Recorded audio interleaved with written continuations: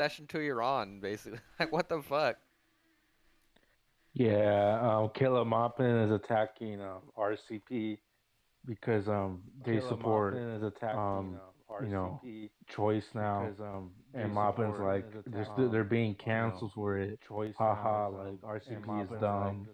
they're The being fuck? Um, canceled. yeah, I'm not Oh, even joking. RCP used to be Sorry to the based when they're stream. I was anti-choice accidentally and doubling anti. up the audio. Yeah, like Yeah, he's probably like, oh, they used to be cool when they were anti-choice and homophobic, but now they're only right, homophobic. So right.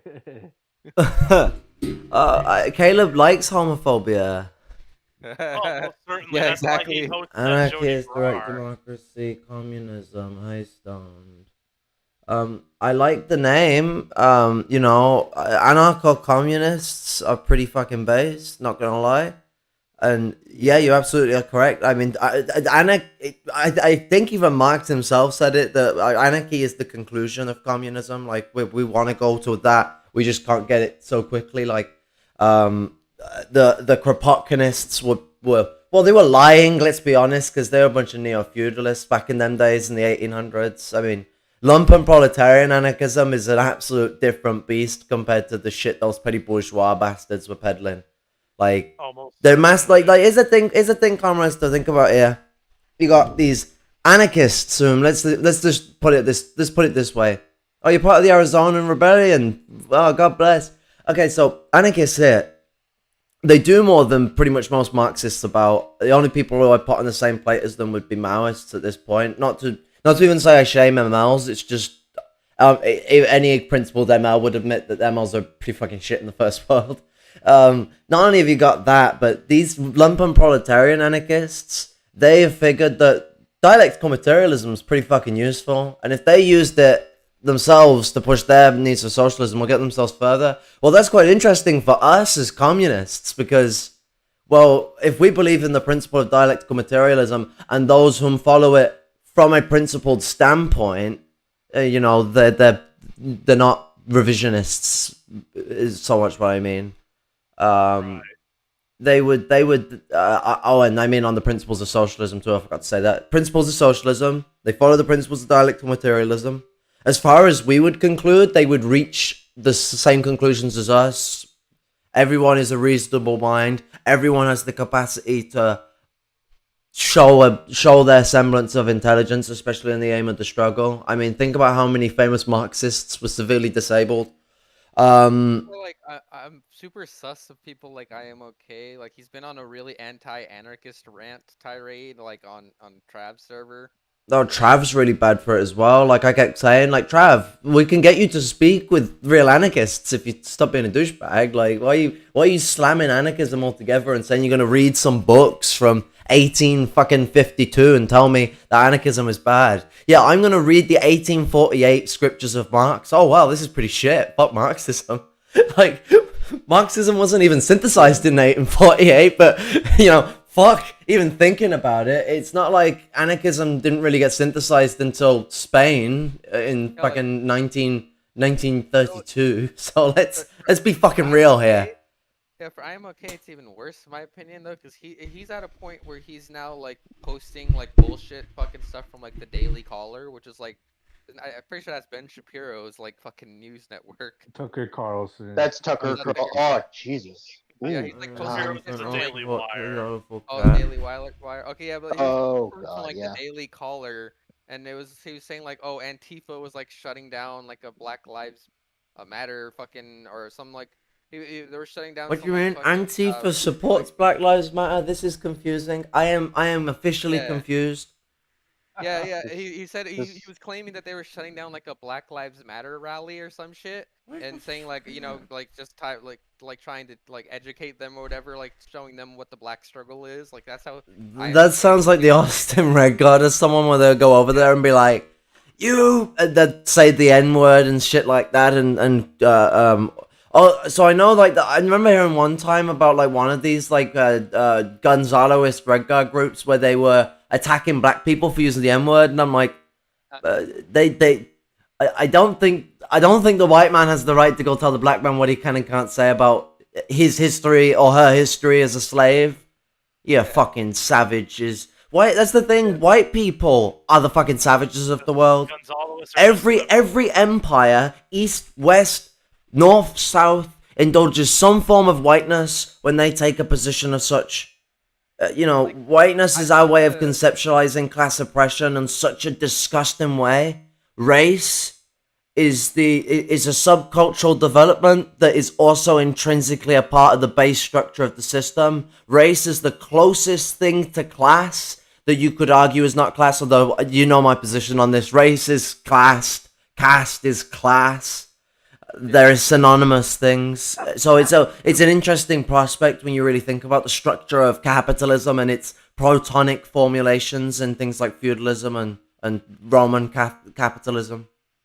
Yeah, like so. Here's the thing. Like with the rally that I'm okay said that was apparently a Black Lives Matter rally. I looked into it and I found out that it wasn't a Black Lives Matter rally at all. It was actually a police union rally. And the Antifa was there basically calling the police fascists.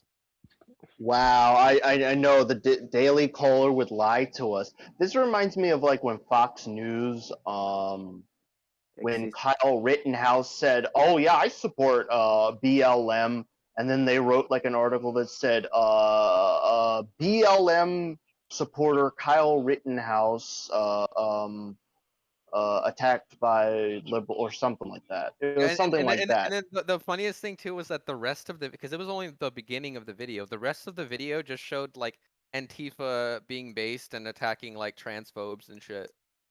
Yeah. Well, I mean, remember what Maupin said, guys. Screaming at the cops is not real politics. Apparently, be careful of anyone who says real politics. yeah. Yeah. But apparently, being a petty bourgeois, driving a tractor into the police and getting shot is real politics.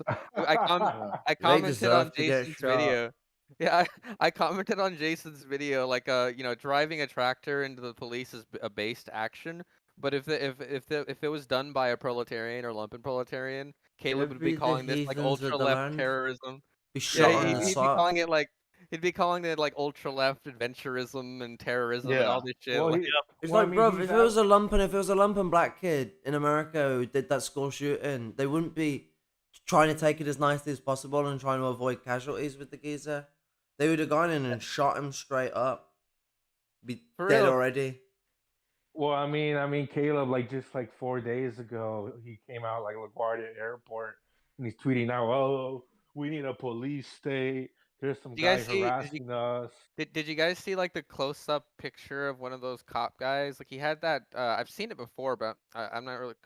It's probably like some fascist bullshit. It's like it's like a skull with like the American flag over it. Oh yeah. I think I've seen that before. That sounds so Stutzstaffer. That sounds very, very Nazi right there. Yeah, you could see it on the cop's like phone's saver, like his screensaver shit. Well, I know. The Arizona police force is massively in a party called the American National Socialist. Is it party or is it front? I think it's front. I think it's the American National Socialist Front. They're an underground party, like because the fascists are. Caleb is correct in his synopsis that the fascists are quite active. Actually, I should bring up that tweet that Caleb posted. I think that would be beautiful for people to see. Let's have a gander at what Caleb has to say about the rise of the right wing and what we should do as Marxists, because you guys are gonna love this. But I'm gonna be delayed in showing it because I'm slow with computers. So like, think like you wanted to listen to a cassette and you got to rewind it first. That's the waiting period you're going through right now. You're waiting for the rewind while my brain rewinds. You're telling me that there's secret Nazis in the U.S. underground? Oh, this can't be true. Like, Dr. Caleb Maupin told me that there's no secret fascists in the U.S. No secret Nazis in the U.S. apparently. Yeah, no, none at all. Yeah, we're all just hallucinating. There we go. Documents on Windows is a slow affair for some reason. What kind of documents? So, just the standard app that comes with Windows. Oh, I can see it. So, in a time when the right wing is far more of a threat to the status quo than any leftists are, there's apparently this is Caleb's position. There's nothing progressive or revolutionary about quote fighting the right wing, end quote. What do you mean? God. If they are more Jesus. powerful, boy. does I mean, Caleb know that status quo, while being a right wing position, they always see themselves as center?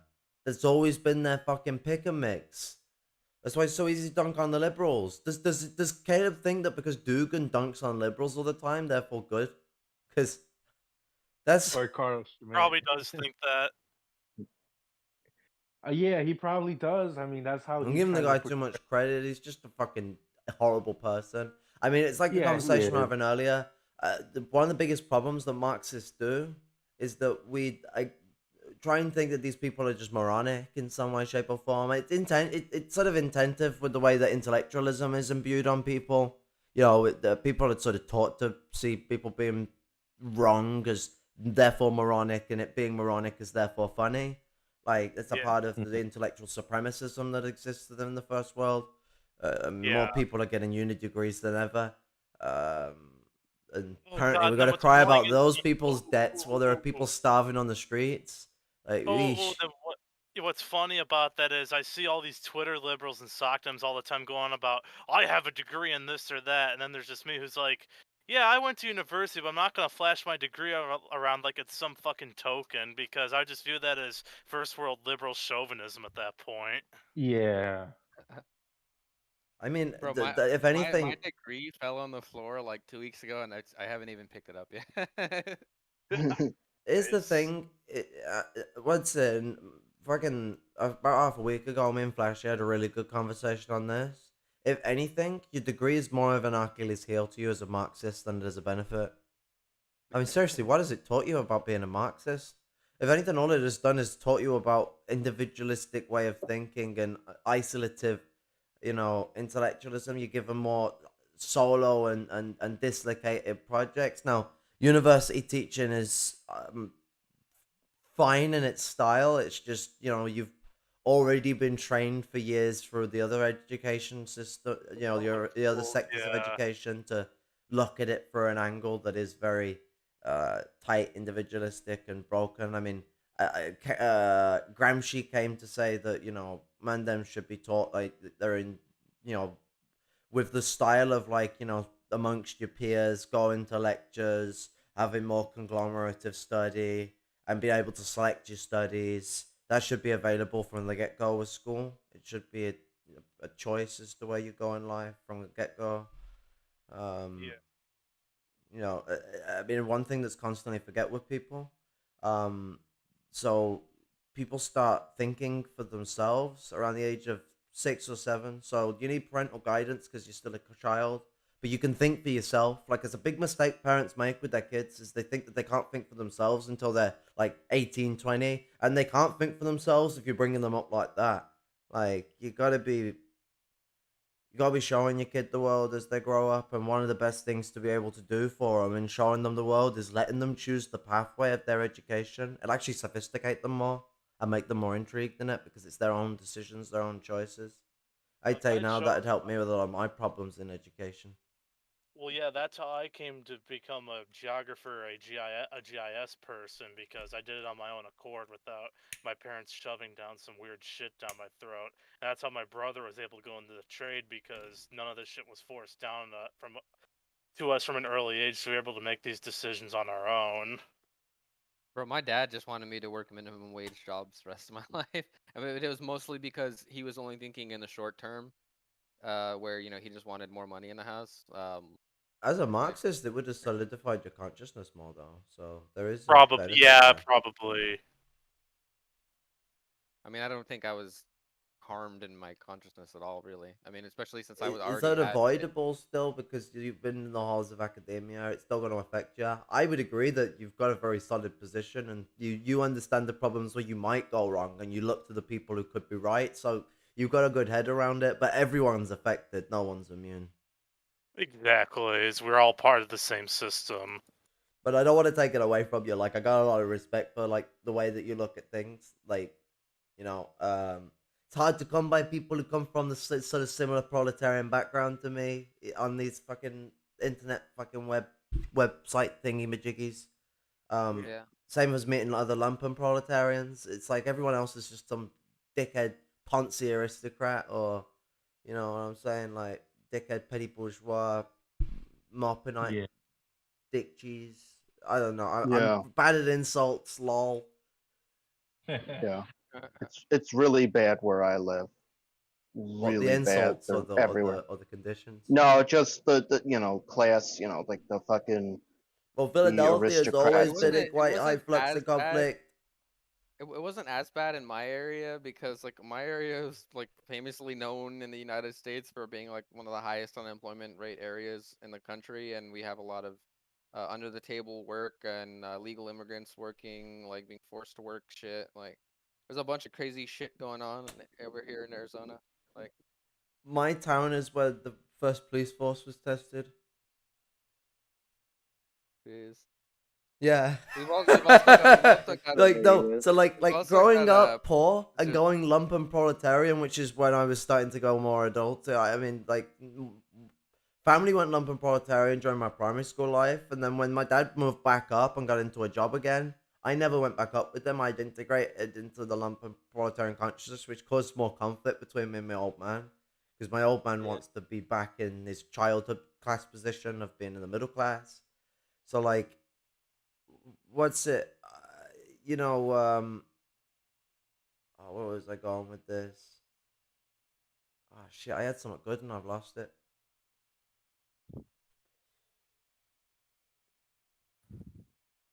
Oh yeah, so growing up in that pole position, in the lumpen proletarian position and the proletarian position, respectively, and living in a town that has a shrine in the center of it to the man who invented the fucking police force, hits you in a way. There's a reason why I've always been a big fan of Bob Marley. Man's always spoken to me in a way, like you could make the arguments that my years in the right was a lost mistake of me seeking for something that I'd have never found there. But I'd argue it's a hell of a lot more complicated than that, especially considering trippy drugs were involved at one point. So crazy things have gone down.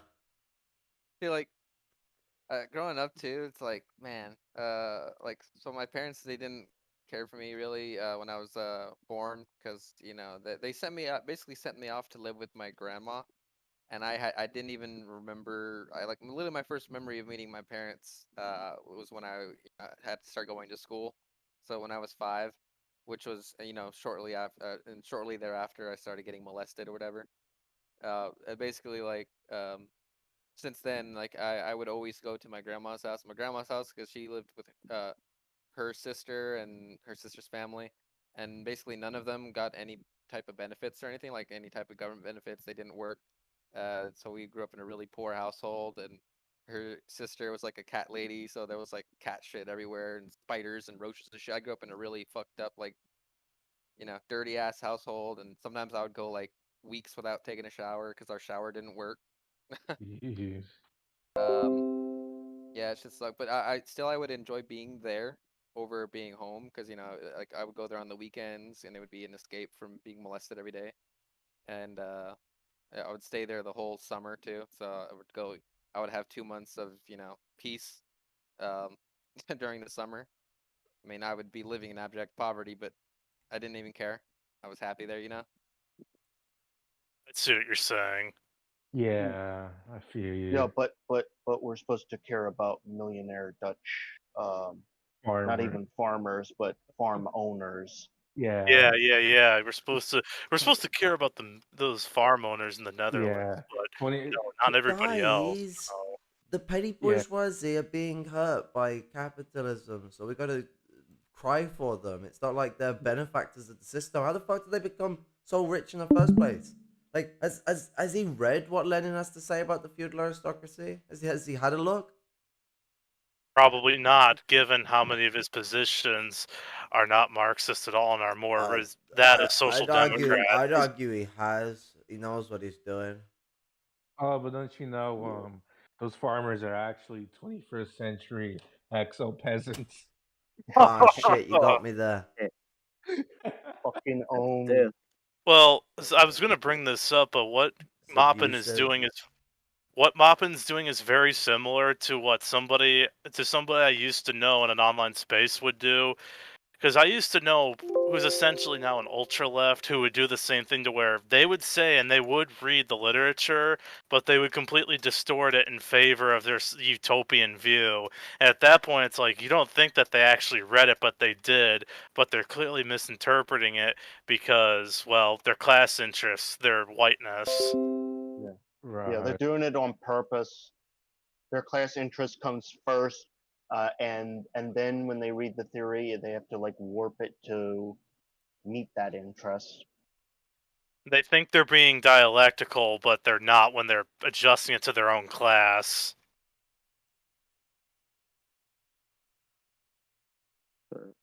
Oh, but this isn't class collaborationist. No, not at all. Don't you want the line to go up? Don't you want that like food production line to go up so that Yeah, let's get that food Germany- He's literally profits up. advocating. I mean, we could even here's the thing as well. We could even ask the third world comrade here as to whether like the Dutch farmers, having to lower their crops slightly to use healthier fertilizer and do less harm to the environment. Are you gonna starve because of that by any chance, JP? Huh? Are you gonna starve because the Dutch farmers have to lower their produce slightly? No, I don't think so. We Oh, might well. get more money for it. You might get. Caleb will never fucking remember the article we were looking at last night, where Caleb's over here talking about Sri Lanka and like how apparently woke environmentalists are at fault here, but like fucking China was literally trying to sell Sri Lanka fucking shitty ass bad quality fertilizer, and then they refused to take it back. They were out here claiming that oh, Sri Lanka, what do they know about science? Who are they to tell us that our fertilizer is bad? Like, how dare they? And they fucking refuse to leave the Sri Lankan port. Right.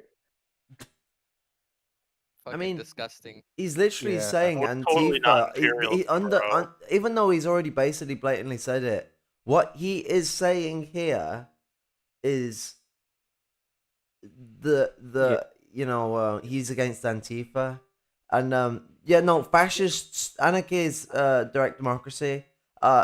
Fascists do use dialectics. They use Hegelianism though. Like Marxian dialectics are not suitable for the fascist aims. I mean, even when they try, I mean, you could argue that maybe Dengists are trying to, but if you've ever engaged with the Dengists, you'll know that they are Hegelians. Like, they're very individualistically minded. They separate things into these very confined and restricted dialectics that constantly reflect opposites. So, like, you can't really make proper comparisons because their comparisons are made out of symbolic representations of the things that they are trying to analyze. Like, Hegelianism, I remember having someone tell me a Marx quote regarding, like, his problems with Hegelianism, and the biggest problem with Hegelianism is it's completely idealistic. Like, not even slightly, it's completely idealistic. It completely throws rational thought out for all of its preachers of rationalism. It throws it out the window, really, because all it tries to do is constantly make these very restricted dialectics that say what the philosopher wants to hear, rather than actually look at what a scientific analysis of reality tells the philosopher. That's why dialectical materialism is the way it's designed. Dialectical materialism is completely opposite to Hegelianism. But Hegelianism is great for Nazism because it allows them to have a semblance of scientific analysis that allows them to be combative towards us. But the idealistic nature of Hegelianism allows them to slip in all their bullshit and get people caught up on their cultish tendencies. I mean, tell me a fascist movement that has not had some form of cultish tendencies. I'll wait. CPI moment. I can't do it anymore because they'll content match me. But that pretty much sums up Caleb's thinking to a T, pretty much. 100%. Don't you know the Moonies they're pro DPRK or something. Oh, But shit. now, Mooney is what you do when you pull your trousers down and invade someone's space. Like that's where you show your Yeah. ass cheeks to the Yeah. world. yeah, The unification Get a bit of church breeze that on those does, cheeks.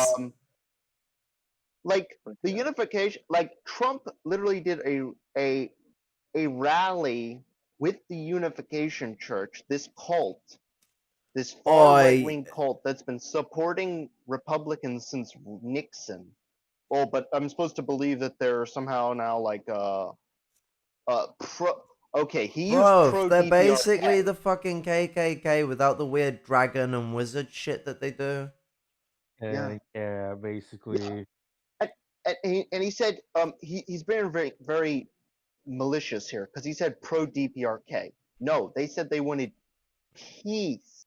Now, what did Trump and Mike Pompeo want for DPRK? They wanted to basically open the country up to capitalists. Peace And means an end to their restrictive nature towards capitalist development. I mean, the DPRK is complicated because the DPRK has constantly made itself a puppet of originally Soviet social imperialism and now Russian imperialism. Yeah. They've interestingly resisted Chinese imperialism, but they jumped on the bandwagon of Russian imperialism. They aided the Russians in Syria.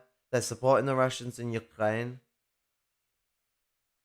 Be wary of the DPRK because their government's dodgy. Their people are fucking blessed and they love to build the socialism and development forward, but their government's decrepit. Has made a cult of personality out of their founding fucking. You can't even call them their founding fathers. Like, it's such a ridiculous bourgeois notion that the people who were in forms of leadership were the founding fathers. You know what the founding fathers of the DPRK, or let's be real, the Korean People's Republic, let's go for the original fucking republic, the one that expanded the whole country, was the people, and only the people.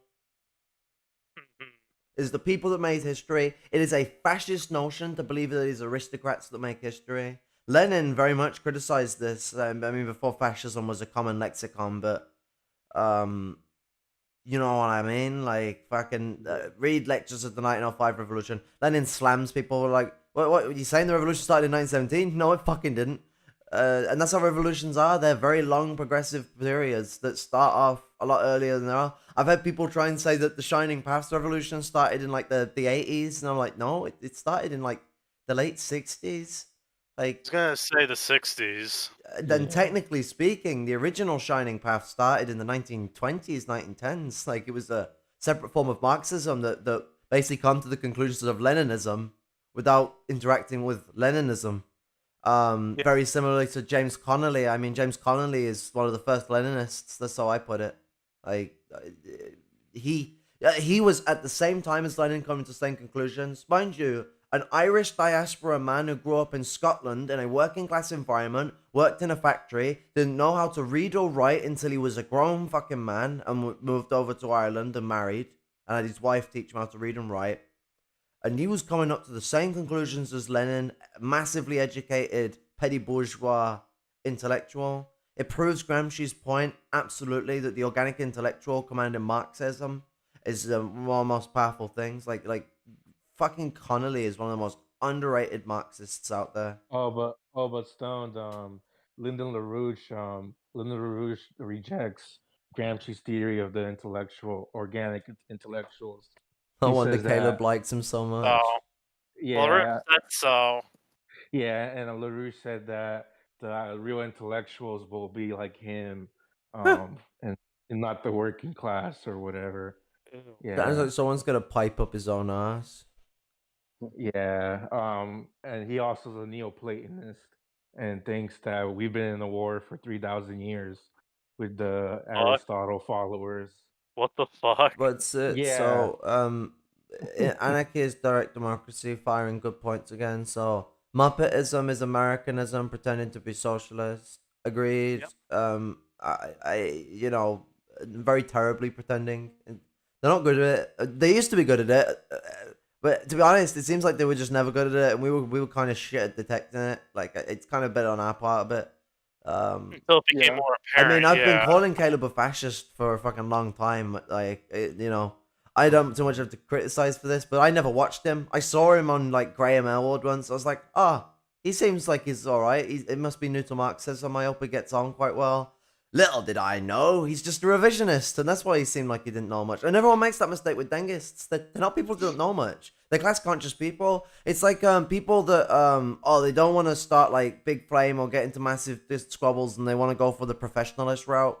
Fuck that. No, we're dealing with people on the internet. It's not the same as dealing with people on the streets. If someone is in a political engagement on the internet, they're not just some bystander who you have in a political conversation with that you're enticing. They're not just people in the real world that are not not politically active people. You know what I mean? Like, I'm trying not to be offensive, but because Marxism uses way too much offensive language when they talk about people that are unconscious wouldn't be the right word, because these people are conscious, but because you wouldn't be having the political engagement with them in the first place if they weren't. But uneducated might be the right word, or they're in a poignance of ignorance, but not ignorance by choice, ignorance by circumstance. Now, like, what's it? When you're engaging with people in the real world, you go through the process of, okay, having to stand back all the time, learn their experiences, go with them and break eggs in a very constructive way, which functions quite well. Most times you'll have a decent conversation with someone. Like, I've had more success than I've had failure at not getting someone to turn into a communist, but getting them to see things my way. Now, on the internet, you're dealing with people who aren't just class conscious. These are people who are educating themselves in it. They've chosen Dengism because they researched it.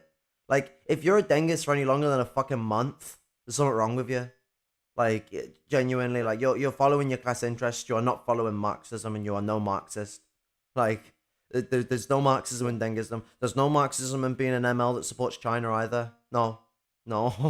That stabs everything that Leninism was built on. I might want to explain to people what distincts Leninism. Now, there are a few other things, but you know what distincts Leninism from Marxism?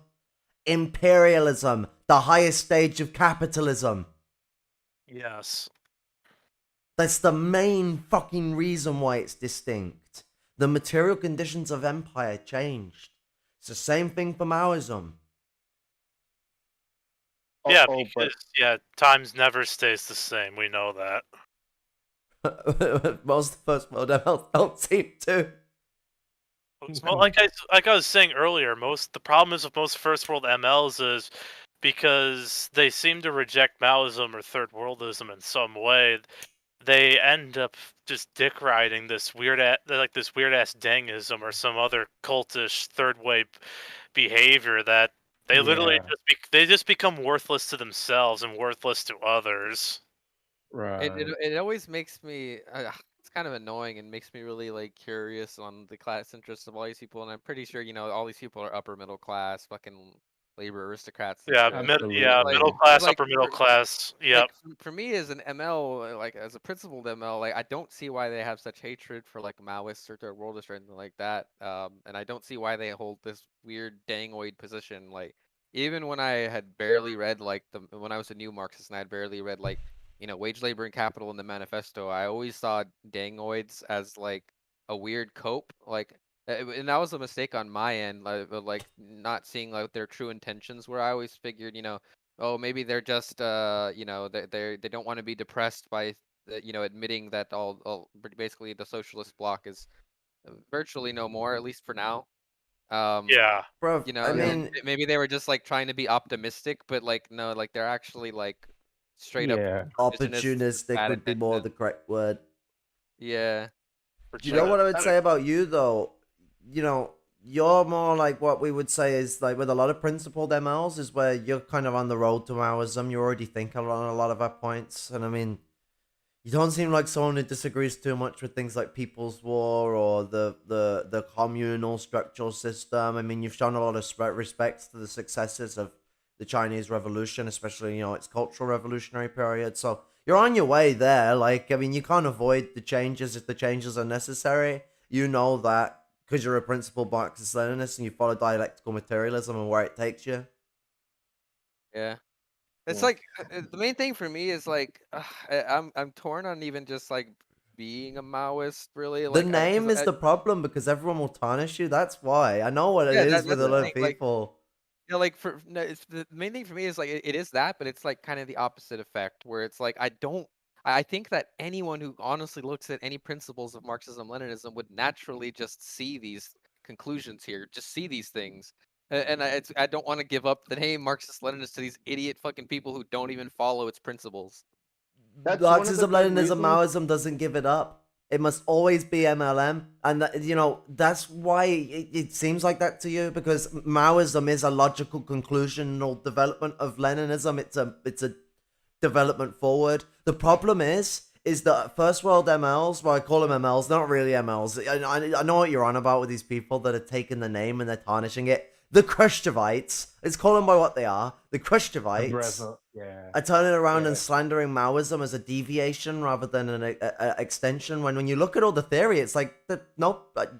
I mean, we had a conversation about it before. If Lenin existed today, the geezer would probably be a Maoist.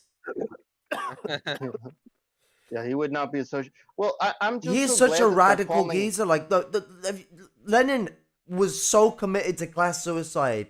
I learned more about it all the time, especially with Frashy being like an encyclopedia of Lenin. Motherfucker, like more I learn about that geezer, the more I love him. You hear Marxists say, "Don't be like Lenin." Be wary of them because every person, especially if, and this is more applicable to those who aren't proletarians and proletarians. We have our own idols to follow. We should follow the Panthers, but with the petty bourgeoisie, they should follow Lenin. Lenin is a perfect example of what the petty bourgeoisie should do in a revolutionary situation. Man, then marched. He marched. A man who can't fight, can't bear a rifle and fight like they can. He marched with the people during the October Revolution. Do you know why the song says Lenin was young again? Because Lenin marched with them. He didn't fucking sit around somewhere and watch the fight from a distance. He marched with them. Yeah, absolutely. Yeah, Well, absolutely. one of the things I like though is that they're calling themselves Pat Socks and now Mecha Yeah, Tankies Well, they instead go of MLs. So well they that's a go good back and thing. forth like it's like even Haas himself like they'll be like, "Oh, they'll say that stupid debunked garbage like, "Oh, we're not Pat Socks, we're just what ML always has been." Like, no. right. That's No. Yeah, definitely not. Like, And then at other times they'll embrace the Pat Sock label and I was like, "We're no longer Pat Socks, now we're Mecha Tankies." right. Yeah. Oh, Now, okay, so you were Tank, oh my Pat Socks. god. Thanks for admitting. I mean, what yeah, about I as was well? What actually. about one thing that went over people's heads? Sorry for cutting you over, Noob Man. But what about the fucking fascist thing as well? They called anarchists fascists. Yeah, yeah, yeah. Oh, where Haas said that Hitler was an anarchist. Howard said that. Yeah, Howard said that. Howard said that anarcho-communists are lumping neo-Nazis. By the way.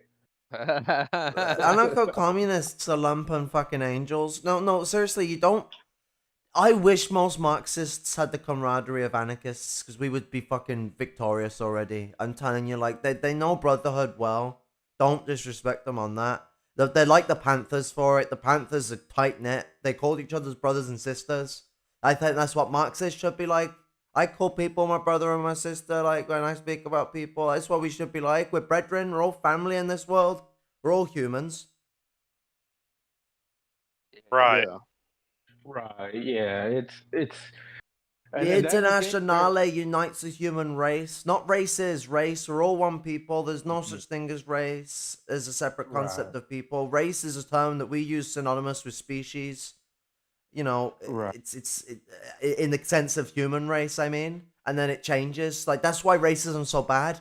We use race in synonymous with species when we talk about the human race on a whole. But then we separate into races. Well, that's just trying to distinctify and make them somewhat different to us, which is bollocks.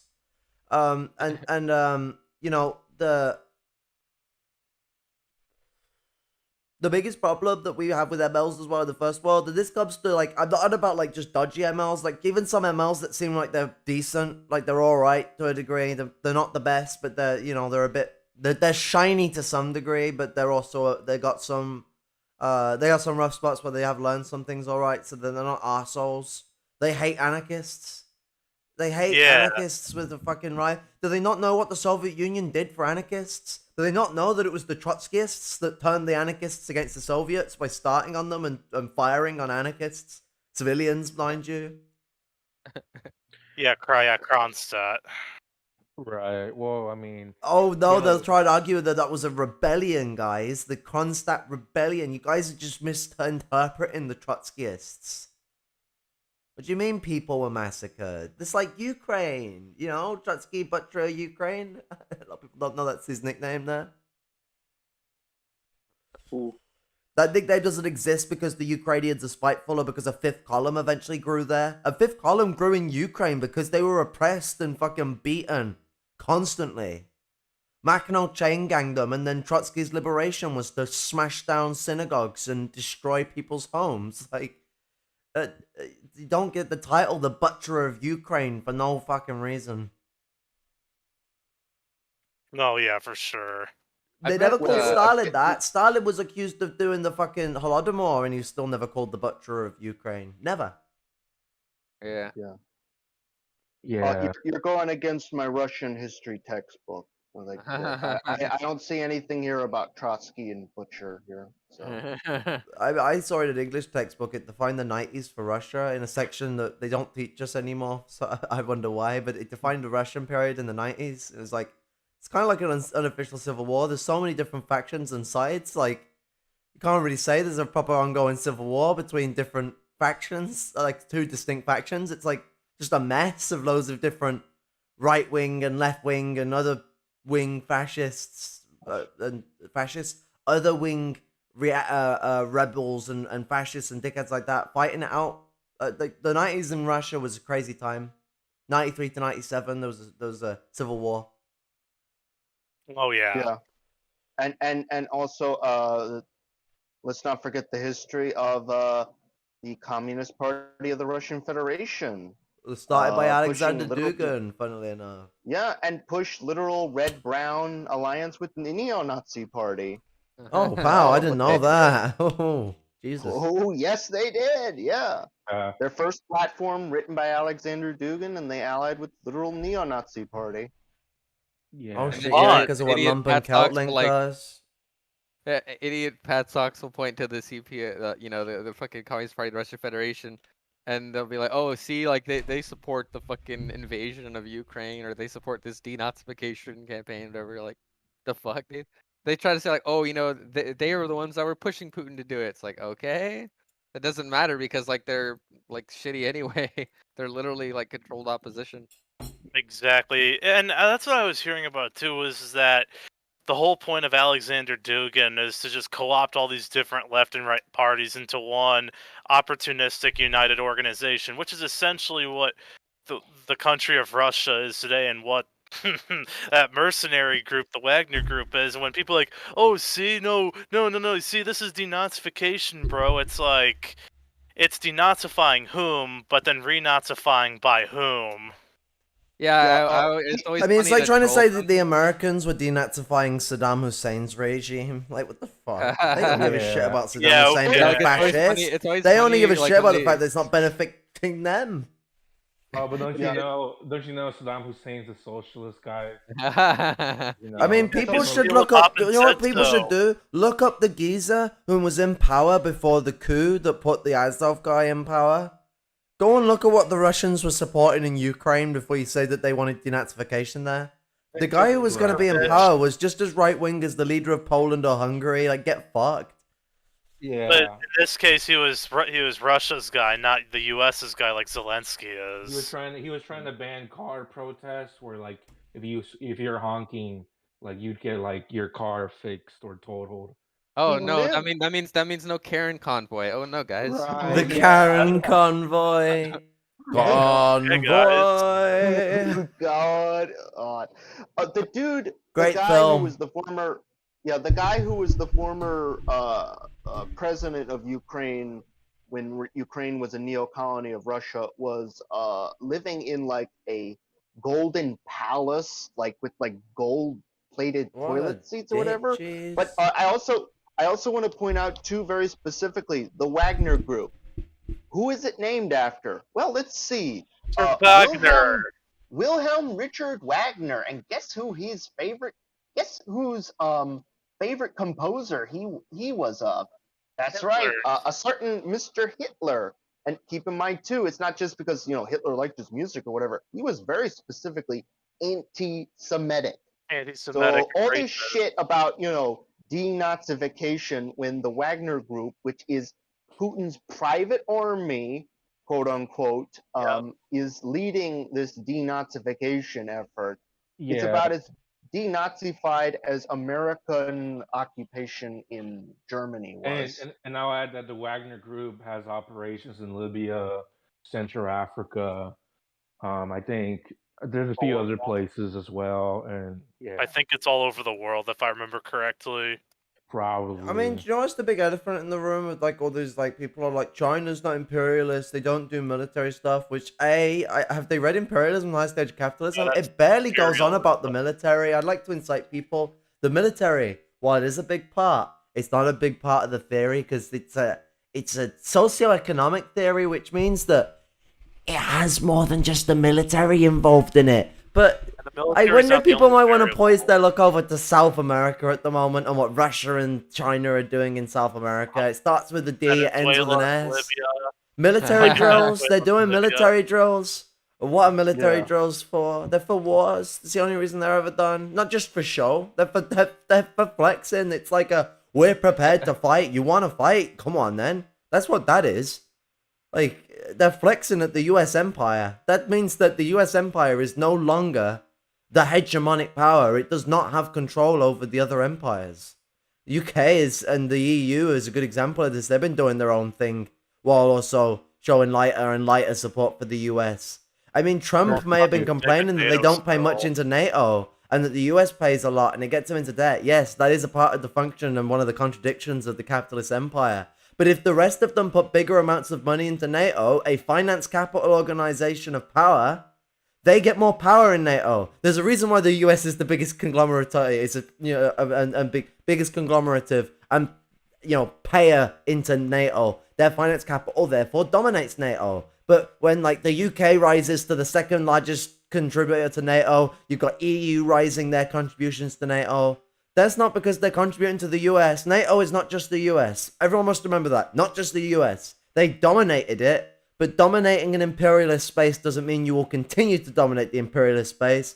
They swiped it off the British without fighting in a war or the West drastically changing. The British were at the table to make NATO. It's not like it was some underhanded thing. The World War II stuff that happened was a bit underhanded, but that's a long story to go into about what America did to get itself on the top pedestal. What I will say is, the US now is in this state where it has completely lost its hegemonic position. All the other empires are able to go their own way, and they are going to go their own way. They have no reason to stay with an empire that is so obviously falling. Like the fact that it's a common meme to people who aren't communists or aren't socialists or left-wing at all, that the US has a massively lowering life expectancy compared to every other country while massively increasing medical bills. Like, the US is going downhill, and that's why you've got the fucking petty bourgeoisie and the labor aristocracy making it all about them, and they're not the ones starving on the streets. They ain't the ones fucking needing to take drugs to get through their life because their life's a literal living hell. And they have to go through it every single day. Capitalism is a reality to them, not capitalist realism, which is complete fucking pseudonymical bullshit. Yeah, right. Like they have to push this like stupid like static view of imperialism where they push this like unipolar nonsense where they don't even realize like imperialism, like things are dynamic, like there's constantly fluctuating levels of power between each imperialist force. Like just because one imperialist power is weaker than another doesn't make the world unipolar at all. Right. They're doing like a neo-Trotskyite thing. They're saying that this is like ultra imperialism, just without saying that part. But Yeah, because they know they can't say that because they get chastised for it, so they talk this bullshit about unipolarity. Like, and then Yeah. like when you ask people like some of them will say some bullshit stuff like Lenin's theory of imperialism is outdated, and then they'll talk about like polarity and shit. It's like, dude, the world was literally multipolar when Lenin wrote that book. Right. Yeah, and even Exactly. Lenin comments that it's it's multipolar, but the British had hegemony. Like he talks about hegemony, like the polarity idea is a liberal way to obscure Lenin's position on the hegemonic and non-hegemonic imperialist powers. Full scale imperialists and junior partners as well, like, because that gets even more Oh, complicated. Because, like, you've got some empires that were junior partners and full scale imperialists, like in the case of the UK and the EU. yeah. Yeah. Yeah. Oh, but I don't mean, you the know? UK formed the EEC as a way to challenge the US. It was Right. a way of But don't. conglomerating the capital power with France and Germany, and Britain didn't stay Right. leading it. Maggie Thatcher didn't get exactly what she wanted out of it. So when the EU formed and the UK was going to be the third on the roster of power, they were like, one foot out the door, one foot in. And that's why it Yeah. was so easy for Brexit to occur. And to be honest, it needed to occur. And everywhere else should fucking leave the EU. Break it into pieces. Balkanize the EU, destroy European capital. EU is an empire. Yeah. Very much is. It's another decrepit neoliberal empire. Bruv, even a Yeah. Labour Party guy in the 90s called it out for being an empire. Tony Benn. Yeah. Oh, I didn't know Yeah. that. That's fair assessment. Well, but okay, back to what you were saying before about with the U.S. empire now.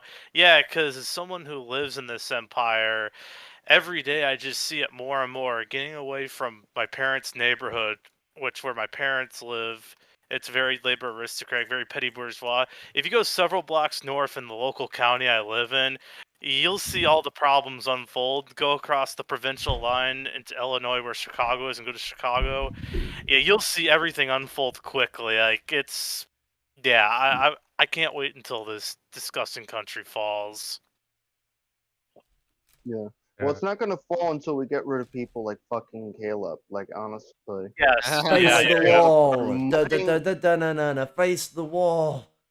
Face the wall. Yeah. Face the wall. Because all he's fucking doing is just he's just like look at what CPI's doing. Like what are they doing? They're holding Your cult mom. retreats. Yeah. They're attacking actual socialists. Whole retreats in Little Kansas, I should say. You know what I'm gonna say about the retreats though? I wouldn't be surprised if a bunch of rape allegations come out of that shit. Yeah, I wouldn't be either. They're watching Uh, Jim Carrey movies and listening to a fucking rapist pedophile play the violin or whatever the fuck it was. Like And Karen's Mansfield is playing the violin with a cowboy hat, apparently. Bill got kicked Yeah. out of the CPI though.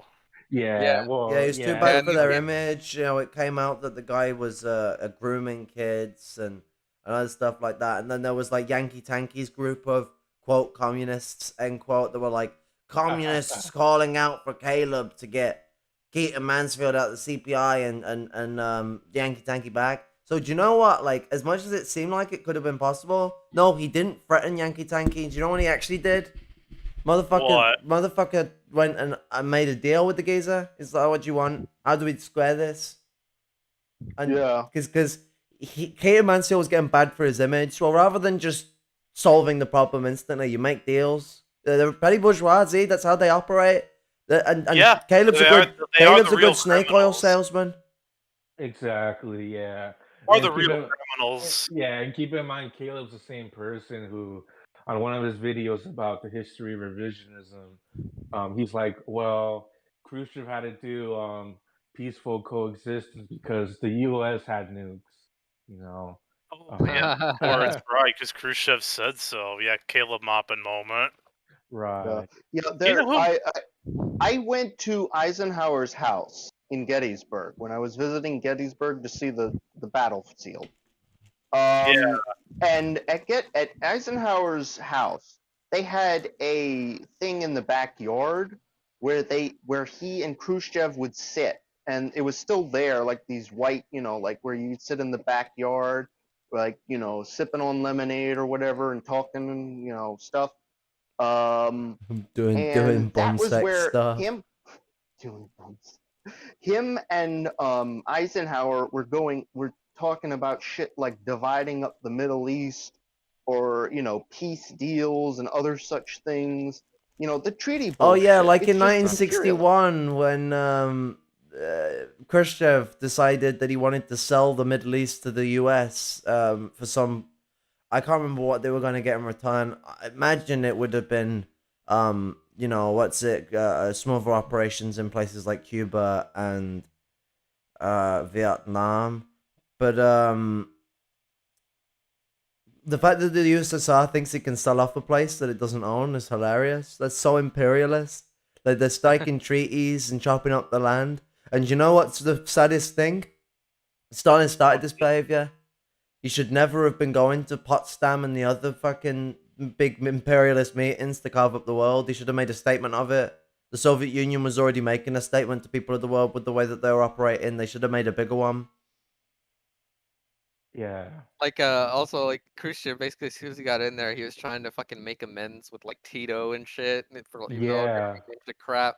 And they tried making Albania into like another like breadbasket type of shit, and they tried to make them like an agricultural center, whereas Hoxha was trying to industrialize Albania and shit. Right. Yeah, and he also gave like the secret speech to get rid of Hoxha, and his stupid submarines were trying to bully Albania, but luckily it didn't turn into a war or anything like that. But Didn't it came Albania close steal to the it. submarines?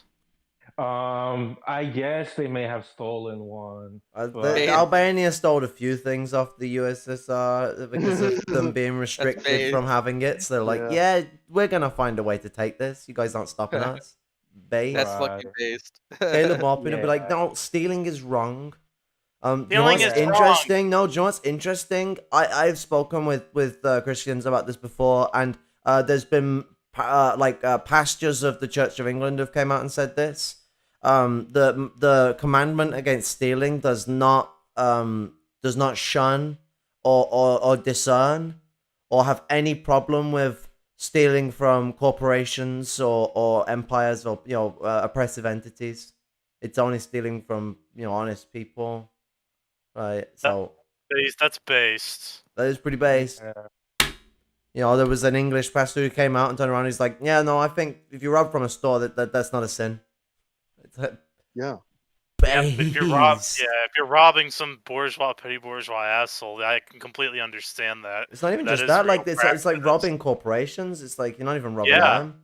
I mean, petty Well, yeah, bourgeoisie will corporations act are like you're fucking bourgeois. robbing them. The That- ones who will work some of them jobs. But That's fuck that. ultra left, guys. That's Yeah, ultra left. That's guys. ultra leftist. Yeah. What if somebody like wanted to read one Criminals. of Caleb's?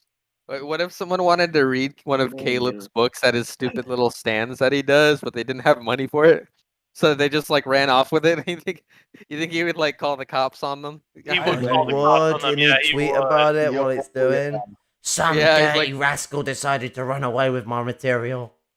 The money for this material goes into making more material. Right. It's like the people More that are like, it's propaganda. like the people that start making YouTube channels without Patrons, and then they make Patrons, and they're like, donating to my Patreon is what makes me exist. And I'm like, okay, no, you existed before that. Shut up, guilt tripping me. Like, I ain't fucking paying your Patreon unless you are someone in struggle that needs money. Like, the only reason I don't have problems with people like Maupin or Jason, using Patreons and stuff. Maupin's not so much in a bad place these days, but he had some struggles a few years back where he was a bit knocked down.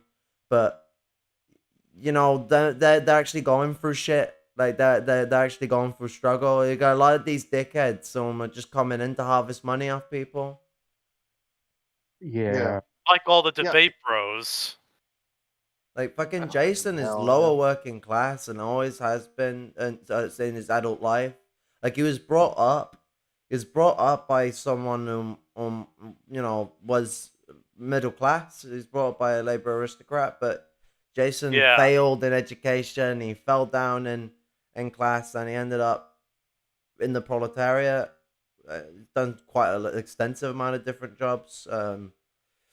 Actually, Caleb stole one of them when he decided to make up a job that was magically in a black area. When he'd not mentioned black people at all, but he was criticizing the Lumpen proletariat, and all of a sudden decided to bring up that he had a job in a black area once, which, my Over God, the that's a summer, sentence for a like- recipe of bad news. That he Yeah, and he never said brought it up was- again.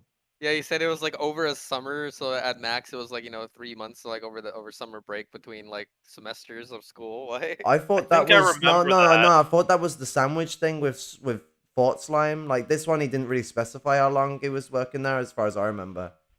yeah. This was in the Oh, yeah, I forgot anti-Lumpen about video, that one. Yeah, which I is a think bit older. But that's what I find quite interesting. In the Fort Slime video, he didn't mention his work at a gas station. A job that feels and sounds proper rather than being a deli shop worker. I'm not saying that stuff ain't hard, but you're trying to he's trying to do a fucking dick measuring contest on who's the most worker when he's the most petty bourgeois person I've had to engage with on the internet. Caleb is Right.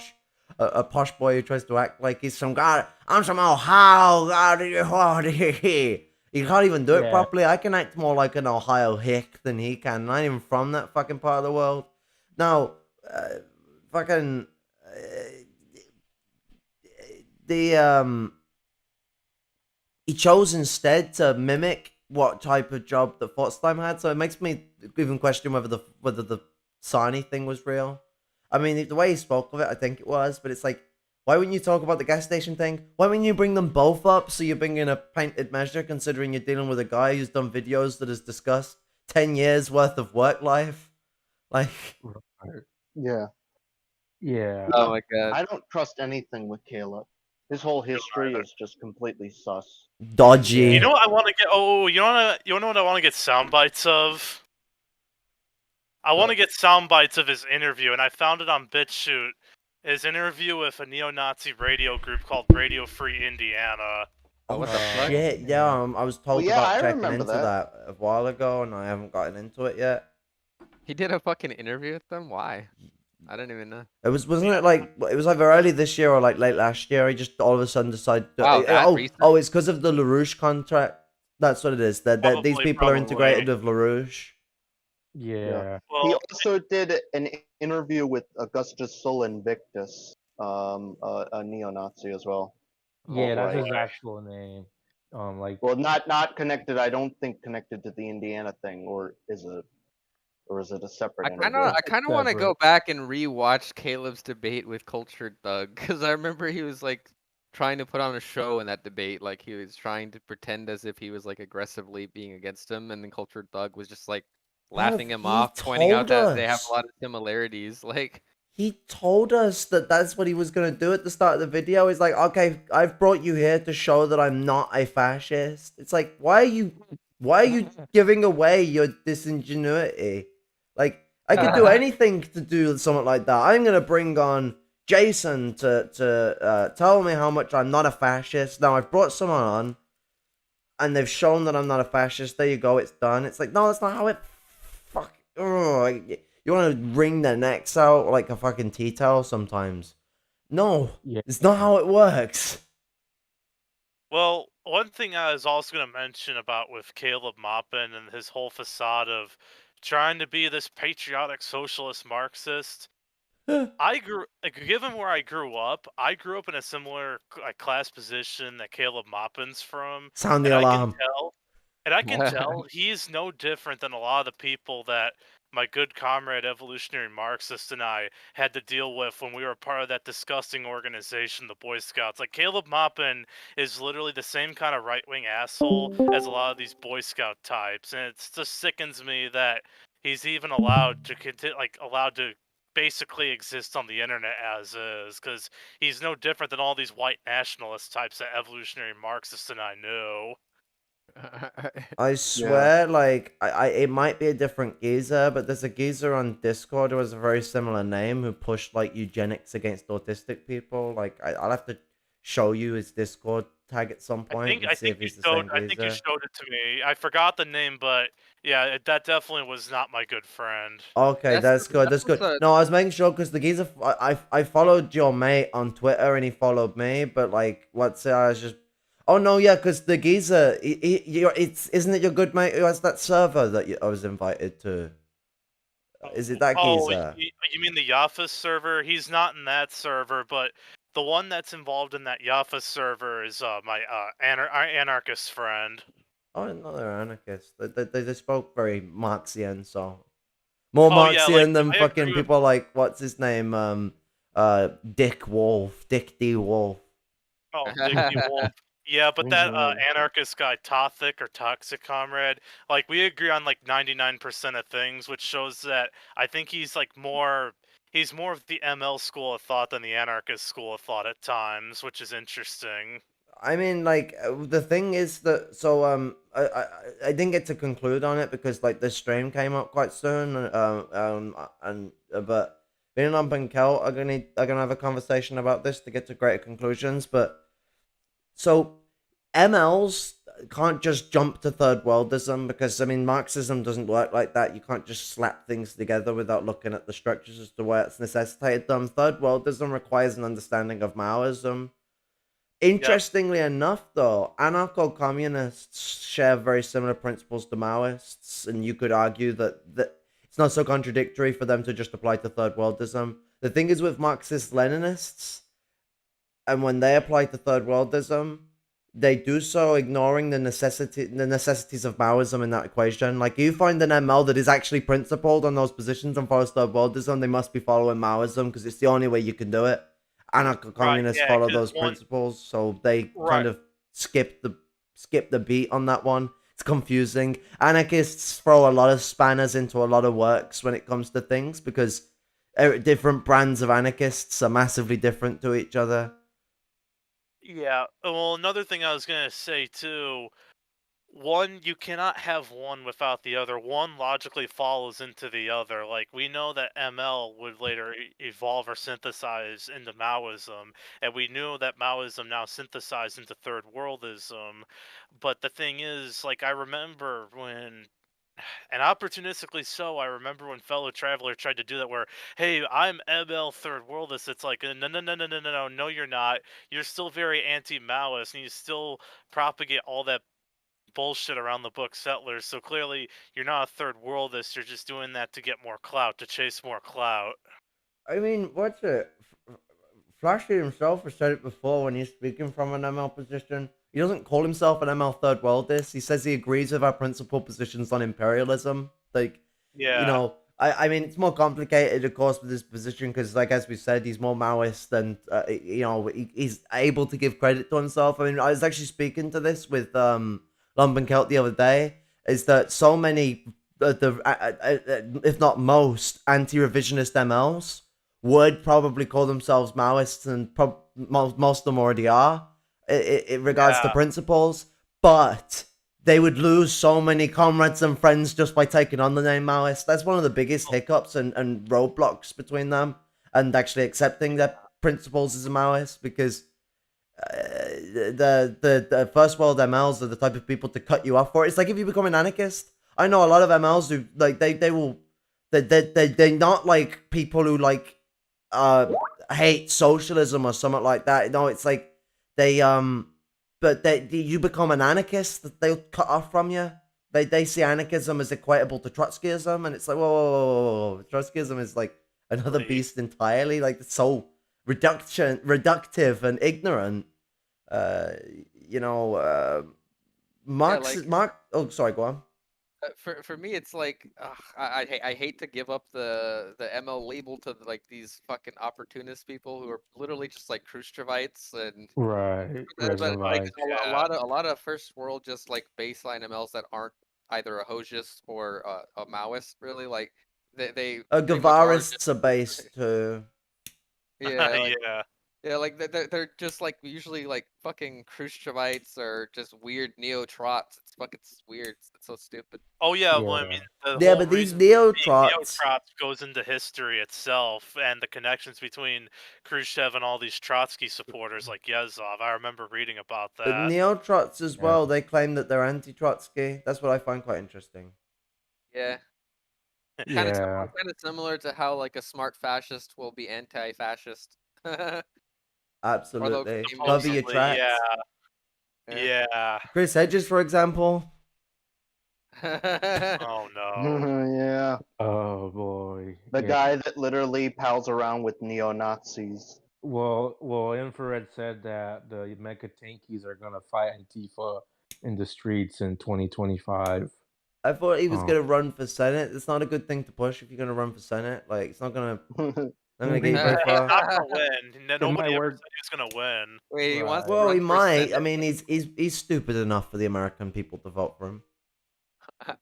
Yeah, why Yeah. not? We'll Yeah, see. You yeah, know, we'll you gotta see. remember, middle class people are basically the only people that vote, and they're on average the stupidest people ever, especially first world middle class people. Fucking hell, biggest morons the planet has ever gotten. They're intelligent, sure, but fucking dickheads.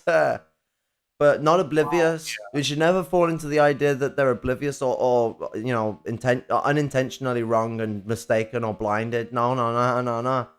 The petty bourgeoisie is an interesting class position because you can't see your own feet, but you can see a lot of the system structure, especially when you become class conscious.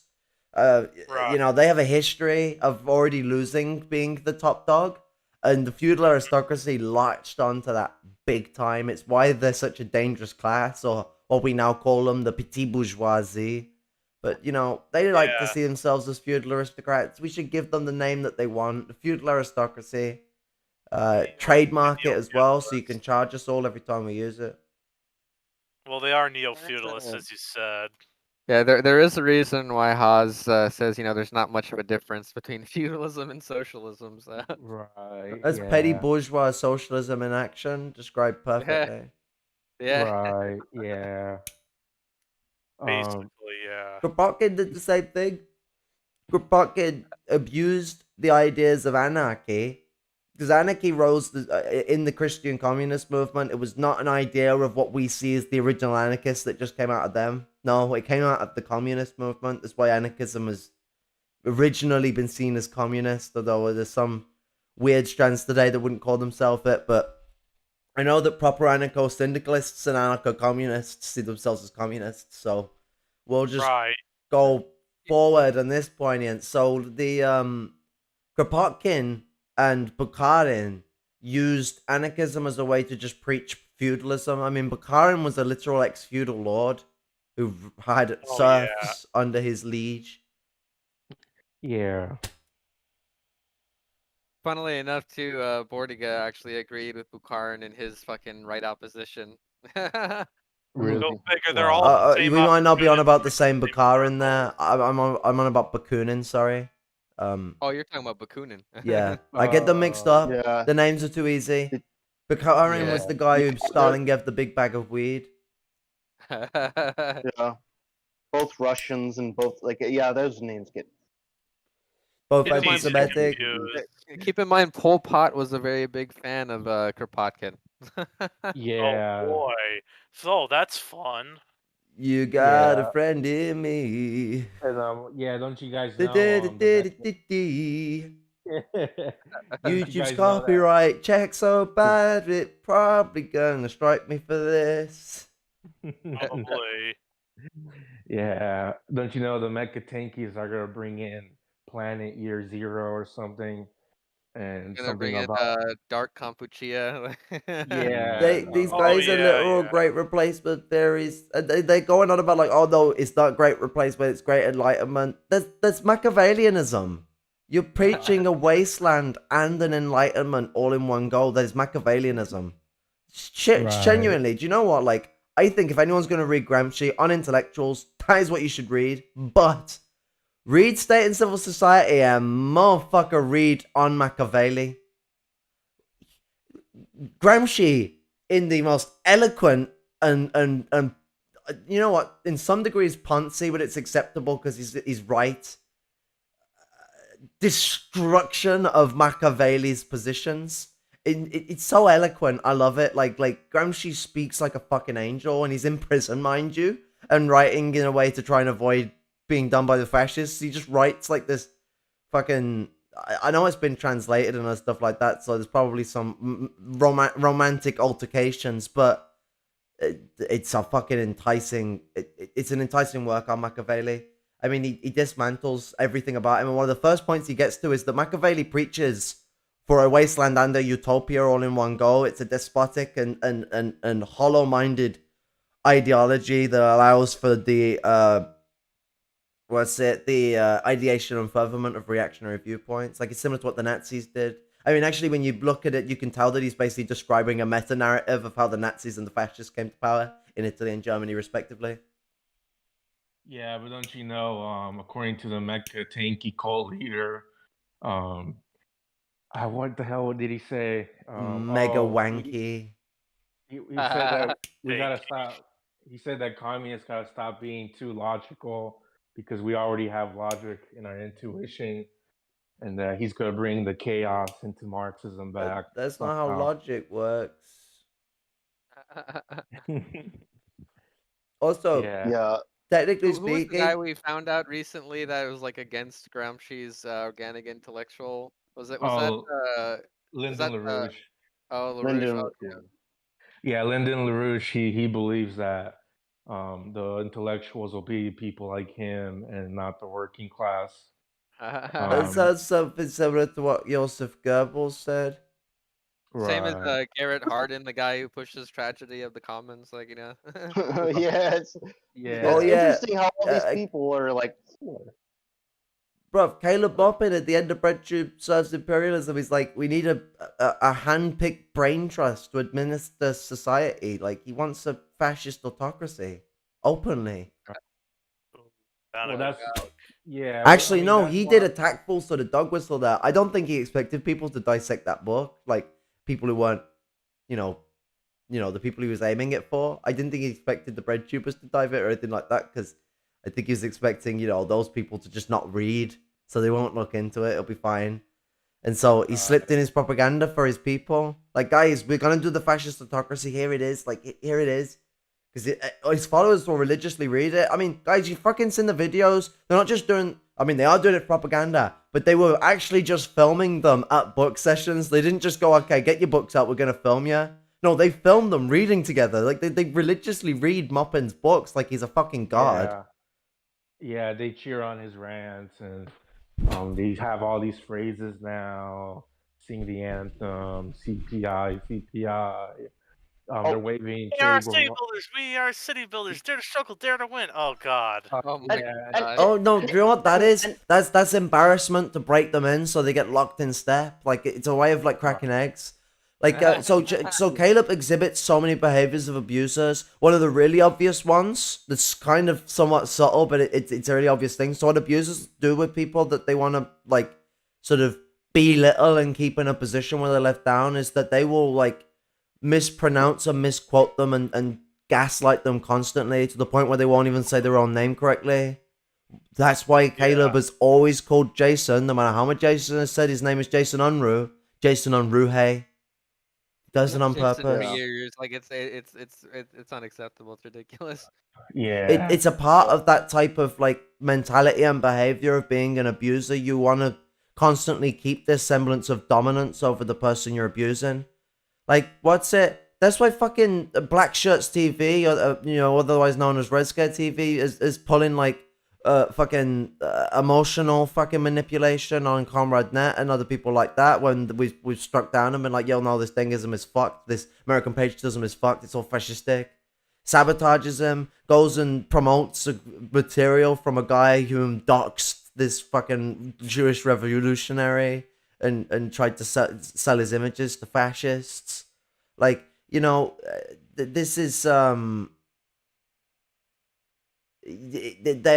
they play mind games. They try and crush people down, and dare you try and break free from them? Dare you try and stand on your own feet? And they do everything to try and destroy you.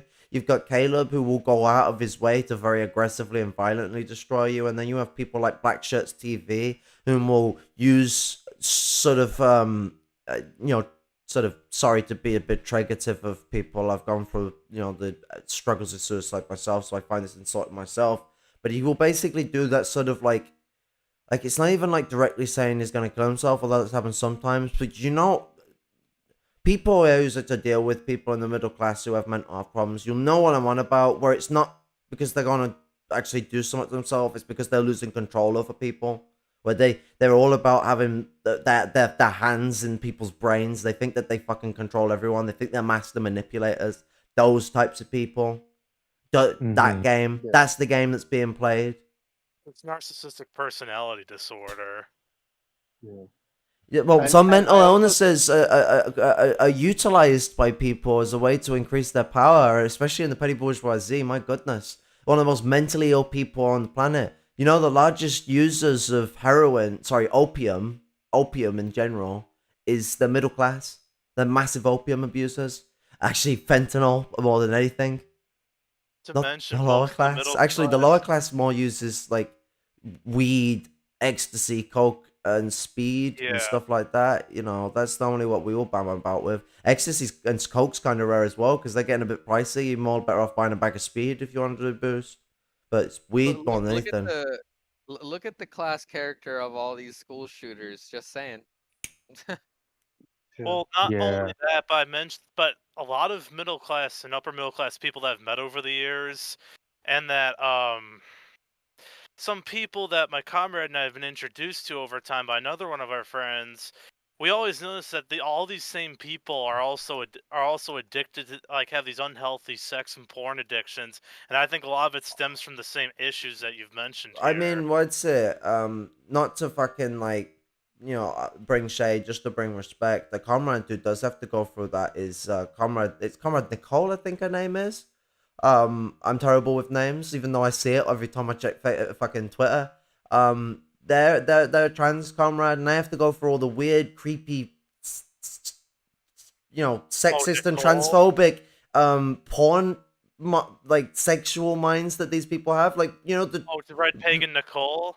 Yeah, Red Pagan Nicole. Like they have to go. Yeah. So a lot of pat socks. The way they engage with transphobia is really cringily sexual and Oh God. like Primitive too. It's I wouldn't insult the animal world like that. It's just decadent. Like the trans people don't deserve to have fucking greasy, fucking dirty middle class Americans trying to fucking slip into their trousers because they think it's an easy buck because they're oppressed peoples and these people think they can do what they want with such people. Remember, I used to. Same I thing to the remember. fucking middle class dudes that try to pick up fucking homeless women and think that they're expected to give them fucking sex. Like, Ew. Oh Oh no. yeah, I mean that's something that fucking what's it? Black Shirts TV does, man. Them fucking will give shelter to lumpen proletarian women who are in struggle, and then basically he won't demand sex from them. He's not that bad, but he's expecting things to go well. Like he starts to build emotions for him, and things get in a relationship. Like relationships don't form that fucking movie like if you don't have features that Yeah. combine with someone, it don't matter how much you ideate them and make yourself feel like you love them. That's not how love works. Like, respect them as a friend. Don't fucking manipulate them about that. I remember when I first heard about it, I should have fucking been more open and just drop the geezer when I heard about this, because when I turned around to Net when I heard about it, I was like, whoa.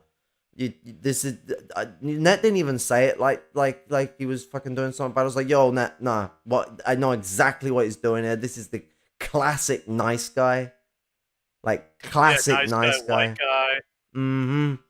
White knighting for people, thinking that he's some fucking big savior of people, even though he does it for his own interests and doesn't entail in them, and then gets all sloppy and depressed because he fucking can't seem to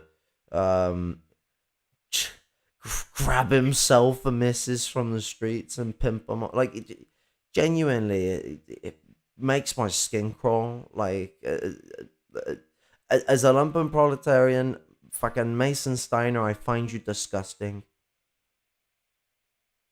Yeah, what is even the deal with Red Scare TV anyways?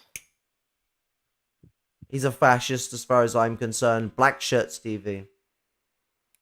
Yeah, because I remember Jason Angeles said that he had some sort of patriotic view that was supposedly different than Maupin's, but he's still wrong on a lot of things. No, they're being too nice. I blasted them for it. I'm like, dude, why are you still just being respectful with this? I don't care if you've I've mates with him in the past or anything like that, or if you're trying to be careful because he might overreact, I don't give a shit. Man, if he's gonna go and do something horrible to himself, fuck off and do it. Genuinely, I despise people like him. No, like you're a piece of shit. Like if you want to change, you had the chance to change. The guy ran away from me when we were having a conversation. The only conversation we've ever had. He ran away. When I tried to ring him back, he blocked me. Never spoke to me again. He ran away, terrified of engaging with the Lumpen.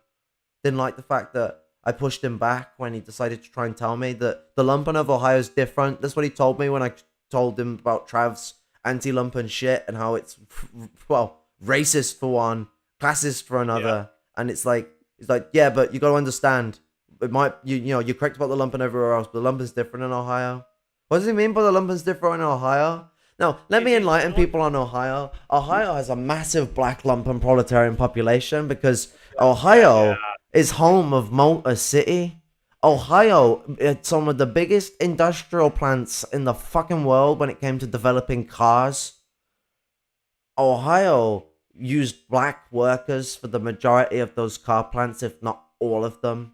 Actually, if I remember rightly, many Panthers were car plant workers all the way over in the west of America.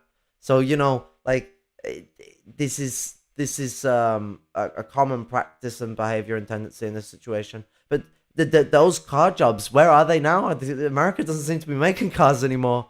Those car jobs seem to be in Thailand now. They're gone entirely. And so all those black people are in the lumpen proletariat. And so the only thing I can think about Ohio that makes them different to my perspective of the lumpen proletariat as someone who lives in the UK is that the lumpen proletariat of Ohio is mostly black. Because I don't see what else is so different about them. Well, and I was going to say, too, the overall total population of Ohio is like that with the state of Illinois. And not to mention, out of Ohio, you have some of the bigger steel facilities. I think, what is it, a company out of Cleveland called Cleveland Cliffs, they own one of the major steel plants where I live now. And so then, when he tries, when he tries to say, oh, the Ohio lumpen is exceptional because of this or that, it's like, well, then I guess by that logic, I could say the same thing about with Indiana or Illinois, which is stupid because at that point, it seems to me like he's pushing a reactionary form of provincialism or bioregionalism. Absolutely. Yeah. I mean, Ohio's really not that much different from Pennsylvania in a lot of ways. We're both the Rust Belt, and we both have, and I've lived here my whole life. I know for a fact that there is a city that I lived not too far from that was called the Pittsburgh of the East in the past, and there's all these gigantic big steel mill towns where they've been shut down and such for years now. Ohio. And there's nothing but, yeah, it's a very poor black area, or, well, there's pockets here and there, but it's generally poor. It's generally poor and, very black, and it's not that much different from Ohio. I don't know what he's getting about lumpen or different in Ohio. It's just fucking stupid. Yeah, it reminds me of when a lot of the labor aristocrats and petty bourgeois people in my area try to go on about how Illinois is so terrible because of blah blah blah blah, Chicago taxes are blah blah blah, black and brown people moved into my neighborhood, and it's like, so basically what you're saying is, and I am comparing this to what you're saying about Mason Steiner. So what you're saying is you think Indiana's better because it's more white and it's supposedly cheaper to live in. It's like, no, that's what's interesting about what you said there? Ever. What's interesting about what you said there? Mason Steiner fantasizes about West Virginia. What the fuck? Yeah, Why? yeah, an Ohio guy who fantasizes about West Virginia, dresses like a cowboy, and is in the middle class. He fantasizes about West Virginia. I drove through there with a bunch of classmates a few months ago, and I'm thinking obviously to myself, getting stoned because it's legal to smoke weed in there. You can't catch me off guard. I know you aristocrats are always ones that are like, guys, there's a drug that's legal here. Let's go do it. You college, university, you guys all just popping pills and sniffing coke. You're doing work too. That helps with the work. Funnily Yeah, enough. I knew like weed's legal in Virginia. I knew it was legal in Virginia, but not in West Virginia. It's like fucking Keaton Mansfield wearing that weird fucking cowboy hat. It's like look like a slave owner. He's from Yeah. fucking Illinois too. No, Like, do you know what what's the fuck? interesting? Do you know what capitalists in places like El Salvador and Mexico and places like that used to dress up like? Cowboys. What? Yeah. Because yeah. cowboys massively became capitalists in America because I don't know if people know this. Americans and Anglo-Saxons define slaves as cattle. A cattle boy or cowboy will fucking be moving slaves as well as fucking animals. How the fuck do you think slaves got all the way over to California, you fucking gimps? Not you guys, but the train tracks didn't exist before they got there, like they built them fucking train tracks under the watch of cowboys, because cowboys were also the ones who would watch them in a lot of cases and shoot them dead if they fucking tried to break free or get killed in the fucking break free. Rightfully so. Cowboys are monsters. No one has the right to dress up like that except red people, natives. The most revolutionary skin color. But it was kind of another thing too, like if you were saying how he was like how Mason Steiner was trying to fantasize West Virginia and try to make Ohio seem like it's more exceptional than other states, because when I've seen like privileged white people do this of Indiana over that of Illinois because the black and brown people are my taxes, it just reeks of The black and brown people are my taxes. That sums it up so much.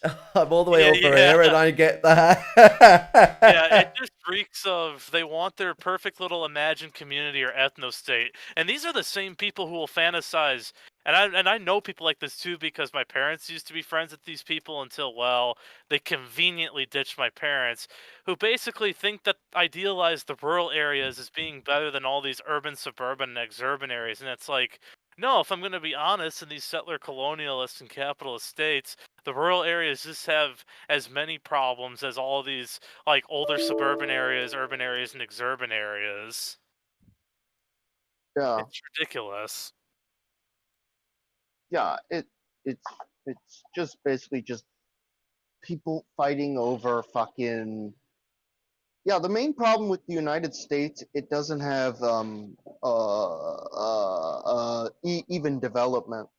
That's really the big problem that I've come across, is that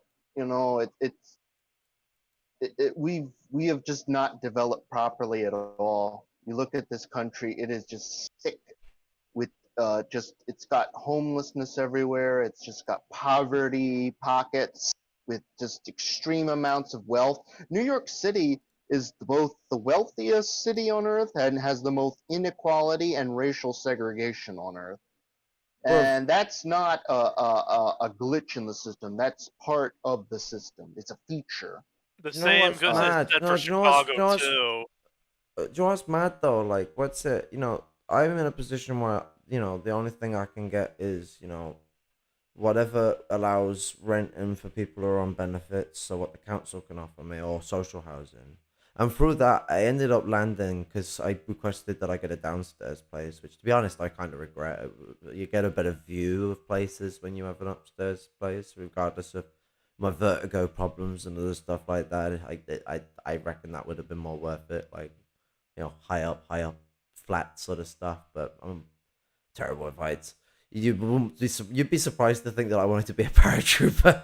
But what ends up happening is, because the way they build new estates, because I ended up with a new property, is the way they build new estates is that they very rarely dedicate an estate to like a class in a lot of these estates anymore. So what they'll do is they'll build all these middle class housing, and then they'll plop like working class housing, and then like flats that are a mixture of working class, proletarian and lumpen proletarians. And so like there's like, it's almost like distinctly sectioned off the way they do it as well. They always do it in a way where they can keep a barrier between the commoners and the aristocrats. Funnily enough, there's pretty much in every like major city, there's like a fucking petty bourgeois people that will like complain to like city council about that shit. Like they don't want these like Lumpen people like around them, you know? Oh Like they yeah, fucking no. My mate was doing his delivery job and he had a hoodie on and he was being followed by someone accusing them of dropping drugs to people. It's Jeez. fucking like some DoorDash delivery service thing for like parcels rather than like food, and Right. Oh it's my like god. what's Yeah. it? They genuinely though, you are spot on. Like so many of them are like, no, no, no, we don't like it like this. And to be honest, I don't like it either. We're in agreement. I don't want to be around them. They don't want to be around me. You know, there's synergy between me and the labor aristocracy. We don't like each other. That's a good start. Yeah. Why do you think I go to forest preserves and mainly proletarian and lumpen proletarians most of the time? It's because I don't want to be around the people that my parents live around, and I hate the place I grew up in. What I've noticed with because you and Gangaros are very similar on this. You're also very similar types of extroverted but slightly introvertic, you know, Yeah, yeah. autists, where you're quite exponential people. You're very loud, but you also sort of got a weird sort of inward side to you because the, you know, even though you're in the petty bourgeoisie, you've gone through the trauma of, you know, just to use the fucking raw word of it, we have the right to use it. We have the R card. Retard, you know, you go through have the struggle of being that, you know, even if you have the functionality of an autist, it's still horrible. Like, Yeah, genuine. yeah. It's why it gives us a lot of solidarity for people with other conditions, you know, like I there's few autists. I'll tell you, I have seen people who are like it who are autistic. The few autists I've seen who will be just outwardly disgusting, like in a sense to someone who's actively suffering. Like it's not you have to be deluded or broken minded to get lost from that. But any autist you'll speak to will tell you their experiences of neurotypicals getting very much great enjoyment out of behaving in that exact way, in a way that, if as far as we're concerned, not any ordinary person in their right mind would ever behave is fucking lunacy. But there's normalcy, I guess. And you see a lot of these people who are neurodivergent and like this in the petty bourgeoisie and the labor aristocracy. They they don't just seek out the proletariat and the lumpen. They they take a recognition that there's a lot that they can't see. So they're learning, they're integrating, they're embracing, they're understanding. Okay, like I need to see how high I have to jump. I know that I have to jump for the proletarian cause, but how high do I have to jump? Where's the consciousness on this? How do I throw yourself forward? Because like, you know, one of the scariest things about being a Marxist in your positions is you don't have the proletarian class consciousness. So you're blind without the proletariat and the lumpen proletariat, and that's terrifying. Like Right. genuinely. Well, Like, another That's why thing. it's like it's annoying for me coming from like a proletarian background and like working in like the environment that I work now, because like all the other people that are around me, they they came from like more like you know, labor aristocrat, fucking petty bourgeois type of fucking backgrounds and shit, and like they look at me different, you know, like I don't like them, they don't like me, like I feel completely alone basically in my area of work. Well, yeah, and one thing I was gonna say, because I was actually going over this when I was talking to my mom about this. I told her that when I used to work for my county's water park and I used to do DoorDash delivery service in my area, I told her that on average, my black and brown coworkers and and also the more working class white workers that I was with too were nicer than the majority of like white employees I encountered with at my water park job, and also like more so like more than average in my DoorDash delivery job. Most of my customers were basically new African people who lived in Gary, Indiana, or in the municipality south of Gary, or it was people over in the south suburbs and exurbs of Chicago. And on average, at these majority, like in these neighborhoods where there's majority black, like black customers and black merchants, they treated me with more respect on average than any like white district I would work in, whether that be like white petty bourgeois labor aristocracy or even like some white lumpen places like around my college town. Like just definitely like like more of my black customers and merchants were usually more extroverted, more friendly to me, would greet me, sometimes talk to me. Most of my white customers, either would request a contactless delivery and I wouldn't see them at all, or if I did interact with them, they would make some stupid they make some stupid comment or say something stupid, and then be like, "Oh, I'm sorry," and then it's funny too, because then with my GIS internship that I finished up because I'm going to be graduating from college soon, I noticed that my only black coworker and my only Mexican coworker at the county government office I was working in were more likely to talk to me on average than any of the white employees there. It's really something, and it speaks to the whole point of how, in a way, this whole these racial divides is like another form of class divide, because in this country, race and class are so intertwined. Well, I mean, race Yeah. is caste, caste is class. That's my position Class. on it. I mean, Yeah. I think I think we it's should use the word caste because it's more apparent. Inter- I mean, I- Britain until very, I mean, they tried to stop it around the 80s and the 90s, but really the term didn't drop until late noughties, maybe early 2010s. Half Yeah, caste was a common word to be used for someone who was mixed race, as we would say today. Um, we would commonly use the term half caste, which is, I don't know if anyone knows, a very racist way to put it.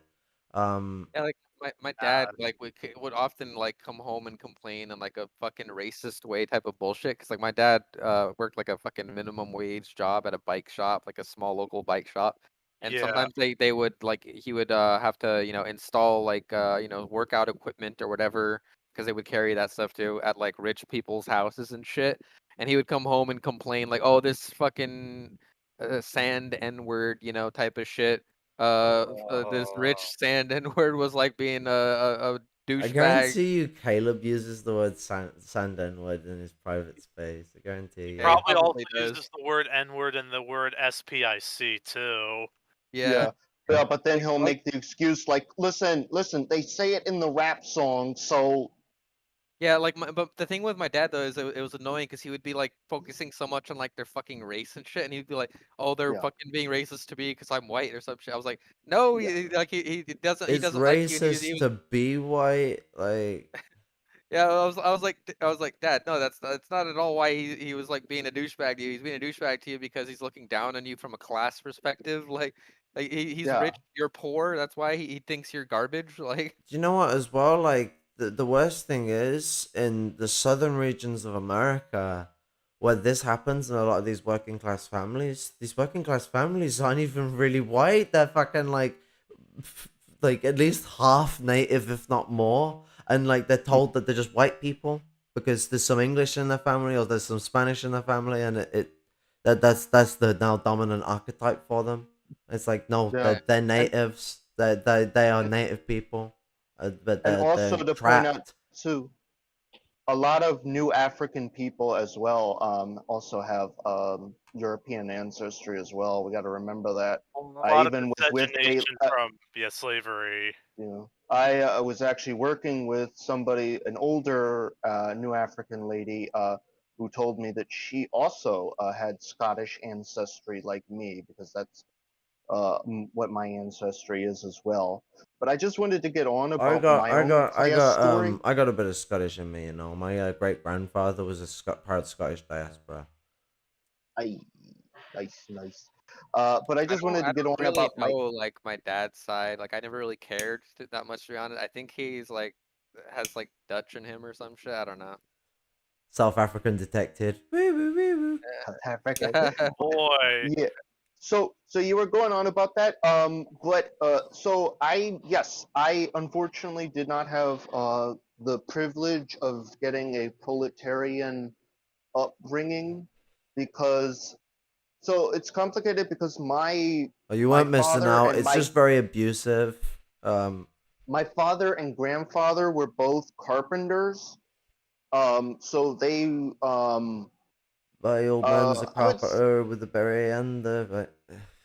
yeah, I would say they came from like a lower proletarian to, I'd say my father went from lower proletariat Well, to okay, labor so aristocracy sometimes. carpenter is a skilled artisan, so like it would be more like petty aristocracy, lower aristocracy Yeah. sort of regions. It depends on what type of carpenter, what they're doing, how big their business is. It really goes like in things like there's some people who started off as like small painters, just doing jobs for people, and the next thing you know, They got jobs doing for rich people who pay lots of money, and then they just do that. And next thing you know, they go from being a working class family to a middle class family because they rack in loads of money. Because middle class people they will pay become you a labor shit ton of money to aristocrats. do fucking like painting their mad houses that they buy because the bank will lend them loads of money because they have loads of money. See, when Yeah, poor Yeah. people ask the bank for loans, the bank laughs. Yeah, and it's something. Although, and yeah, We can't own and a I home. We're not allowed that. They just want to keep them empty. No, bro, yeah, before you go and on, do that's you know what's funny about this? So my estate's called a garden village. And so there was like a garden at the top of the estate that was surrounded by the show homes that they built, and they sell the show homes eventually, and they build driveways for them. So that's fine. And I bet the people buying those show homes are like, yeah, you know what, nice little garden at the front of it.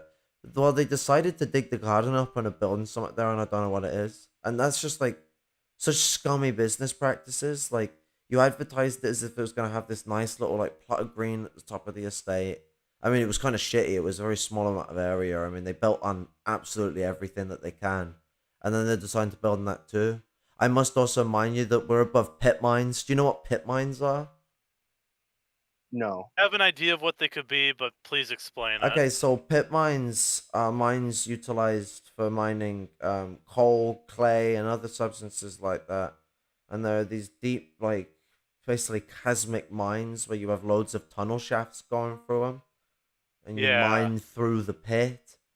And the pit heads is the opening for these tunnels, and so these tunnels span massive cross spaces. Like the tunnels that I'm above go all the way to different cities, and towns, like that are tens of miles away.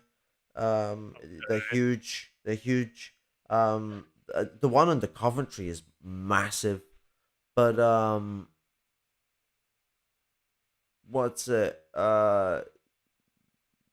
If you build on above these mines, you get things sinking. Now, I think it was 97.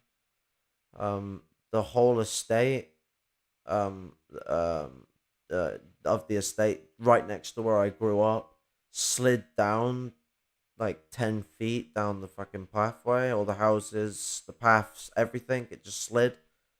And it was because of the sinkholes. They fell up with sand. And so they've built on every inch of the land, and we're near the pit head. The pit head is where you enter the mine, so that means that there's close to surface things. They should have been leaving more green area. I mean, the council had ownership of the land. What the council should have fucking done is turned around and been like, okay, let's build 3 small little council estates and have a bit of green between them, run a bus around it, abuse the space of the land to have some nice areas to it. You're right next to a nature reserve. Why not expand the nature reserve? It could also ensure preservation of the nature reserve because you could not focus on developing the expanded nature reserve at first to make a buffer zone between the nature reserve and the construction site. No, they built the houses to the fucking border of the nature reserve and surrounded it round. Like it's not much of a nature reserve when you do shit like that. It's already got enough houses built next to it. It's already puny enough. It could have done with an expansion. They've done that with the forest preserves in the state of Illinois around Chicagoland and another city called Rockford. They've done that with a lot of preserves, not every preserve, but just overall. And it kind of just becomes, at that point, I'm surprised that the government never sold off that land to be developed to begin with, but then again, conflicting interests. And also the whole thing about like these sinkholes that arise from like these tunnel mines kind of reminds me of how when like all these rich people get so bent on building their home on Lake Michigan or one of the Great Lakes, and what happens is as erosion happens like on the shoreline from time to time, and then you hear about their houses fucking like the foundation of it sliding off. But because it's rich people, I find it funny. If it was anybody else, yeah, it would be terrible. But that's kind of why you tend not to build most homes on a lake unless if you know how to get the right engineering services. What a Yeah. douchebag thing to like do, Oh, I'm gonna build my house on a fucking like. It's like when you see like those like videos of like people with like mansions like built on a mountain or something. It's like, dude. Yeah, yeah, get fucked. I couldn't care less what happened to those kind of houses. But I just wanted to get back to So I'll get back to my story because it does tie into Mr. Muffin Man himself, and that's The Muffin what Man. The that's what our Muffin viewers here Man. are for. Our viewers here for Mr. Cult Leader himself. So me and Caleb Maupin, we come from very similar age groups. Well, he comes from a petty bourgeois background. I'm labor aristocrat. I think he's like And we come from 88, very 89. I think he was born, maybe 87. He said he's only like 87. 87, so he's only like 5 years older than me. Yeah, he's only And fucking 11 years older than me. Yet he acts like he's fucking 20, 30 years older than me. And I'm like, Caleb, I know you want to be a granddad. He's younger than What's with the Jason, short right? shorts though? That's what I want to ask Yeah. Caleb. What is with the short shorts? I want to know the secret. yeah, Because those, I've seen women wear some pretty short shorts, and they've got wore shorts that are short. Like Caleb has got he wore them specifically for the Jason debate though, and took his chance to fucking flare a bit of leg. and I grew up with the same kind of wave flagging shit, and American. You're always soaked in Americanism growing up. America, Grandfather fought in Iwo Jima and Guadalcanal and Korean War. I mean, and So you would I have been one of those Americans that used the J slur. I've heard it before, so yeah. I've heard it. I mean, I've heard it several times. Boy. I told you, but I Oh man. fuck again. I come from a family that supposedly has descendants from the Mayflower, and my mother grew Oh, up how on a very prestigious. and my mother Are you grew gonna up on turn a out to be one of farm. those Americans that's related to the monarchy in fucking Britain? Because like, what? So we're gonna have to like pat check you. Maybe you are British. British detected. Get the British. I sound like Caleb Fuck, doing he's- this fucking weird he's on to me. anti-Semitism thing where he uses the Brits as a cover for his anti-Semitic fucking crap, like LaRouche did. LaRouche was widely criticized for the way he used the Brits to fucking cite anti-Semitism. You'd have thought Caleb would have been like, oh, widely criticized. Not do the thing that people already have criticized before. They might criticize it again. It might not work. The white Caleb thing to literally say. came out recently and said like, everyone is criticizing the CPI. It must mean like we're doing something right, basically. Or He Yeah. said it in Oh, such a my way God. where he was like, "We're like the fucking the best thing moving forward, and that like we're obviously right. The people are all against us. That Yeah. we've It's had like more literally criticism than anyone. No, they fucking haven't. Unless like, what's it? He's counting the hours rather than the amount of videos I've done, and he's like fucking like, because I've committed a lot of hours to you, Caleb. You owe me. You owe me. You owe me." Commit a lot of time to you. You fucking owe me. He's gonna say in motherfucker. hey, like he's gonna say literally in by response to his by his stupid ass fucking logic, like the CPUSA was therefore correct. Like after they purged all the leftists from the party, like because like everyone was criticizing the CPUSA, like I guess they were correct. But I mean, Yeah. wait, didn't Caleb previously say that like he agrees with like a lot of the stuff the CPUSA did? Like I think. I don't Well, like I don't Yeah. remember what he said. Like his like he basically just didn't like them because they rejected him. Yeah, Yeah, it's all basically. about branding. He was supporting them before then, and I mean, he was even working with people who were involved in them, quite high up Yeah. involved with them. He And he I used to mean, be one thing to remember as well, that Connor Gillis that turned out to be a not just a rapist but also a groomer. I mean, oh, wow, there's most rapist groomers, but that they worked with the CPUSA. No, the CPUSA were willing to just be like, "Yo, fuck that." When they found out everything, when everyone else found out everything, there were people higher up that knew these things and just decided not to give a shit because we know what the CPUSA is like. Bunch of dick shits. That's my response to them. I don't care about their internal squabbles. Fucking fight each other out.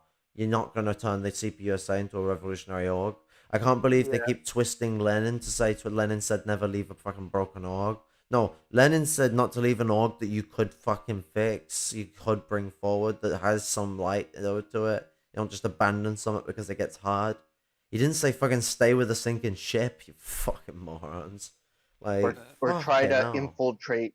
You know what, I need to criticize myself though. I shouldn't be saying morons. It's chosen. They want to fucking dislocate it like that. They want to break Lenin's legs and make him look like a fucking fool. Yeah.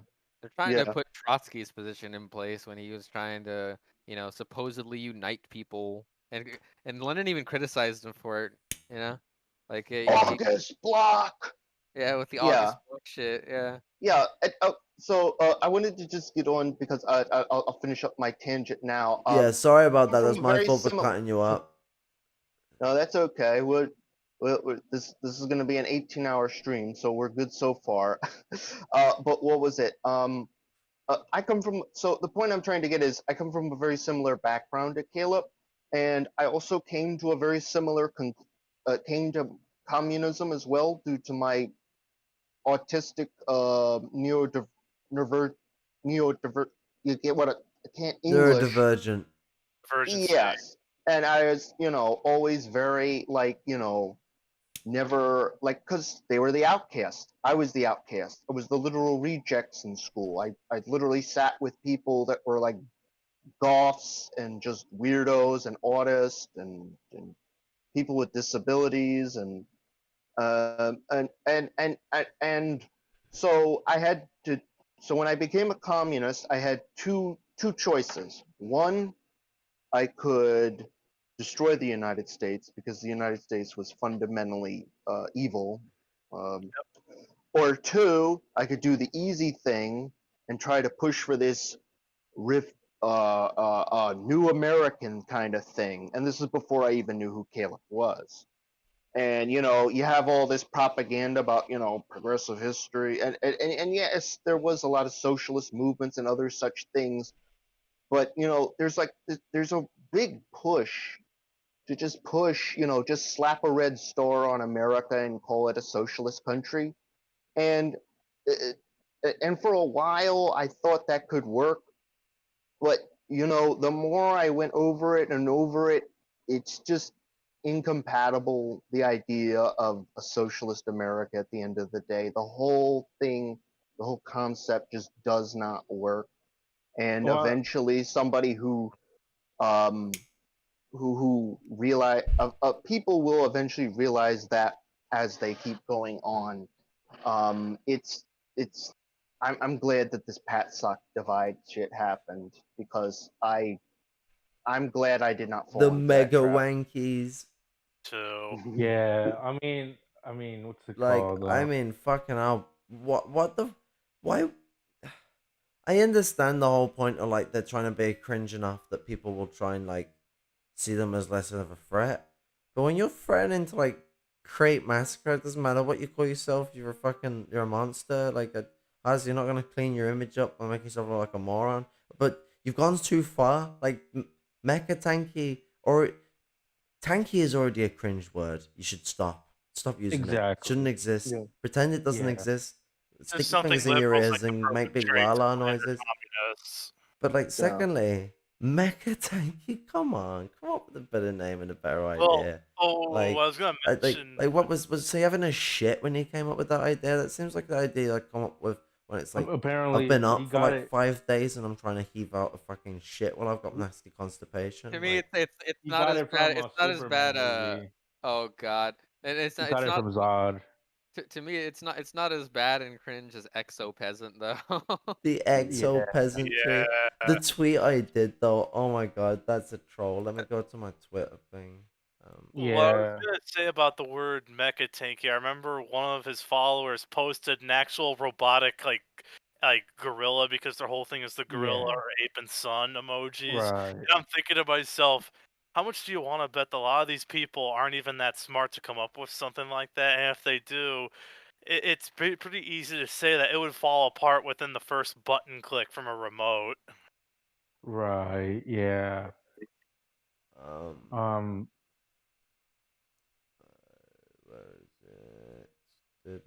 It's just, I don't know. Like, even before like Jason exposed this whole patriotic socialist thing from Maupin and Yeah. Haas. I'd already thought about that beforehand. It's like, why would we want to keep America as the way it is if it's geographic, like boundaries or like boundary demarcation, and like with a lot of its institutions? Why would we keep I that? Why mean, would we try to change that in like a way that like former revolutions were done? It just didn't make a lot of sense to me. And when I finally realized what was going on with Caleb Mappa, and it's just like, oh yeah, no. We definitely need something. We definitely need native self-determination, and we need a bioregionalism based on that native and new African self-determination. Yeah. yeah. I So the mean, first thing Okay, that but got me what? with Caleb was the billionaires thing. When he started pushing the socialist billionaires thing, I remember that right away, and that's when I started pushing back against him. I started seriously questioning him and asking him like, "Hey, why does all this shit not make sense? Why are you pushing right-wing things?" And for a while, and then eventually, it's just like he just completely mask off at this point. Well, that's um, another thing I was gonna bring up too. Like once he had that debate with Jason about the billionaires in China and how we can have these kinds of billionaires in America, I was just thinking to myself, now what's going on here? Because I remember even before he announced the whole thing with the socialist billionaires and the patriotism. I mean, I remember Maupin originally from when I became a leftist in 2019. And I remember it seemed like when he debated Vosh, and then once infrared was introduced, then Maupin started to slip his mask off even more than because I even remember before Maupin and the Patsock started defending the Russian Federation.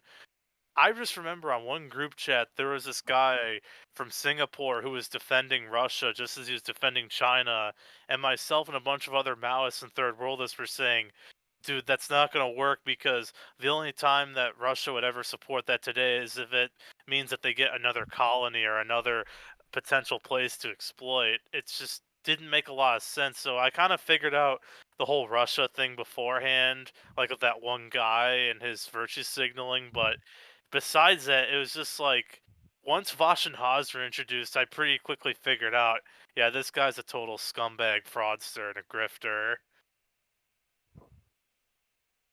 yeah. Um,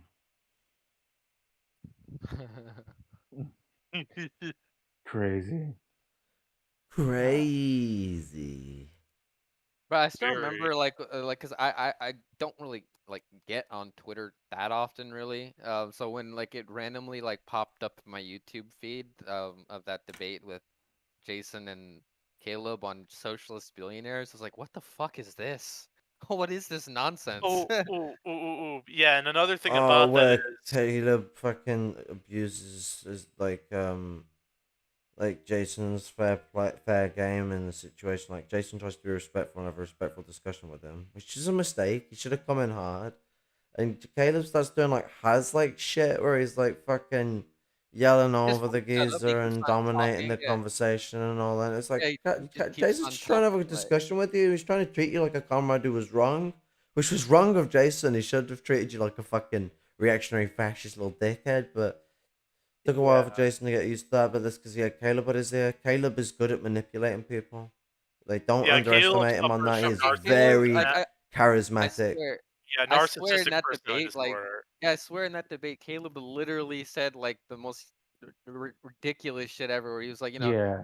we should all fucking be able to have the same standard of living as like a fucking billionaire. Like, Yeah, Like he did. Jason's reaction to that was priceless. He's like, "What the fuck? Like, what? No. Yeah. Well, what world Not are you physically living on? Mine the possible. resources of the fucking stars. Are you crazy?" It's Yeah, like, and Yeah. I there's another video where Maupin says that we might be able to like mine in Mars as well. So I yeah, mean, okay, but you know I what? Every watched time we send someone to Mars, we destroy parts of our ozone layer. Let's not keep destroying parts of our ozone layer, please. Thank you. and and that's a I and like, that's a really good point. I just want to get this point because that's a really good point I made with Noob about how we can't go into space until we get shit fixed on the Earth because it'll destroy right. the planet before we can even get into space. But I also wanted to point out after the socialist billionaires debate, the thing I was thinking of about Caleb was this guy sounds an awful lot like anarcho-capitalist. Am I the only one else thinking this as well? Yeah, Absolutely. I mean, yeah. do you know what he Dude. sounds like to me? He just sounds like the fucking Nazi, to be honest. Because, like, here's the thing: he's coming in and he's being like, "Well, the capitalists can be a part of the socialist experiments too." So what he's saying is that he doesn't have a problem with all of them. He has a problem with a certain kind of capitalist. If you get my Oh, drift. yeah.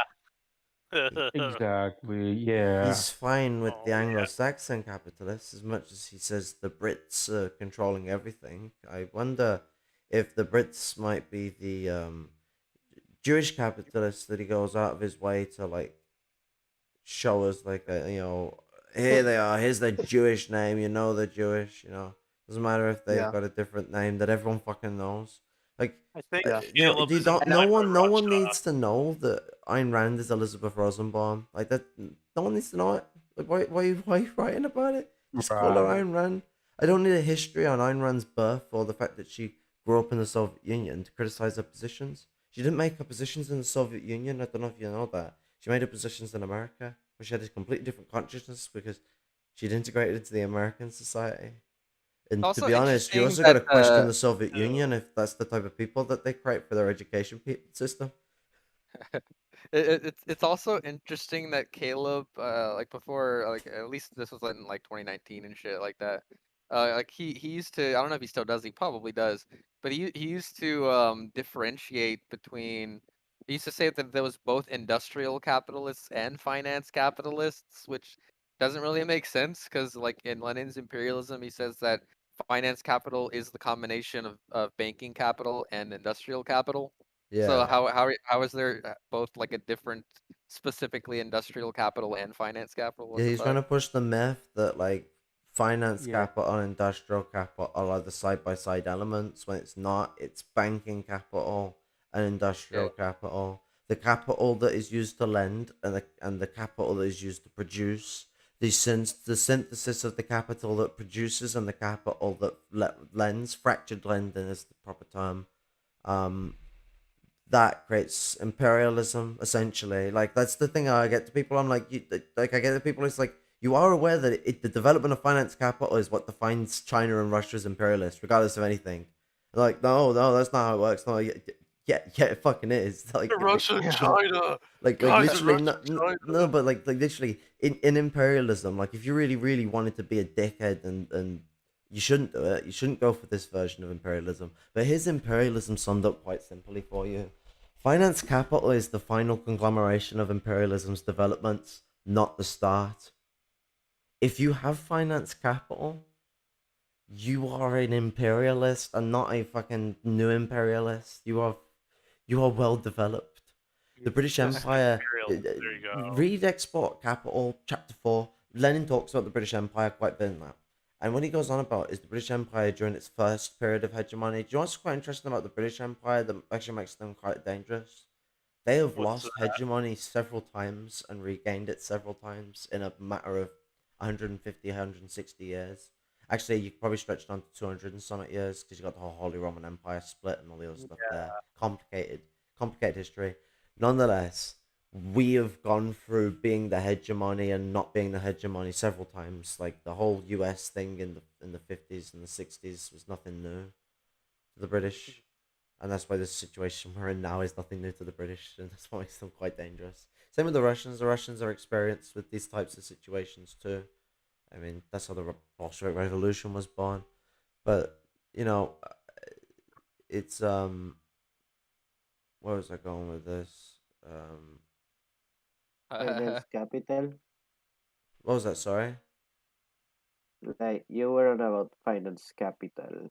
Yes. Yeah. So you really wanted to sum up imperialism.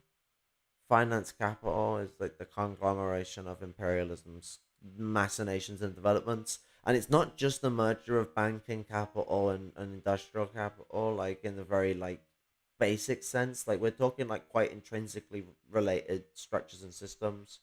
The military and its structures are tied to the industrial capital and how that operates. Military industrial There's a part of that complex. function. Yes, the military industrial complex. Gramsci talked about the military industrial complex quite a bit. Um, Yeah.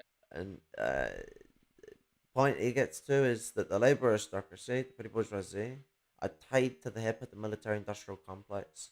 It is the direct source of a lot of their benefits. Not all of them, but a lot of their benefits come from the fact Like that unionized steel they work. workers in my area, for instance. And one of my PhD student friends brought this up and said he thought that the area that he and I are from, the only reason why it's even still alive in any sense is because they keep their key steel facilities and oil facilities there, which are part of the national defense budget or military-industrial Oh yeah, complex. the only reason my dad still has work as a steel worker is because of military-industrial complex.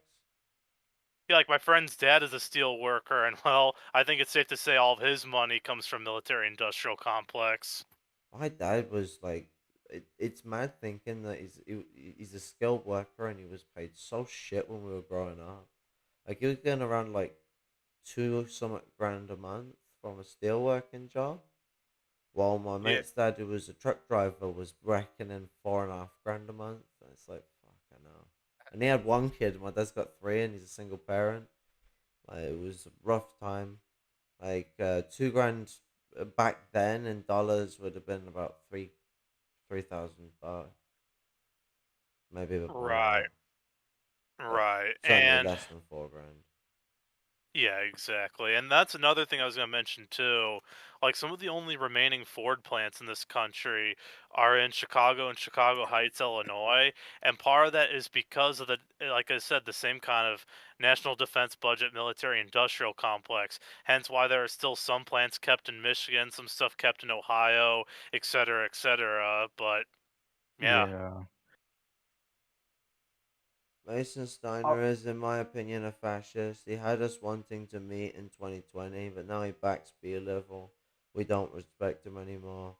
Absolutely. It was dodgy the way he wanted to meet as well. Like he was insisting on it. He was insisting on like basically waiting in and seeing the sites. I fed like behaviors.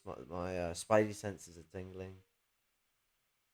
I'm He not probably actually wanted to turn you going with guys into the spidey police senses. or something. Maybe the lumpen senses. The lumpen proletarian senses are tingling. Yeah, Maybe it's the totally. autist senses. Who knows? Yeah, he might The have been the grooming us infamous to be autism police. sixth Well, sense yeah, myth. yeah, yeah. Because I what I was can't gonna say that. say, It's such a hard word to say with a dry mouth. Oh, I should well, drink. because one thing I was gonna mention with all of us autistic people is that, you know, real quick, I was gonna say something my parents told me was that, what was it? Children and animals are able to pick up on a distress situation or pick up on evil more easily. Well, I think that's true of us autists as well because we also Empathic have the same sense of fear. hypersensitivity. It's that same sense of fear that we have that animals and children and babies have because we're more neurodivergent and we Well, so it's more so about yeah, with so the other side left brain activity that comes from the neurodivergency creates empathic hypersensitivity. It's not an autist you'll find who is not empathic, even if they're the ones that like will tell you that they don't feel emotions. And all that. I used to be one of those types, and they're all full of shit. Like so, it's the thing you'll find with them. They love animals, actually integrate with animals quite well, and you'll find that there's not an autistic person out there who can't communicate well with animals, even if they're one of those finicky people who just get scared of animals all the time. That autistic people have got really good emotional communication. I mean, it makes sense. It's one of our smartest forms of communication. It's one of our most well developed forms of communication. Overside yeah, left brain activity with autism creates this over analytical tendency and behavior and structuralization of the situation occurring. It gives a greater capacity to both read and transmit empathic messages. The reason why a lot of autistic people will respond ill in certain situations and explode and not go very well is because of hypersensitivity in situations of high emotional stress. Because there's here's the kind of you could say it's a downside. I mean, it certainly is when you're trying to like go about your day and all that. But the empathic yeah, hypersensitivity with autistic people causes us to be a bit leechative of the way other people feel really bad. Like you know how people are like that anyway. Mirror neurons, the way they operate, and the way we engage with other people on an emotional level, that happens. It's mood setting, is what you would call it. But yeah. the empathic hypersensitivity makes it worse, and it makes it really bad. You get really caught on in some nasty Yeah. choices, but it also really helps with learning and kindling with people who have experiences that you do not have, like, and being able to Mhm. learn I a hear lot what from you're what they can saying. tell you, because you don't get to choose really. I say you can, put it into your mind and feel it as much as you can from what you're being told. Of course, it's not the same as experiencing it, never will be, but it's like that empathic hypersensitivity gives a greater sense of like oomph to what the fuck is going on. Right. And the thing you mentioned about like with animals, well, it's no surprise that out of the pet dogs I've had my entire life, the one that we still have in my house, I remember like the first day we met the dogs that we have both had and we still have. The one that we still have literally jumped on my lap and is also like this like the nicest pet we've also had because there's barely any aggressive behavior from this animal, and this animal likes to treat us with love and respect all the time.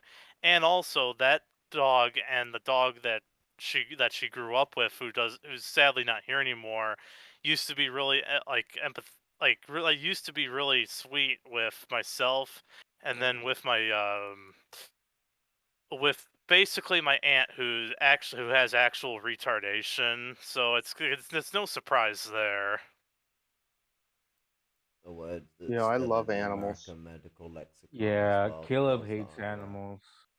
Caleb hates Um. Oh, animals. he I. hates animals and nature.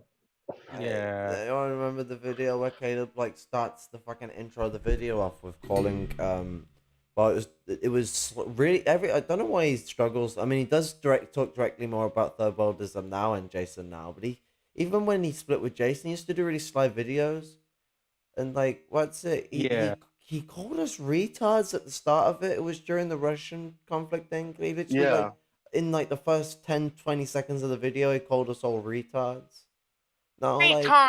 maybe he is neurodivergent and he has the R card. I don't know. I can't tell you if I don't know. So I yeah, don't want to give it who to knows? him. I can't. I don't want to give him the R card because he's a pretty bourgeois Right. piece of shit. And I mean, Right. you gotta support things in the right moment. And you know what, Caleb, you were looking in the mirror when you were saying that, weren't you? Don't lie to me.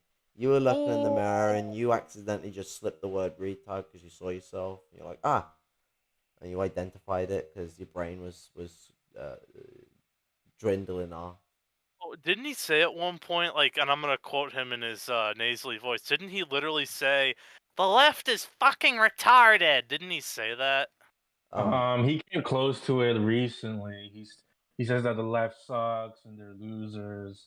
And yeah, of course Yeah. conservatives don't like pronouns. Yeah, Um it's in the recent Yeah, video that he made. with the Dutch farmers or whatever. Caleb Maupin destroys Jason Unruh and third worldism on Dutch farmers or something. I mean, at yeah. the end of the day, if you're against pronouns, fuck you. There you go. Yeah. Like at the He end was of the like, day, that's "Oh that's yeah, just of my course you're conclusion. right." Like I'll happily discuss with people who have reactionary views and get He, them around it. I'm not just gonna tell he, them fuck you straight away. But like he these fucking yeah. middle class white people who know better, who have no problem. Like I've known people who are like they support the trans struggle, the other stuff like that, but they're like, oh, I'm sick of seeing people put pronouns in their bio. It's like it it Why does it it's matter just to them? helpful information and it doesn't hurt anyone. Like why are you getting pissy? Yeah. Like Yeah, I what? saw Like, the This video. I'm is the someone who margin gets of angry error. about things a bit too much sometimes and Oh, goes off same on here. rants, but Jesus Christ, I'm not that fucking bad. Like, whoa, Oh, I down. know. Calm the horses.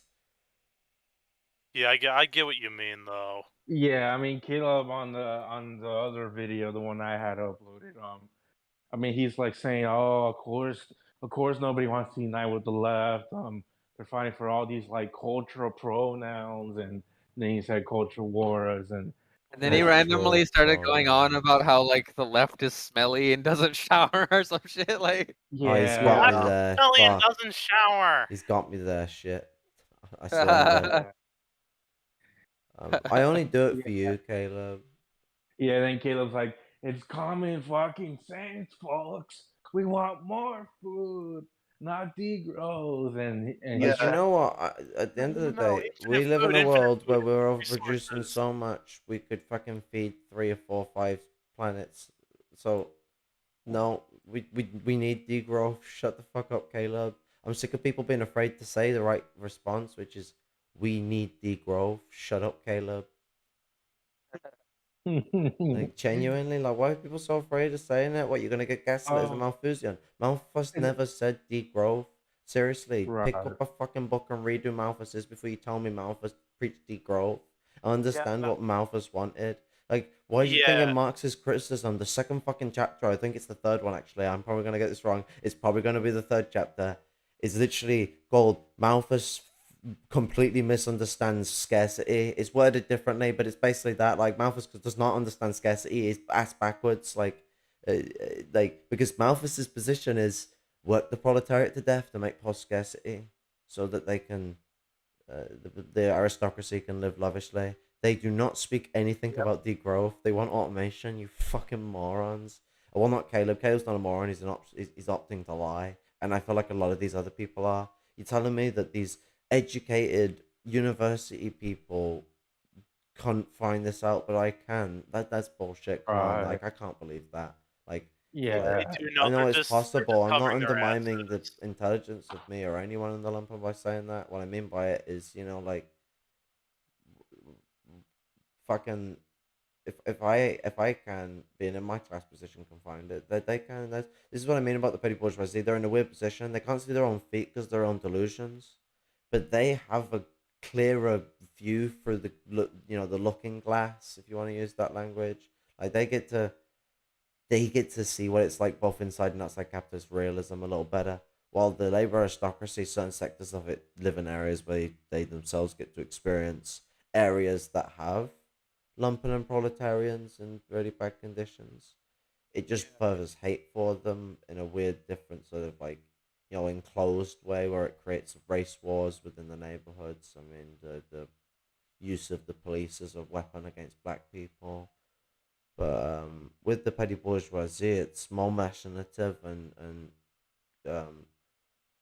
convulsive, because you got to think about it with this. Like, labor aristocracy is probably one of the more depressing parts to be in, even though the petty bourgeoisie are more alienated and more mentally ill. Because your consciousness is, you come from a family that, maybe 2 or 3 generations ago used to be a fucking proletarian family, proud of it as well. And now you're this, like, middle class, in a lot of cases even upper middle class labor aristocrat. Your consciousness is no longer the proletarian consciousness, so that's been eroded away, either completely or at least for the most part. There might be some of it left. I know I've noticed some aristocrats that still have that capacitation to ignite some of the more proletarian element of their angle.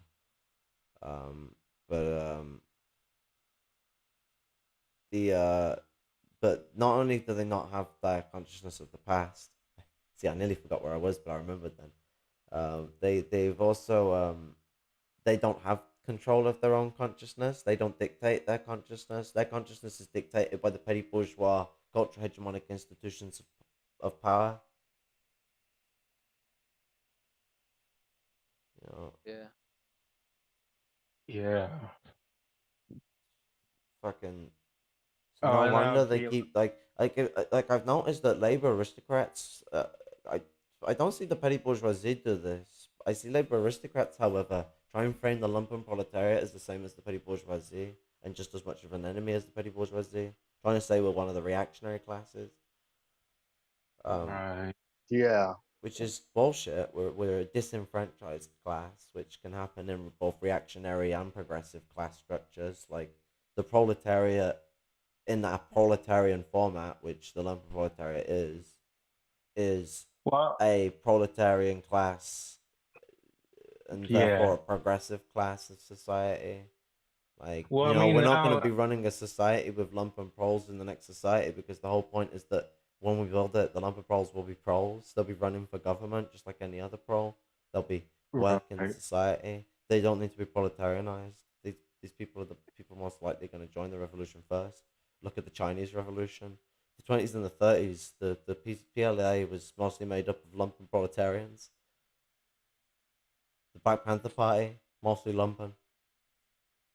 And also, my argument would be that, colonized lower class, low end pay workers are fucking lumpen proletarians because they're disenfranchised. Like, lumpen proletarians should not mean vagabond in the way Marxists use it. It should mean the disenfranchised working class. It's much more respectful. Fuck Marx and his Yeah, shitty definition. yeah. Oh, but the 18th Vermeer and Napoleon Bonaparte the third, kill him up and start saying, or the Gramsci brothers of Rome Empire. He's like, he did that last night. He's like, the Gramsci brothers, they used to recruit Lumpen and all this, and yeah, they'll start doing that. Yeah, yeah. Fucking. And Caleb's now doing a new thing where he says that degrowth is death. So he's really trying to like demonize people who don't want to over reproduce for a bunch of millionaire farmers. Yeah, and he literally specifically cited their profits. Like he slipped up a few times in his video. Right. So he's going on about farmers, he's going on about the food crisis, because he's trying to make it out like, oh, this is just a big bad a food crisis, okay, so a couple things. One, grain output from Netherlands mostly goes to Germany, UK, France, and Belgium, and other EU countries. No one So even it's knows not this, but going. we take so much grain from and other resources from places like Mexico and Africa, and sugarcane Yeah. and tea leaves from India and South America. Like, Banana. like Yeah. Yeah, genuinely, we like, have what a the lot fuck of does he think like, imperialism is? Right. like that, Yeah. because of the hot Netherlands things, we might get more money from it because we have a lot of great shit, especially soy here at least. So, Exactly. Yeah, And exactly. so he's But wrong you know on what? that. This is the thing is when you have the fucking third world person sitting there and they're like, "What the fuck do you mean? I'm starving because the Dutch ain't put no food on my plate." Like, like fucking, the yeah, Dutch are putting I money got on their own might plate. worry for the whole Ukraine thing because Ukraine has a lot of grain and some stuff got expensive here because shit with capitalism we had a lot of grain and shit and then we started changing it for soy. So now we're not as Oh, be good when it careful of comes the to soy. making food. Soy Yeah, like boys. it destroys the terrain very badly, especially with the amount that we are doing it Well, here. it's plant testosterone, so there's no effect on you. But like, what's it? It's sort of funny terrorizing the people who because the has that they're all like oh soy boy, and it's like, hey, soy is great. What the fuck you on about?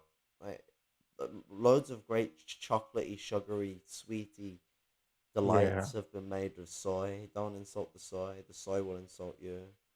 Secondly, Well, like your dengists, have they Yeah, China eaten likes soy. Chinese food before? Yeah. Like, do they know what soy sauce is designed for? It's because it's not for Japanese food. And the type of it's Japanese food you put it communist. on is actually Japanese food that developed from Chinese food because I don't know if people know this, but China has a very long colonial history. Like, anyone trying to say China has no like colonialism to it.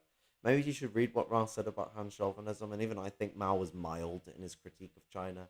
But China has a long colonial history, and at one point had them dominate Japan and massacre the natives, and so the dominative, what you would call the white of Japan, the white people of Japan, they are they are fucking what's it? Descendants of Chinese settlers. Oh Yeah. god, Yeah. the fucking Pat Sox are gonna go mad at that one, aren't they? Oh man, they're gonna panic. Ah, no, he knows history. Quick, fuck. How do we change historical materialism and ignore the fact that Uh, China oh, was a I know. roaring empire during the era of the Roman Empire? Like, they are old Just school when it comes to their Well, colonialism. just yeah, redefine just colonialism.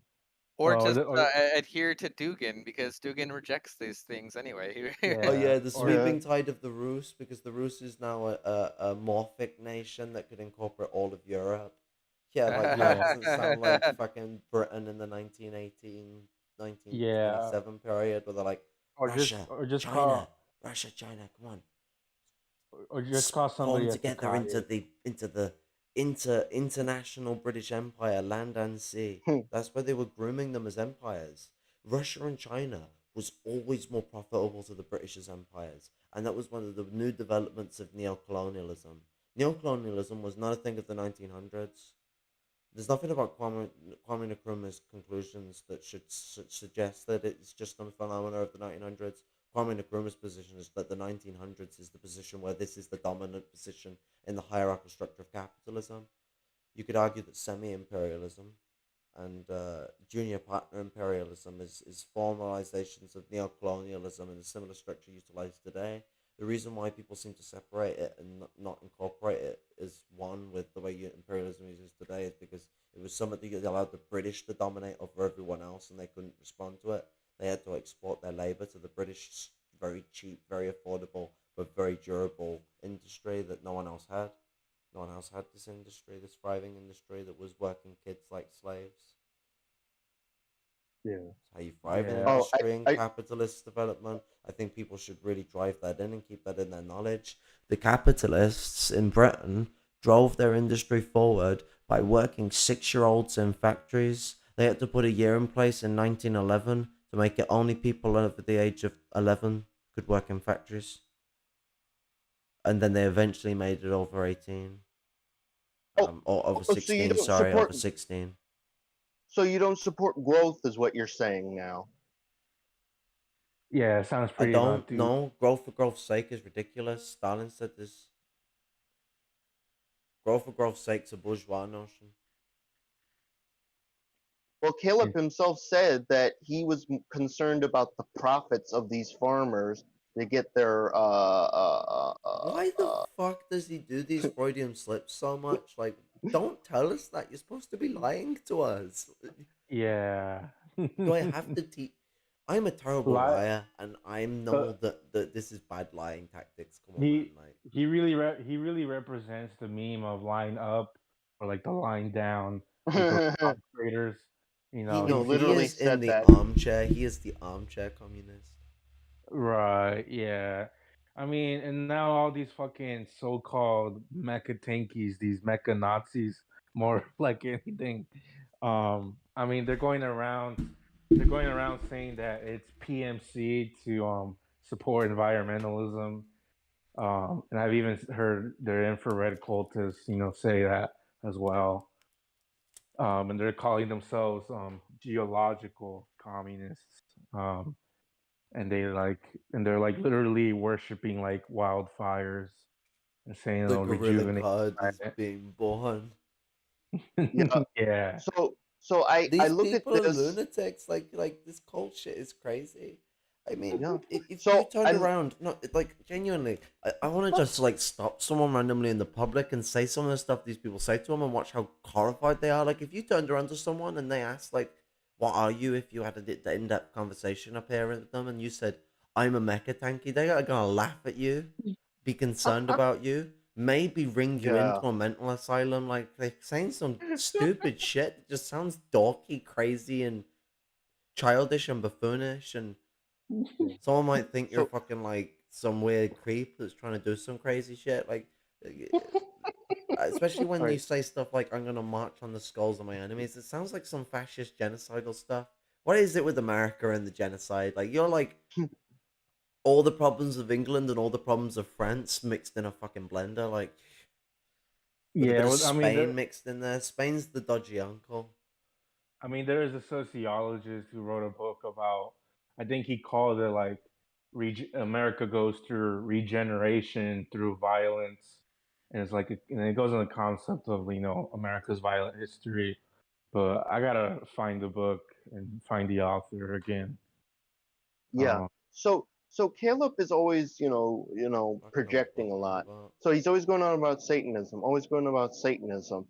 So Caleb, what do you call these mecha Nazis going around saying we need to destroy nature, praising wildfires, and calling themselves geologists or whatever? What do you geological? What do you call that? What do you call like the destruction of all nature, turn it into like black, like smoke pyres, and like the fumes from all these factories. No nature, all animals dead, all human life dead because growth. It's We're Mad down Max. to yeah, Yeah. yeah. What kind? So that's not Satanism, right? Right. Yeah, it's Mad Max, like I wouldn't even say communism, but dystopian fascism, that's for sure. I say their farm might die by now, but Anarchist Dead makes a good point. Is that they think that Mason Steiner and Caleb Maupin are working side by side. I mean, it makes sense with the tat and tail way and sabotagey way that Mason Steiner's been messing with that. And Jason dropped that we found out through Mason Steiner that Caleb was insulting Jason not behind his back all the time. That was something that was not told by Mason because he heard about it at the instant and was like, "Oh shit, I need to inform my friend I've been friends with for years about the shit that's been said behind his back." No, Mason engaged with it, was happy to be a part of it, was keeping that to himself and brokered it for other information. He didn't give it as like, "Oh, this is what they're doing behind your back. You want to be careful." No, he brokered it for Right. information. Yeah, Dirty bargaining. Yeah. practices, scummy behavior. That is not someone who's principled who gives a shit. That is someone who was joining in. That was someone who was a part of the fucking problem. I guarantee he was terrorizing Jason just like Caleb was. The way it seems to me is that he was every time he got a problem with Caleb, he'd come over and bitch about Caleb to fucking MRN, and then every time I had a problem with MRN, I'd go over to Caleb and bitch about MRN to Caleb. And he was just opportunistically finding the best place to plant himself. I mean, Trav is like a perfect example of the opportunist. Fucking hell. Like, you don't get any more opportunistic than a guy who tried to simp for Haas to get on his position there. Kept crying because Caleb blocked him rather than just taking honor in it and criticizing the guy. He'll sometimes call the Yeah, Pat Sox Nat Sox to call them Nazis, but then deny Caleb's a fascist. Then call Caleb a fascist. Then deny he's a fascist again. Opportunist. Always trying to open a door for himself to get into places he shouldn't be wanting to get into. Like, he used to gaslight and strawman me every time I jump in a conversation. I jump in a VC and it'd be like, you don't start going on about the aristocracy again, please. It's like, what the fuck you on about? Like, why you being a bitch about Oh me going on man. about the aristocracy? We live in the Oh, first world. They are a wait a fucking second. enemy. Wait a second. Stone, didn't you say that Trav got mad at you because he accused you of making everything overtly political when supposedly a bunch of the activities in the server were supposed to be, this is a chill session, we're not going to talk about politics and blah blah So it's blah not blah so much blah. about that. It was so what happened was like, what's it? It's it was a situation where it was more passive. So like they're watching an anime in the server, and this Yeah, fucking anime has got like all this racist shit and sexist shit going on. I'm like, whoa, what the fuck? And which anime no was one it? was responding. They were deadpan blank, and I'm like, "Eh, what? And that it was like it was like how societal reactions and responses really enforce a feeling in the room. Well, that was what happened. So it was like, whoa, like this is like I'm being shunned because I'm making a political aspiration out of a situation when like the guy said whipping was somewhat of the Middle East and slapping was somewhat of women. I'm sorry, Yeah. have you ever been slapped before? It fucking hurts. Don't underestimate people who smack. Like, Right. especially if you know someone who's a martial artist. Yeah. Actually, I know someone who's engaged with both martial arts and boxing. So do you know what? Like, what's it? Speak to the English about it. He knows his fighting. Trust me, really knows his fighting. What's it? He's my labor aristocrat. Fucking what's it?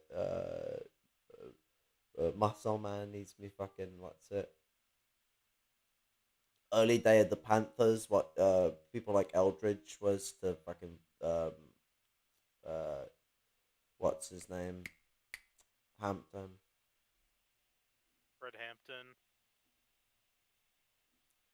Bring back Fred Hampton. I can't believe Caleb's using quotes of Fred Hampton. Fred Hampton would laugh at people like Caleb. Ooh. Oh my god. Fred Hampton would He'd whip spit Caleb's on him ass. like what he the he he visited some place and tweeted out a photo that had to do with Fred Hampton. He visited the south side of guys, he Chicago. took photos near somewhere.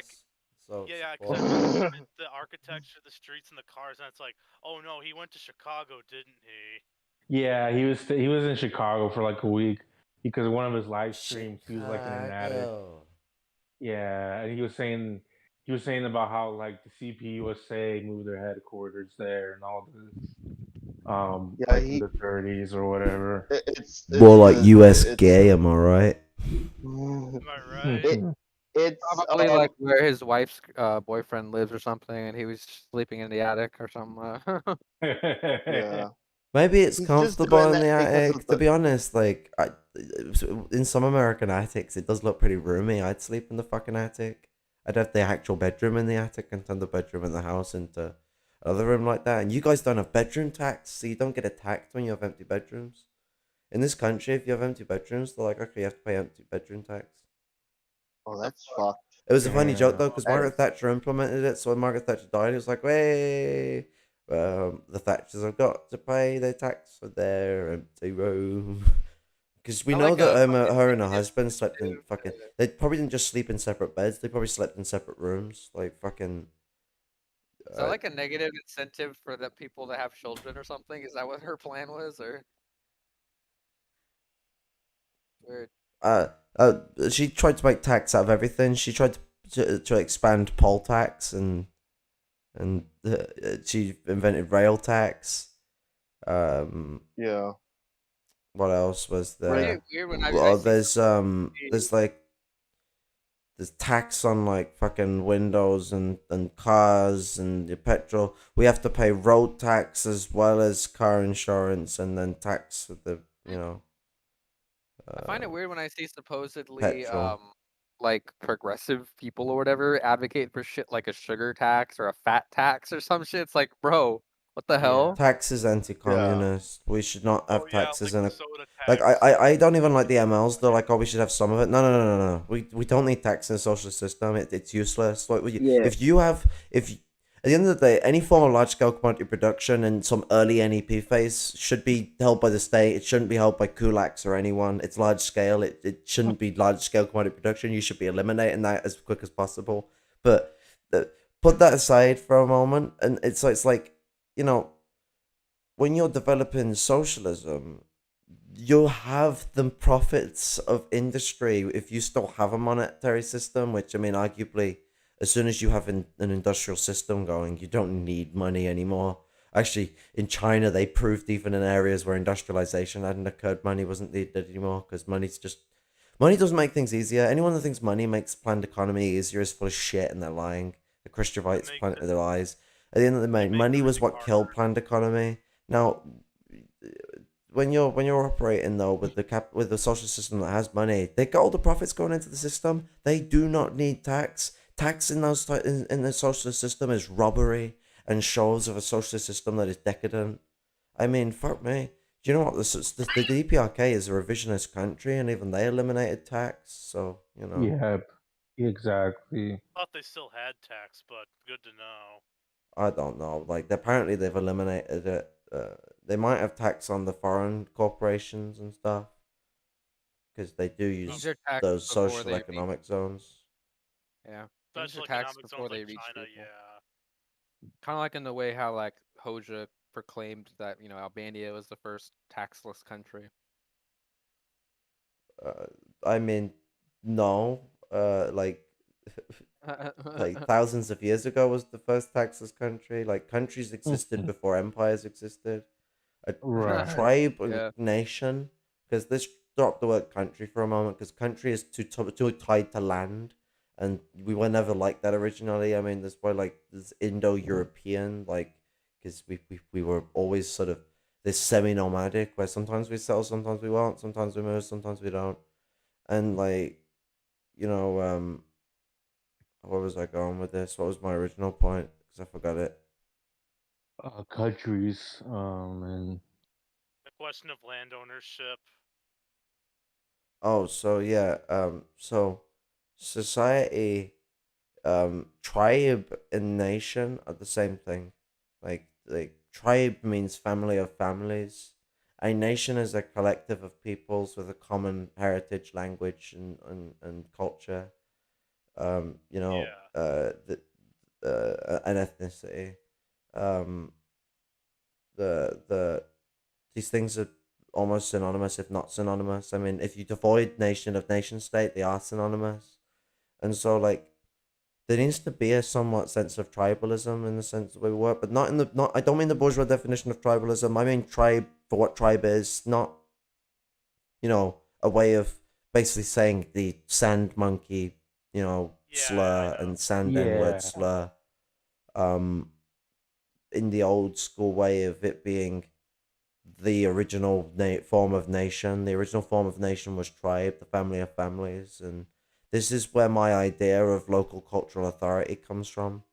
Is that like there's a structure to a culture where you need to understand that power comes from the local authorities in all forms of direct democracy. You can't have democratic democracy without it coming from the local side of society. So communalism, if we're gonna have it function properly, and as communists, we are communalists. I don't mean communalists and that stinky ideology that calls themselves communalists. Fuck that off a moment. I mean like functionally as a function. I'm using it as an adverb.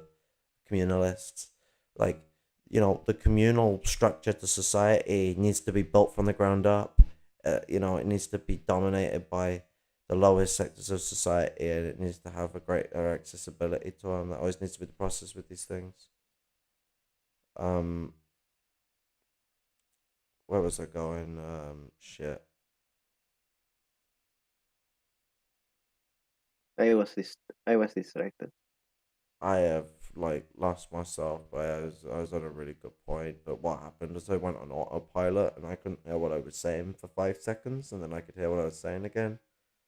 Um, because I got distracted by something on the screen.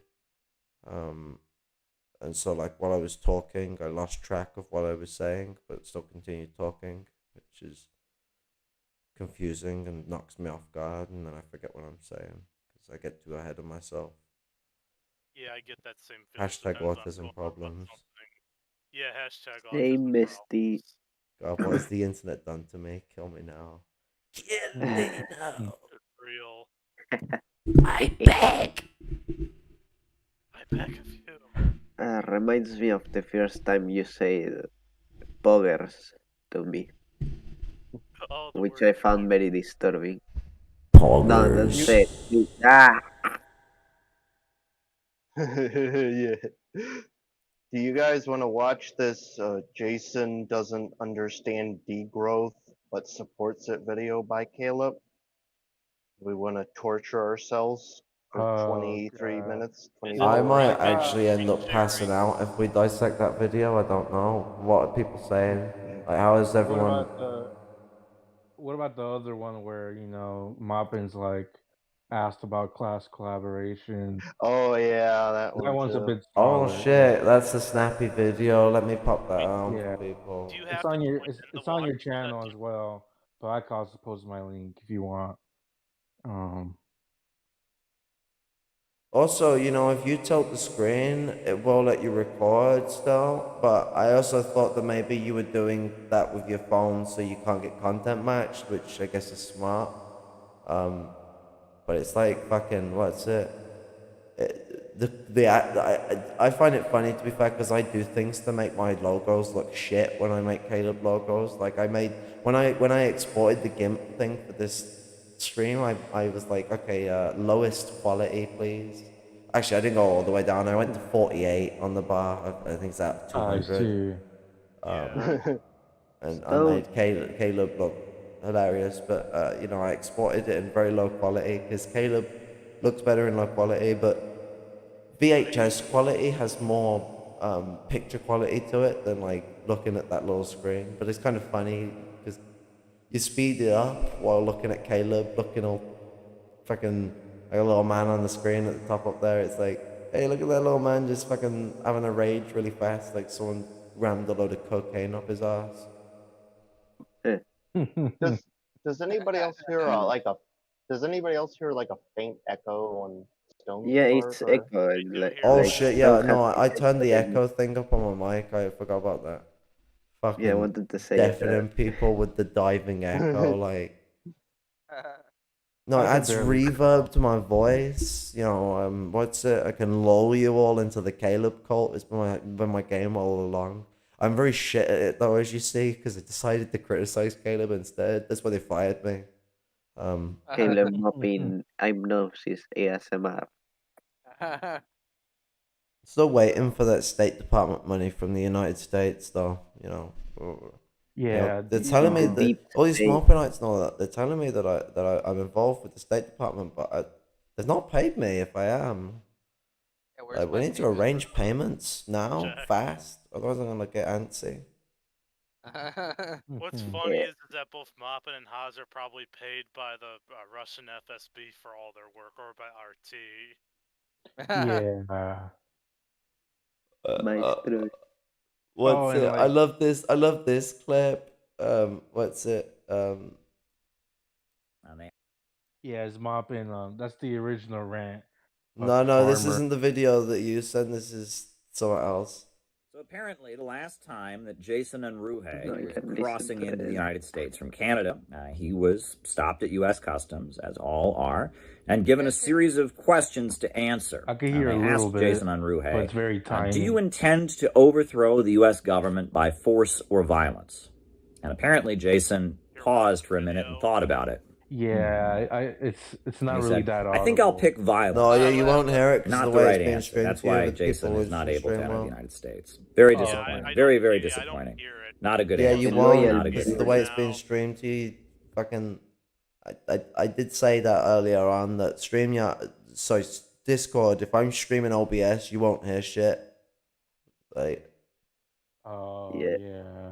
If we the could, the we would be the, the hitting people you I'm all. streaming to, the people's interaction I'll cater to first. So I will forget sometimes to switch the stream over to Chrome. If I switch it over to Chrome, you would hear it. But it's the one where Caleb's saying that Jason got stopped at customs and decided to support violent revolution. I was like, my title was based. Jason Unruh chooses anti-Americanism, whilst Terrence Muppet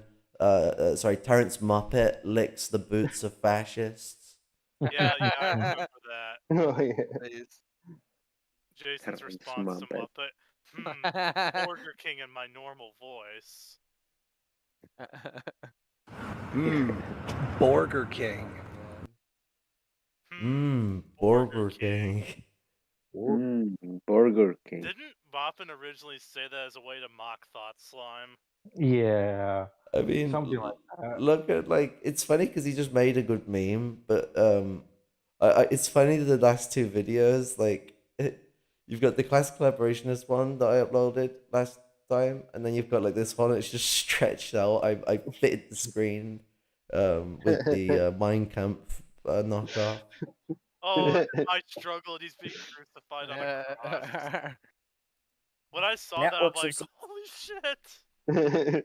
Oh, I love that one. I was like, it's perfect. It's the wrong book because really, well, I know that he's using the book not directly. The book's more just like something to slap about to give more of the Christian angle to people. Like he's got other angles to push in his little Jesus Kaiserism shit.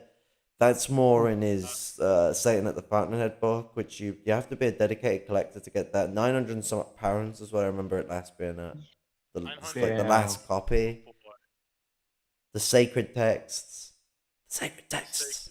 The sacred texts of the Ginger Weasel. You must protect the sacred texts. That we're never gonna see because he's never gonna reprint again. For obvious reasons. No, you. Hopefully That there's, means like, you're a- now defeated because that is how No You works. I don't know if you know that. Oh wait, I can position this so that the little aspect ratio that you've given me, it's gonna work anyway. What? I see. Let me work me magic. Pop me up there because I'm all low down anyway. Pop Caleb there, and we go. Skadoosh. And he gets so big. StreamYard. You want to get a reaction like that, you got to give it a good rub. I gave Caleb a good rub, and now he's all chunky. Now we've got Caleb stiff. Let's continue onwards. Now, let's see what response we get out of this. Supporters, it's complicated, folks, and this is the death agony of imperialism. Has Caleb Maupin So there you said go. All British right. bankers yet? Does anybody know if he Is said the that or audio not? coming through to you guys or what? Yeah. Yeah. It was, Okay, good. Cause I'm what's gonna it? turn you. I'm gonna watch the stream. I should be able to hear it with the stream. Well, can hear it. I've changed the thing on the Discord anyway, so like. Oh yeah, everybody hit watch stream on the thing. yeah, I hit it. Yeah, just press the watch stream and you'll be able to hear and. Everyone use your fucking awareness in the stream chat. No, I've been no. in here. So there's a stream going right now. Yeah, go hit watch stream. All right. Oh, sounds good then.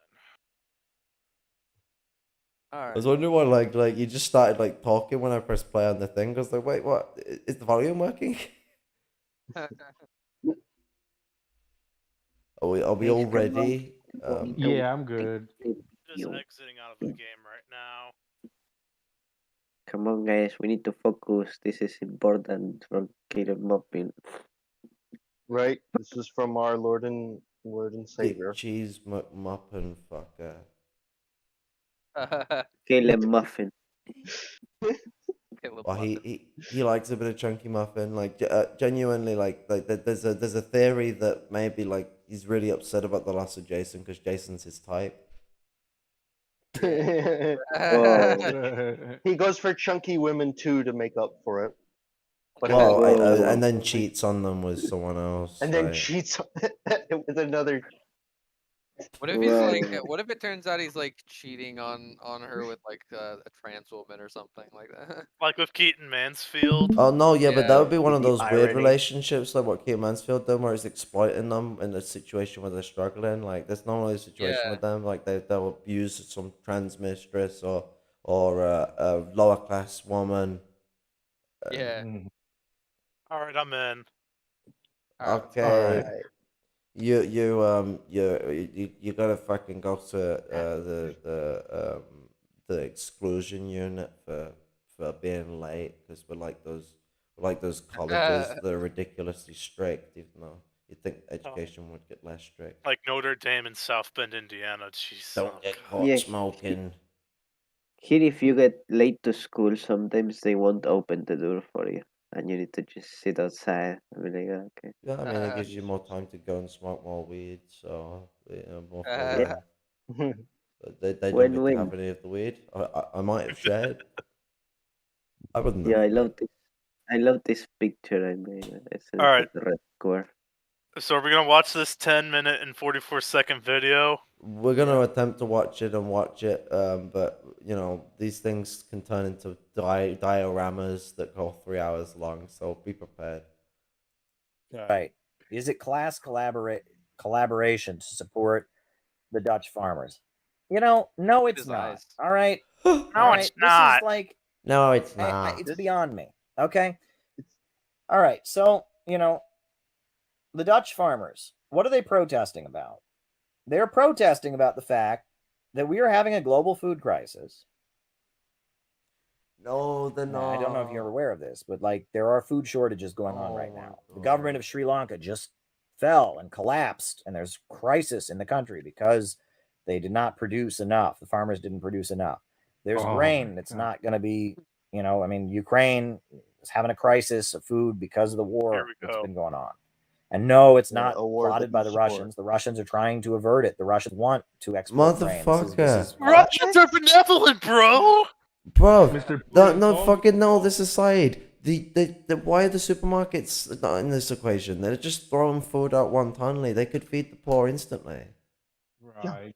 Yeah, so food crisis so because we have a system that doesn't give a shit about the fact that food is post scarce. You know, food is made in a way where it's not negligent if you give it out for free. Actually, you could get people to be paid to take food, and you would still not lose out because food has reached its equilibrium. It's not profitable anymore. Like the only reason it's profitable is because they force it to be sold. It shouldn't be sold. It's produced so much that the production itself basically pays itself off and it recurs. Food is one of the easiest things to make post-scarcity out of because, I mean, if you grow the right crops, you can keep very constant rotation of decent, healthy food. So, you know, it's not so distributed easily. Yeah. He's gaslighting here. He's gaslighting. He thinks that we're stupid and we don't know this. That we can like feed the world 8 times over already. It's a political decision. These capitalist countries are doing this politically. They could make all the food free, but then they can't complain about the fucking oh, you're just gonna give everybody food stamps, but instead of giving them only a couple dollars, you're giving them for free.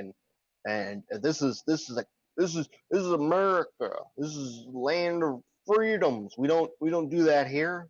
We don't. I mean, it's like communism. His comment about like being like, oh, we must be doing something great. Everyone is attacking us and all that fucking crybaby shit. Like Hitler's left testicle, the one that was in Albert Hall, the one he lost, his missing testicle. Hitler's missing testicle is more famous than you, Caleb Maupin. Like, burn. That is true. That is true. And also, he brings up Sri Lanka. He also seems to forget about a certain port that a certain country with socialist billionaires took. or all the One that fucking starts with a loans C. that they fucking dumped on them to break Yeah. the country's back. Right. They got them in Loan a after fucking- loan after loan. You know that plant industry that collapsed on them? That plant industry massively relied on bank loans to make its industry. Loan. Because China was just forcing capital in there. They're going on about like Western ran industries, but the fucking crop industry in Sri Lanka is dominated by the Chinese, not the West. Well, Like- but you see, if it's dominated by China, it must be for the benevolent good of You know what it humanity. is? The UK do own some fields there, and the US probably has some shares in some fields too. The UK owns fields and land and industry in all parts of India and parts of India that got to finally separate from India.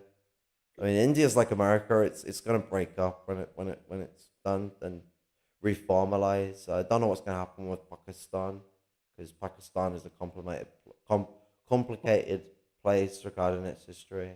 Very complicated. Yeah. Oh, speaking of Pakistan, but according to Samira Khan, Pakistan is based because anti-LGBTQ laws. Yeah, that subject the massive population of both Indians and Pakistanis in that region who are trans, because like trans has been a massive part of their culture for fucking thousands of years. Like people seem to forget how old humans are. We are not new. Like people need to stop thinking that we're some like new great big thing for the world. No, our big monkey brains have been smacking rocks together and causing problems for this earth for fucking so many fucking thousands of years. It's probably millions of years at this point. Well, it's not. It's around 250,000 of years. But I can exaggerate, okay? I can be like the fucking Maupinites and just go over the top and but not correct myself like I'm doing and being funny about it. Maupinites are probably young Comedy Earthers is my cope. It helps me feel comfortable in the fact that I look like a fucking retard everywhere I go and everywhere I speak. Can't talk properly. I just ramble. I'm like fucking. Oh, I saw those sandflies. Where's the fucking killer spray? I got poison. Shall we resume the video? Oh God. Mate, I got a VCR Ooh. coming so I can record hi-fi VHS. You know, CD quality analog audio. Oh, I can't wait. I can't wait to watch Maupin in that. Yeah. So you can actually kind of record widescreen with VHS, and it'd be interesting to see what things I could record with it. But one thing I want to testing out is like, okay, I've already tested out audiobooks on compact cassette recording them. and obviously you don't have much space for it, and you can't use time-based recorders because you couldn't buy them for people. You know, the speed adjustable recorders are a bit pricier, but you can get ready-made recorder cassette players with a mic built into it, maybe even a RCA input for 10-20 quid on like Alibaba, and you know, if you go to the proper like manufacturer website, you could probably get a bundle for a big fucking bargain. You know, I'm surprised you still have VHS because I remember my parents used to keep VHS players for several years. Same with my aunt. But so whenever like I hear the term VHS anymore, I'm thinking, wait, really? Because like I remember we used to have VHS tapes and watch them when my brother and I were really little kids. But nowadays, whenever I hear about it, I'm thinking to myself, oh, does something need to be digitized onto like CD, DVD, or into like a MP4 video format or something?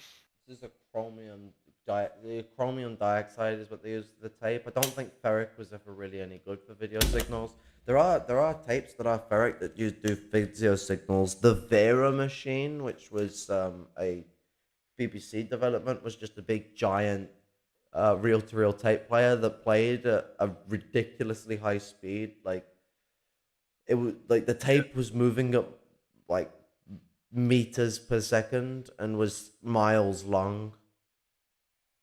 Right. You would not want the tape to unspool everywhere.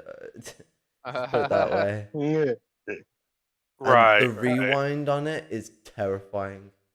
Like, it's so fast. And these reel to reels, I don't know if you've ever seen a normal reel to reel machine, but the reels are already kind of big. Well, these reels are Okay, I know what you're huge, talking about. and Yeah. it's for TV, so you want the rewind to be quick. So it's like fucking, oh, don't kill someone. Probably did kill someone at one point. This is the BBC. They kill everyone. But Of course. VHS, it's kind of a bit trippy because like they're upside down from compact cassette, but the tape is still on the left side when you're starting over. So like you're going from the beginning, but it feeds to the top, so it looks kind of weird and different. And because it only goes through half of it, when it's at the start, there's the the empty reel has just a straight line of tape coming up from it, and it just looks so interesting but kind of odd because used to the compact cassette where it's diagonally out from the reel. But I love VHS. I remember watching these as a kid. They're amazing. I wish I never. Well, hopefully one of them still exists, but I'm pretty sure the other one got thrown away. But I'm hoping my old CRT with the VHS player built into it still exists, or VCR built into it, because it's just so cool. I like CRTs. I think CRT is one of the coolest things ever. Like, call me old fashioned, but I think they're amazing. Because I remember we still have like a bunch of tapes lying around my house, but we really don't have a player. Send them over. Are they recordable? Yeah, because you can rewrite over them. Yeah, it's this tab here, but unfortunately, someone decided to pluck it on this, so I need to get some sellotape and stick it over it. Yo, Tom. Need to tape the tape. I send you image in DMs. Image. Okay. Image. Who knows? Oh, it's Maupin. Oh, I see. He's a cornbread muffin too. It's a picture of Maupin getting angry about the vandals. Vandals. Do people know the origins of the word vandal? Because you might find it quite interesting. Probably not. Well, I mean, No, vandals were what Rome would call people who would destroy like infrastructure and fight. Oh, Stone talking the were vandals, graffiti artists, but they didn't use the word graffiti. But you know what I mean, like the vandalizers. It's Caleb choosing to be an open Kaiserist. I mean, like, yo, yeah, I'm against the vandals, guys, and for what Kaiser's gonna do. Like, they the Galilean movement, which was the movement that if there is a Jewish historical account of Jesus, so I ain't edgy like Jason. I'm gonna tell you that Jesus doesn't exist, but the Jesus as like a movement leader and as a part of a socialist sort of mentality. That's the Galileo movement, and they were called Vandals, or Oh whatever yeah, the Roman equivalent of the word is, because I know Vandal is probably a semantic shift and it's probably not the absolute original word. Like I say, I'm not probably an not. expert on linguism. I pick it up over time from people. Like or bits of organic knowledge I've picked up. I can barely speak my own language properly, if you haven't already noticed. Stone, talk a little bit more into the microphone. It's kind of No, hard to you. know you. I will just hope people heard what I was saying because I'm too exhausted to repeat that. Well, I did hear what you were saying, but it was quieter. You're quiet. You're actually not, but I can hear you nice enough. funny. What else is? Let's see what Maupin says as well. Oh God. But Yep. bandals sounds like something you wear on a belt or something, or like It sounds sandals, but like aggressive it sandals. sounds like those pieces of cloth that you wear around your neck. I don't know how they're called in English. Pañuelos. What's it? I I can think like we call it. we can go for No, some pañuelos. No. interesting here. Let's shrink this down a bit. I hope everyone enjoys my funny image edits. It's an amazing image because Caleb Maupin is a muffin. Yeah, I sent another one I made it. Oh yeah, the muffin, Also. the muffin man. There's an Yeah, OG that one is one not that good. is. I think there's a couple of videos where I've used that.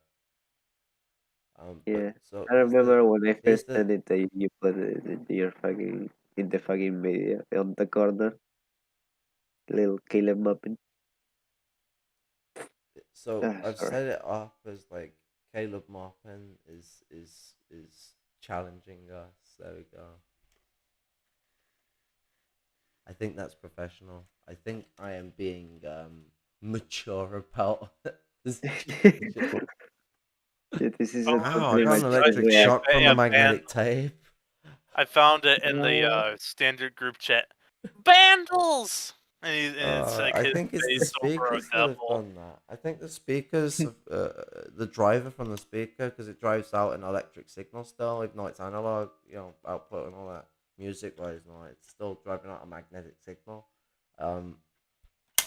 This tape just zapped me, and it must have built up charge from something. And I'm thinking it's like either maybe rubbing on my trousers because I'm wearing nylon, or my fucking speakers are really badly shielded and poor bastards getting the magnetic fuck up treatment. It's not really too much of a problem because when you erase the tape, it should deal with the problem anyway. But Right. whoever wanted to save whatever the fuck they saved on this, which um, I can't read the tag because it's been used that much that it's all buggered. Like I'm surprised the video's in such good condition. But you know what the thing is? No, my little brother has broken one of my tapes, and it was my Star Wars Episode 6. 1997 release. Suck.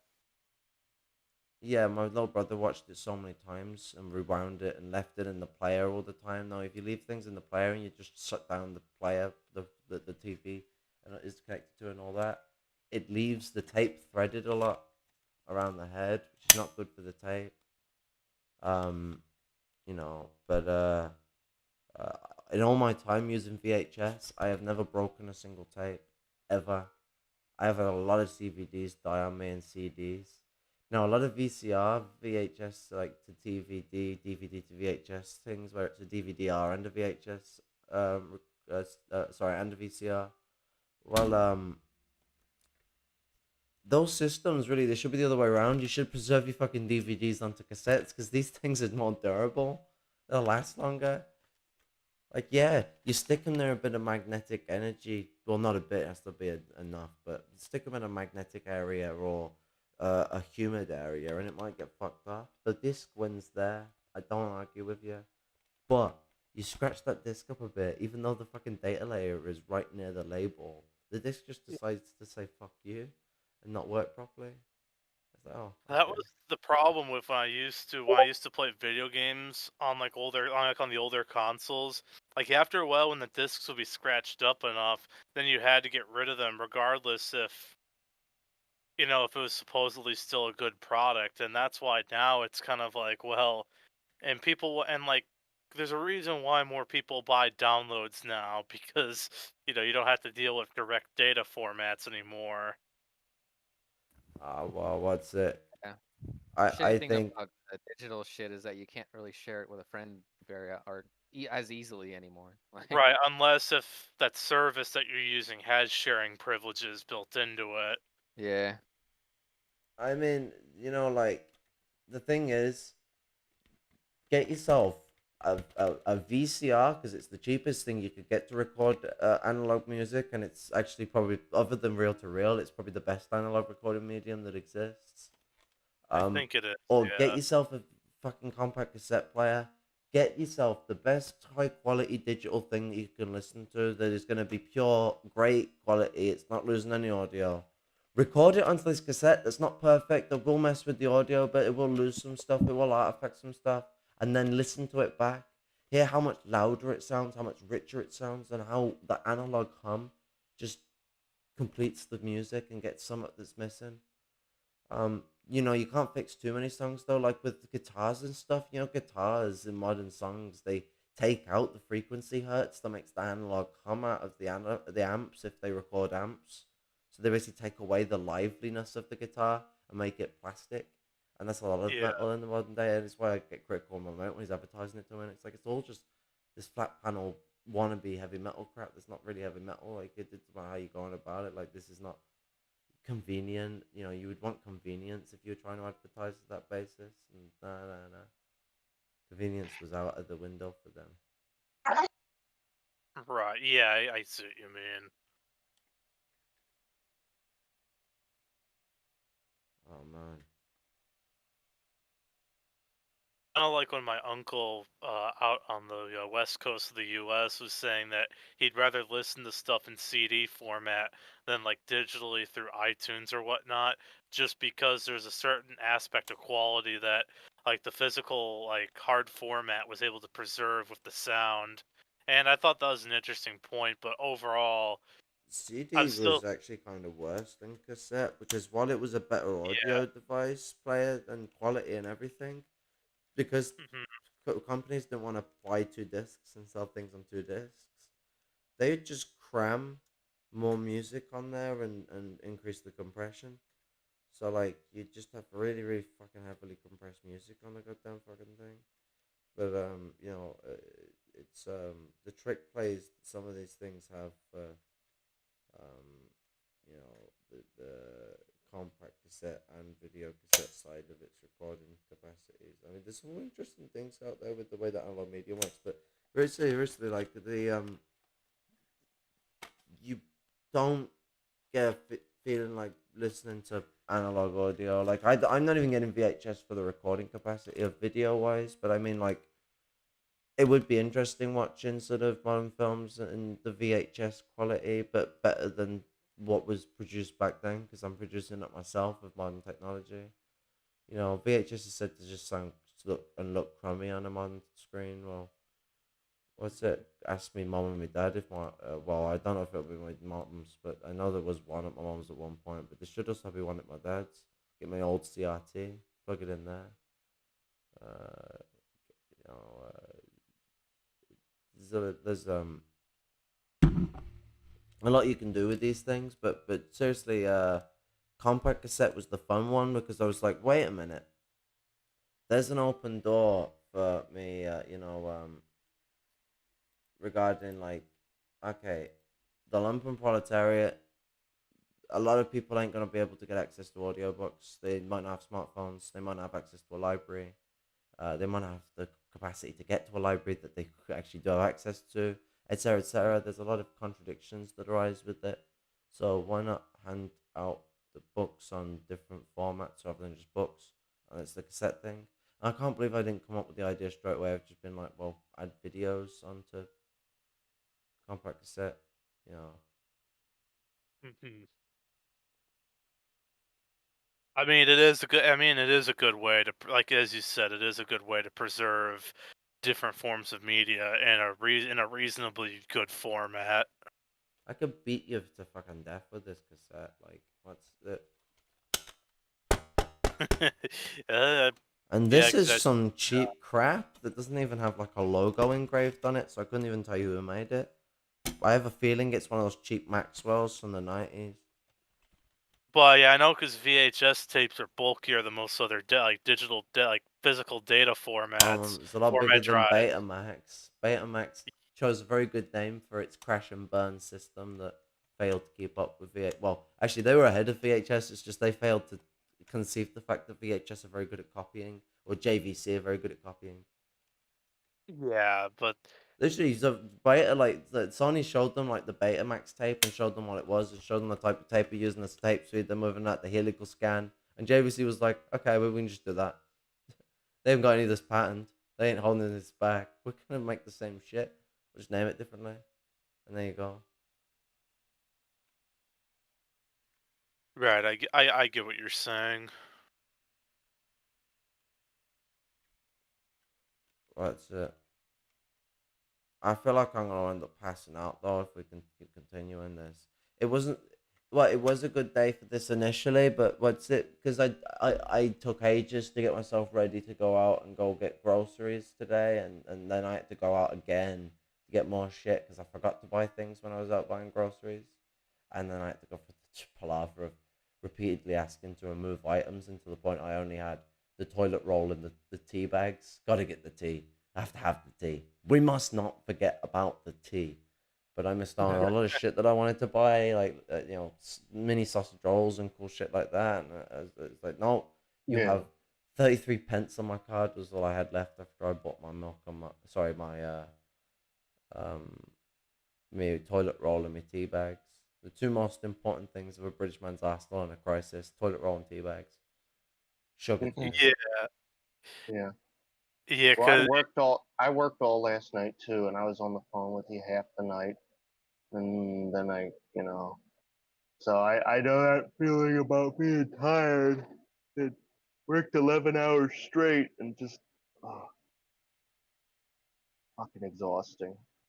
Yeah, man. And then I get yelled at because I was on the phone at work. I was like, you know what though? Like, it's some people who do them long ass shifts, especially like construction workers and truck drivers, who show the most solidarity to people with chronic fatigue and chronic pain and just disabilities in general, like me.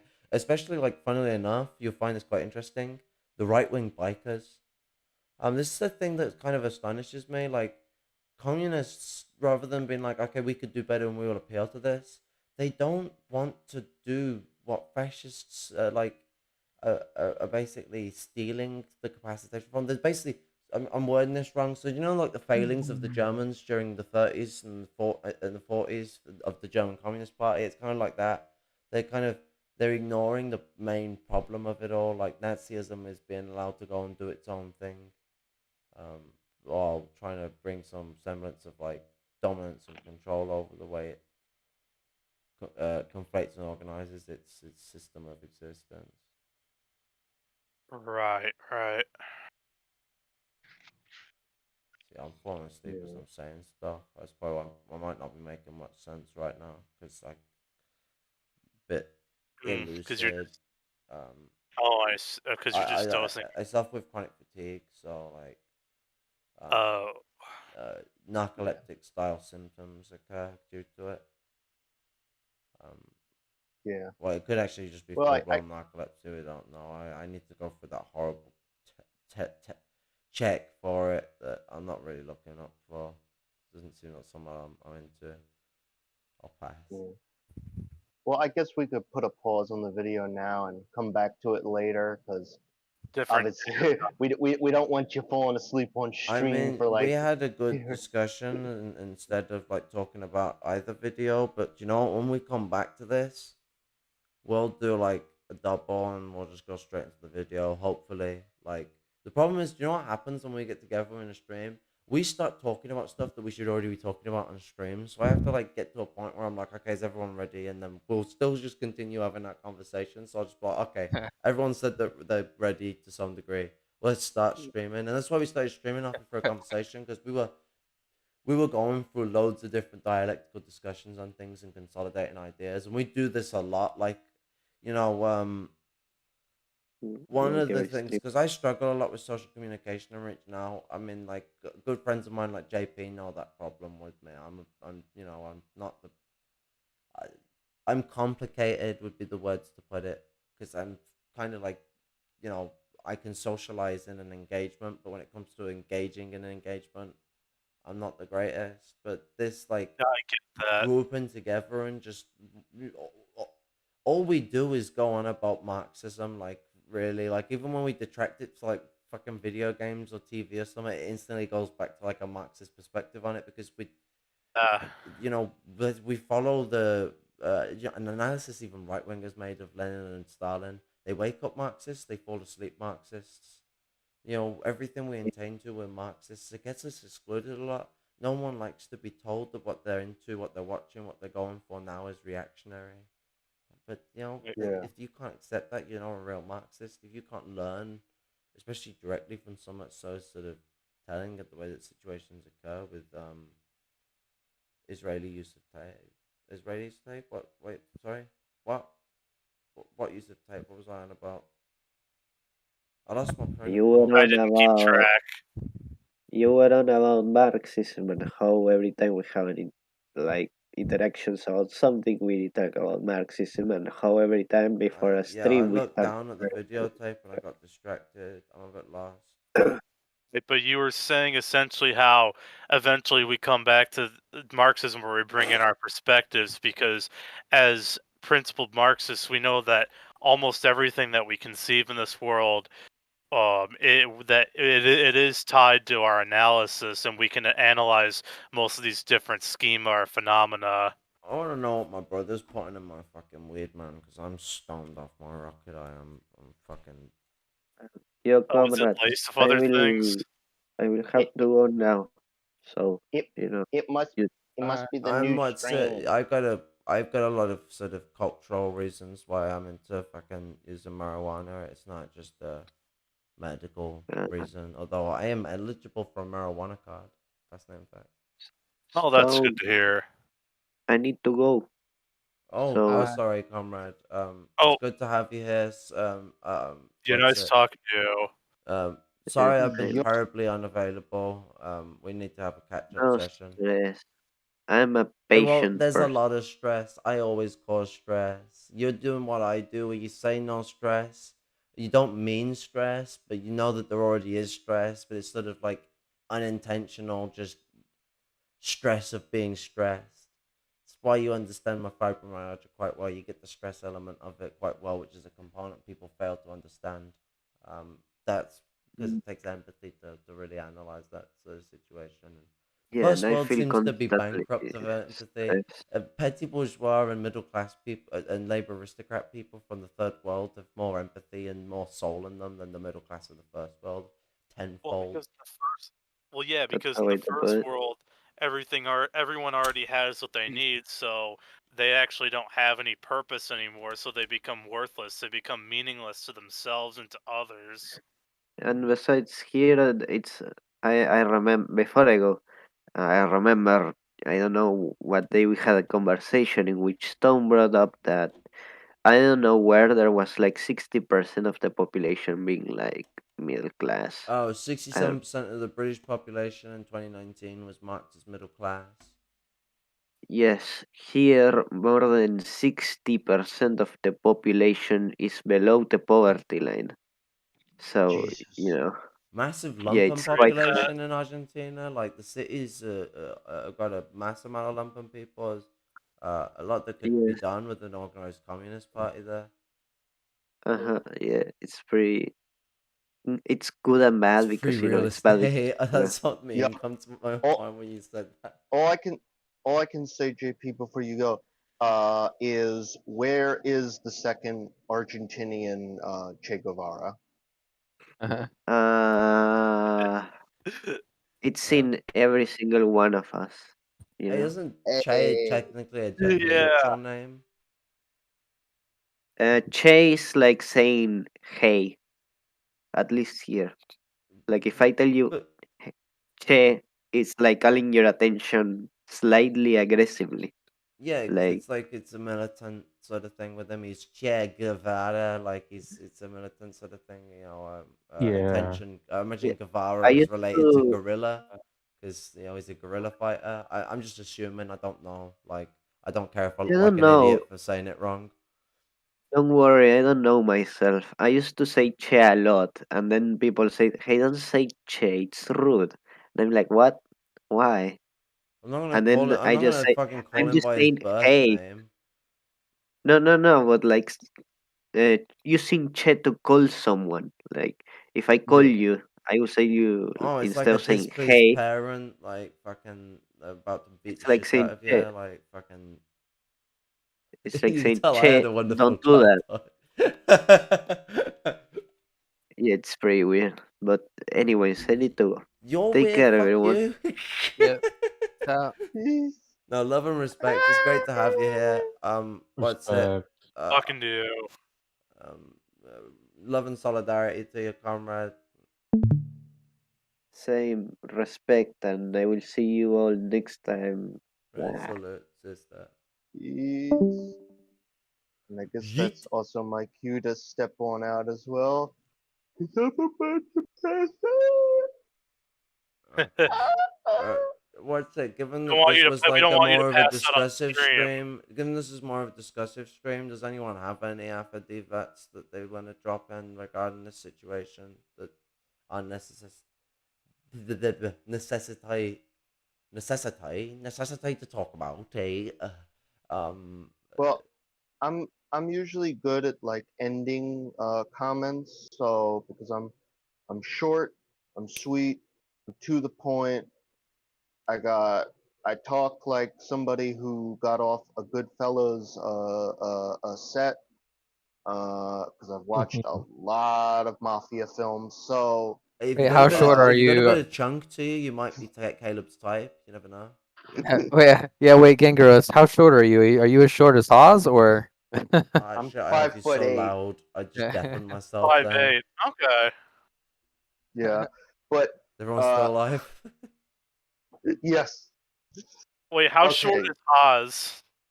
He's like Uh, 5'7". he's Yeah. three, I mean, three, everyone's so three. obsessed with height. Like, get fucking around with it. It's about the way you use it, and if you stop using steroids, it might grow back. I thought he was like 5'4", judging by his height at Yeah, one. he's smaller than Destiny, so No, he's he's like gotta be 5'7". 5'4". He's not that small. He's short, but he's like short if you think everyone needs to be between 5'10" and 6'1", when really Right. 5'3" is a fine height anyway. Like, you know how many women are like 4'8" to 5'3", and how many blokes are like 5'0" Yeah. to 5'6"? Like, it's not abnormal to be that height. Like, the whole like men are just big, broadly tall people compared to women shit is like, if it was a massive necessity before in the past, it doesn't seem to be anymore. And heck, I've known some fucking Lumpen women that will fucking rip your eyes out. You will not start off. You will not start problems with these women. Not because some bloke's gonna come save them. No, no, no. You will not start problems with these women. They will fucking kill you. Yeah. Definitely not the women that Caleb remarks want. But Sorry, but you know what? You know what? There's a problem in the Marxism, even for people who say that they love the lumpen. A lot of people just center around like blokes like me. Like, don't do that. We got it easy compared to women. Center around the women in the lumpen. Center around the trans people, the homosexuals. Marginalized communities. Oh Yeah. my god! Like, those people are so fucking based. Trans lumpen proletarians are some of the most radical people you meet. You know those anarchists I was telling you about?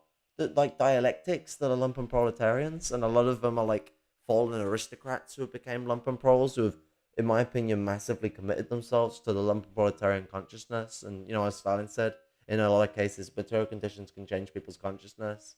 They committed to dialectical materialism. A lot of those people are trans. They go around saving trans people in Arizona, and you know what? Like, based on Flash, you will know how like important that is given the state that Arizona's in, and like what Yeah. they do to trans people there. Like, really important what these Arizonan anarchists do in getting these people in squatter housing and getting them off the streets. Yeah. Police here are fucking crazy. Like they're just looking for any reason to shoot or beat the shit out of somebody. Oh Yeah, yeah, like I mean, the police will. I mean, the lucky response you'll get is they'll watch you get the shit beaten out of you. A lot of the time, they'll just join in.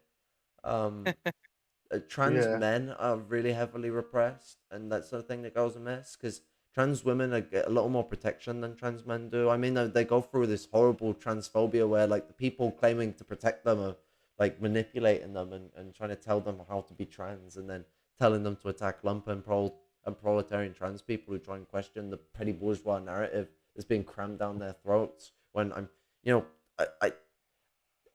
I think as someone who's non-binary, I can say this. I think the trans people know what being trans is. Shut the fuck up and listen.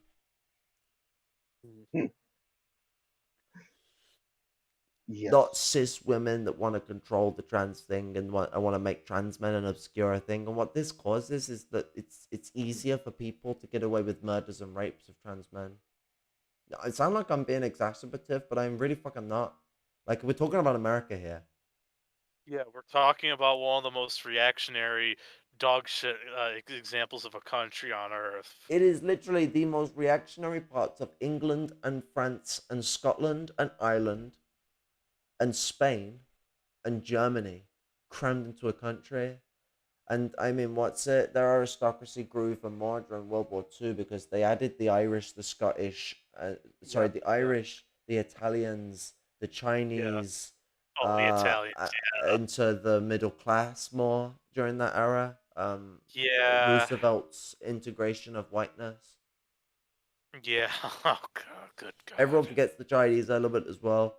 I'm sorry, but from the 30s to the 60s, they massively promoted Chinese Americans over Japanese Americans. I mean, the internment camps massively knocked Japanese Americans into the proletariat at the least.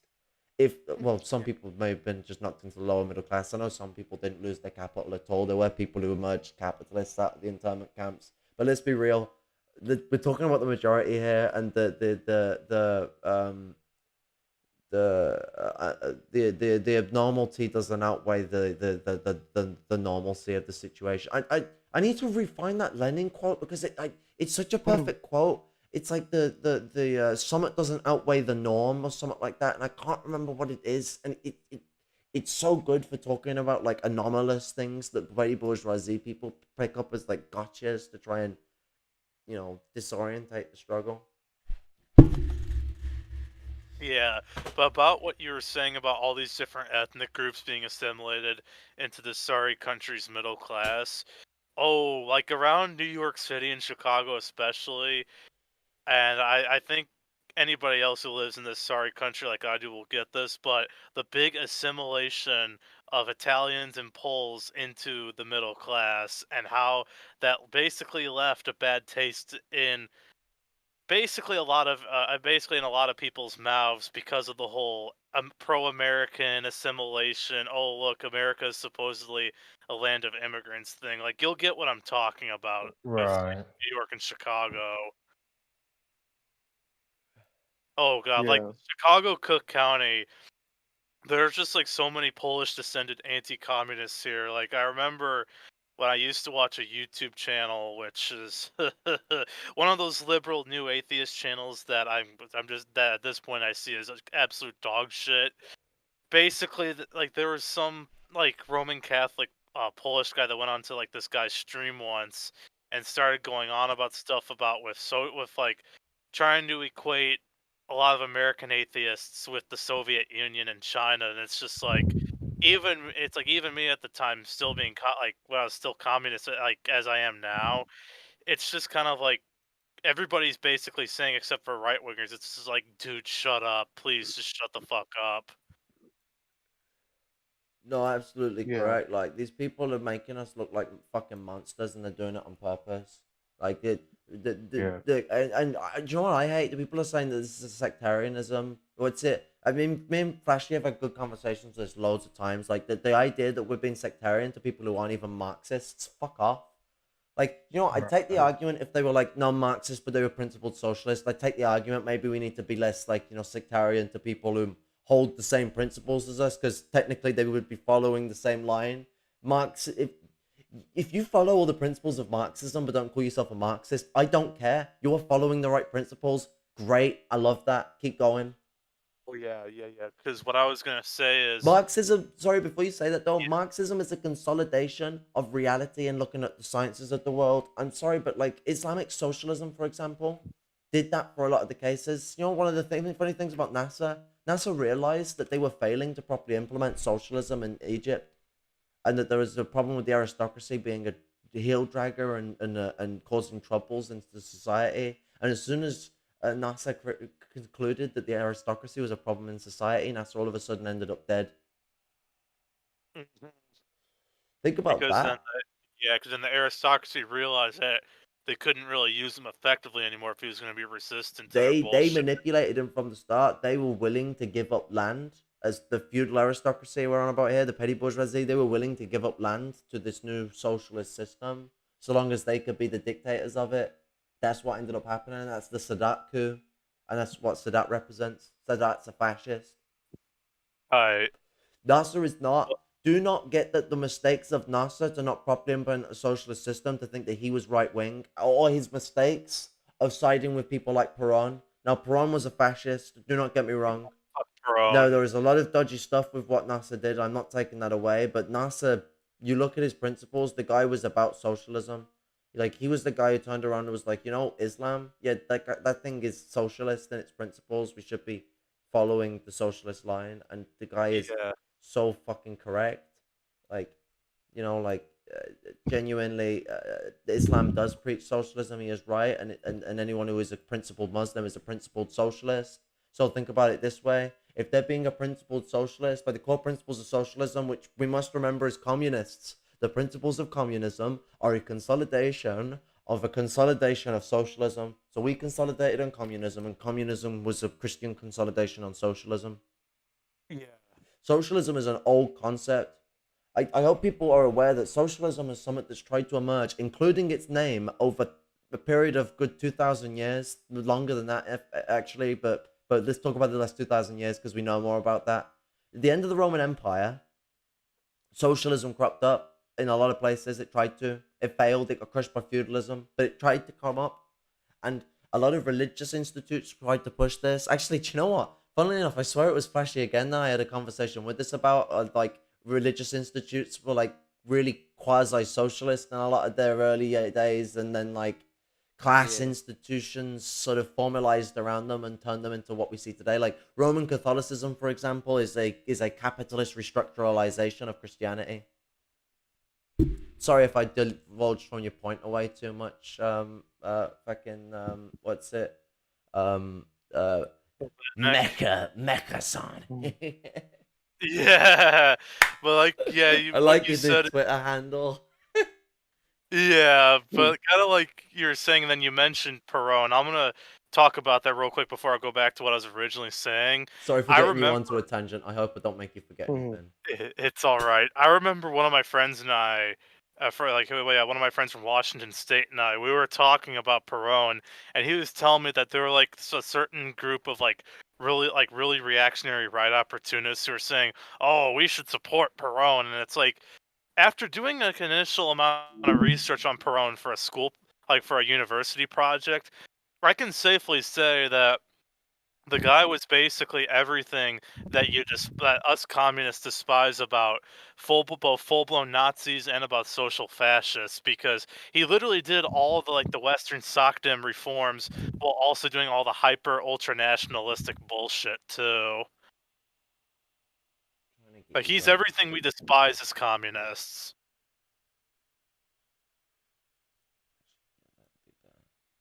No, you're absolutely on fire with what you're saying there. Like, I mean, like, fucking, look at, like, Haz at the moment as well. Like, I know that, like, he's trying to make himself look like a fucking joke as much as possible to detract from the evil shit he's pushing. But at the end of the day, we got to remember this, and this is something I try and remind to the people, like, fucking Trav, that are trying to gaslight Jason as being this on the same sort of like playing field as Jason with his fucking weird community pose, is that Caleb is an activist for his cause.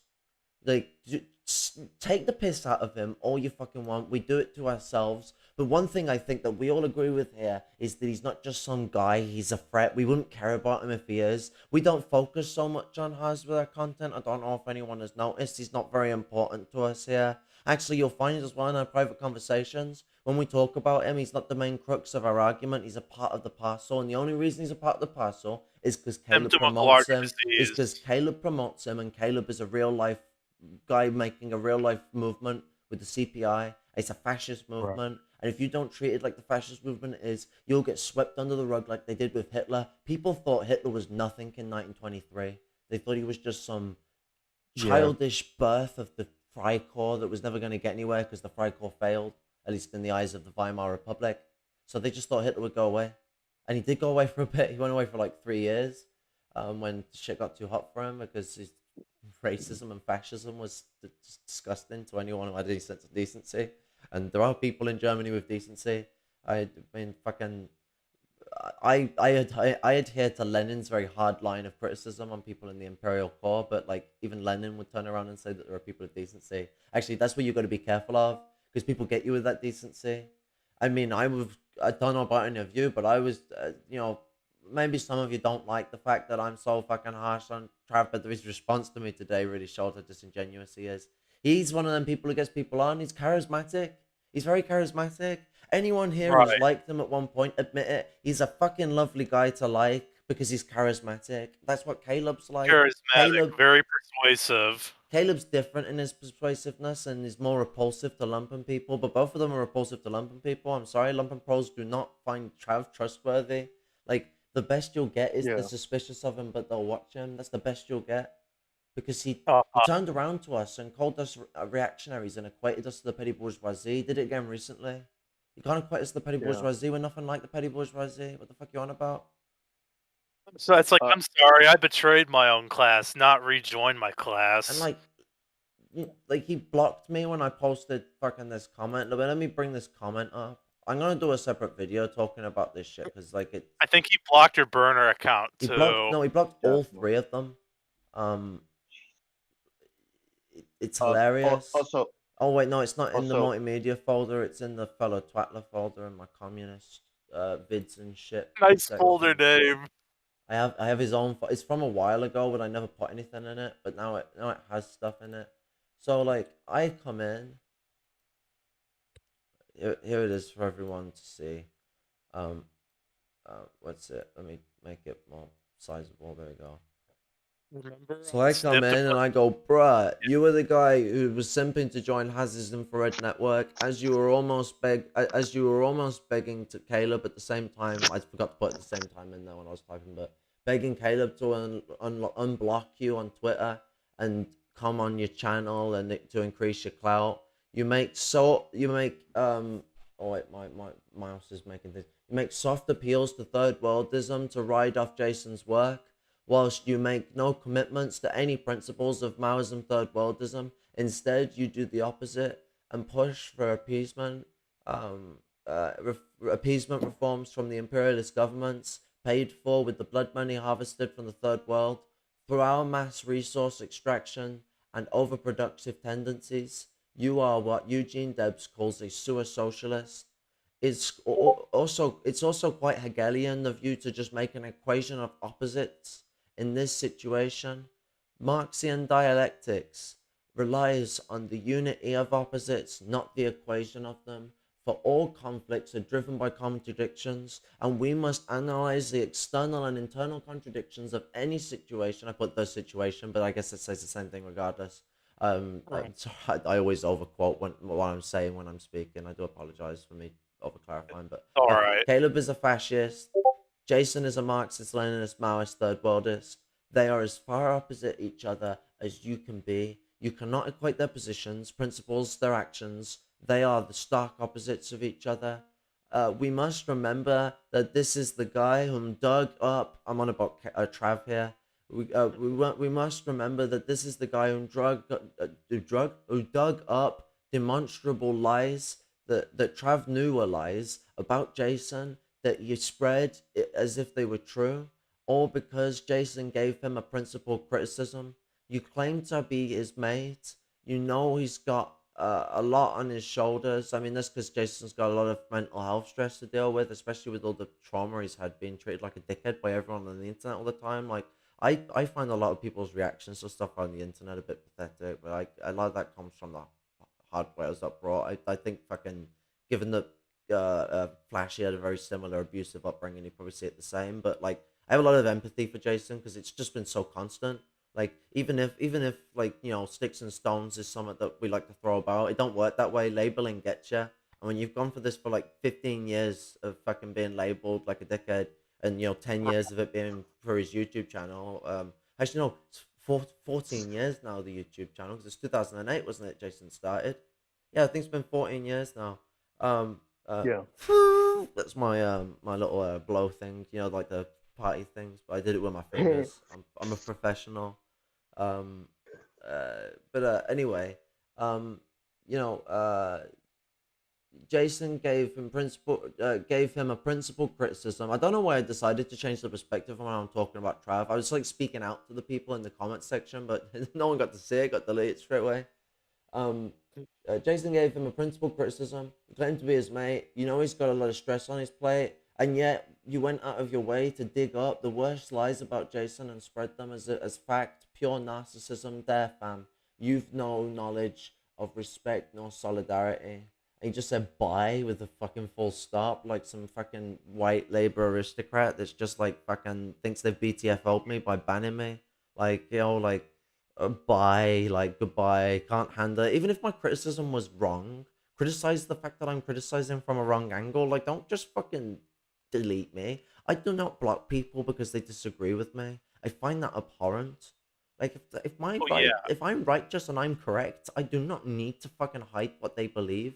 What they believe is self-evidently incorrect from my position. Now, I know that isn't for everyone else, but if I think that my position is evident to people, which my position is always going to be molding with the times, because as a Marxist, I must be constantly learning, but regardless, you know, if I present my position and show it stark opposite and compare myself with the problems at hand from other folk, I can make a greater explanation to people that actually attracts them into what's going on and what I'm fucking selling. You know what I'm saying? Like, you know, like Marxism is more appealing to people when you're actually crafting it out there and you're actually doing work. Do you know what the Panthers said? The Panthers said, you know what, stop with this flyer nonsense. Like, you should make flyers still, and they did, but you know, I worded it wrong. It's not stop with it. What I mean is, so basically, like Trotskyists and a lot of MLs, they get addicted with just standing on street corners and passing out flyers, which is pathetic. What's the point of handing flyers out to nothing? Well, you're gonna have a speech somewhere sometime. Oh, what do you do? Well, why are they gonna go watch your speech when you're just a politician to them? When you tell them that you're a Marxist or a communist or a political person of any kind, you're just a politician to a lot of normal people. So, like, when you're coming across, do you know what's the best thing to do? The Panthers could have forged this.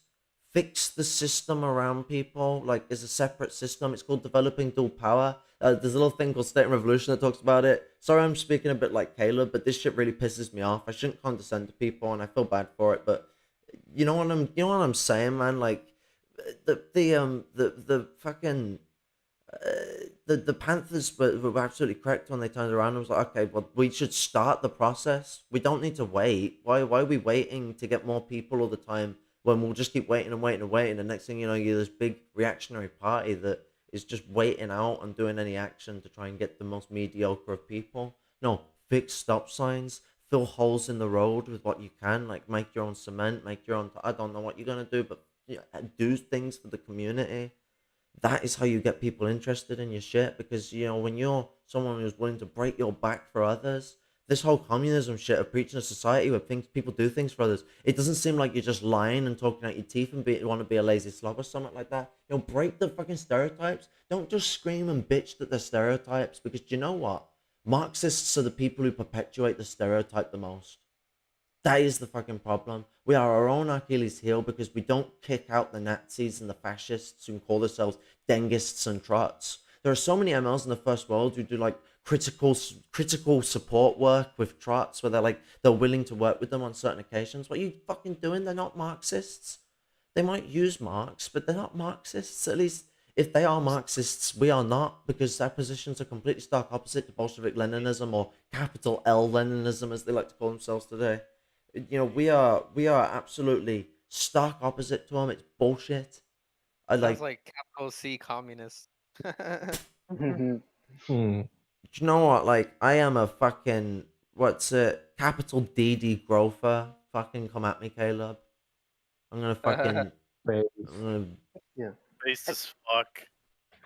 And Trav literally blocked that whole comment despite the fact that it shows here that you went to all this effort to put all this, you know, like this isn't something that somebody just, you know, like somebody's Bruv, like, I oh, have you held off poopy so head. long.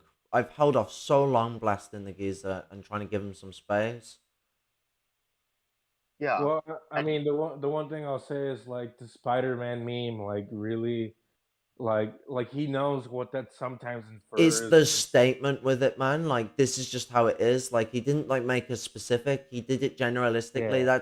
That's a core part of Hegelianism is mad because it makes really like hyper specific voided arguments. Sorry for cutting you over, noob man. I'm a bit fucking janky, but Oh, it's all cool.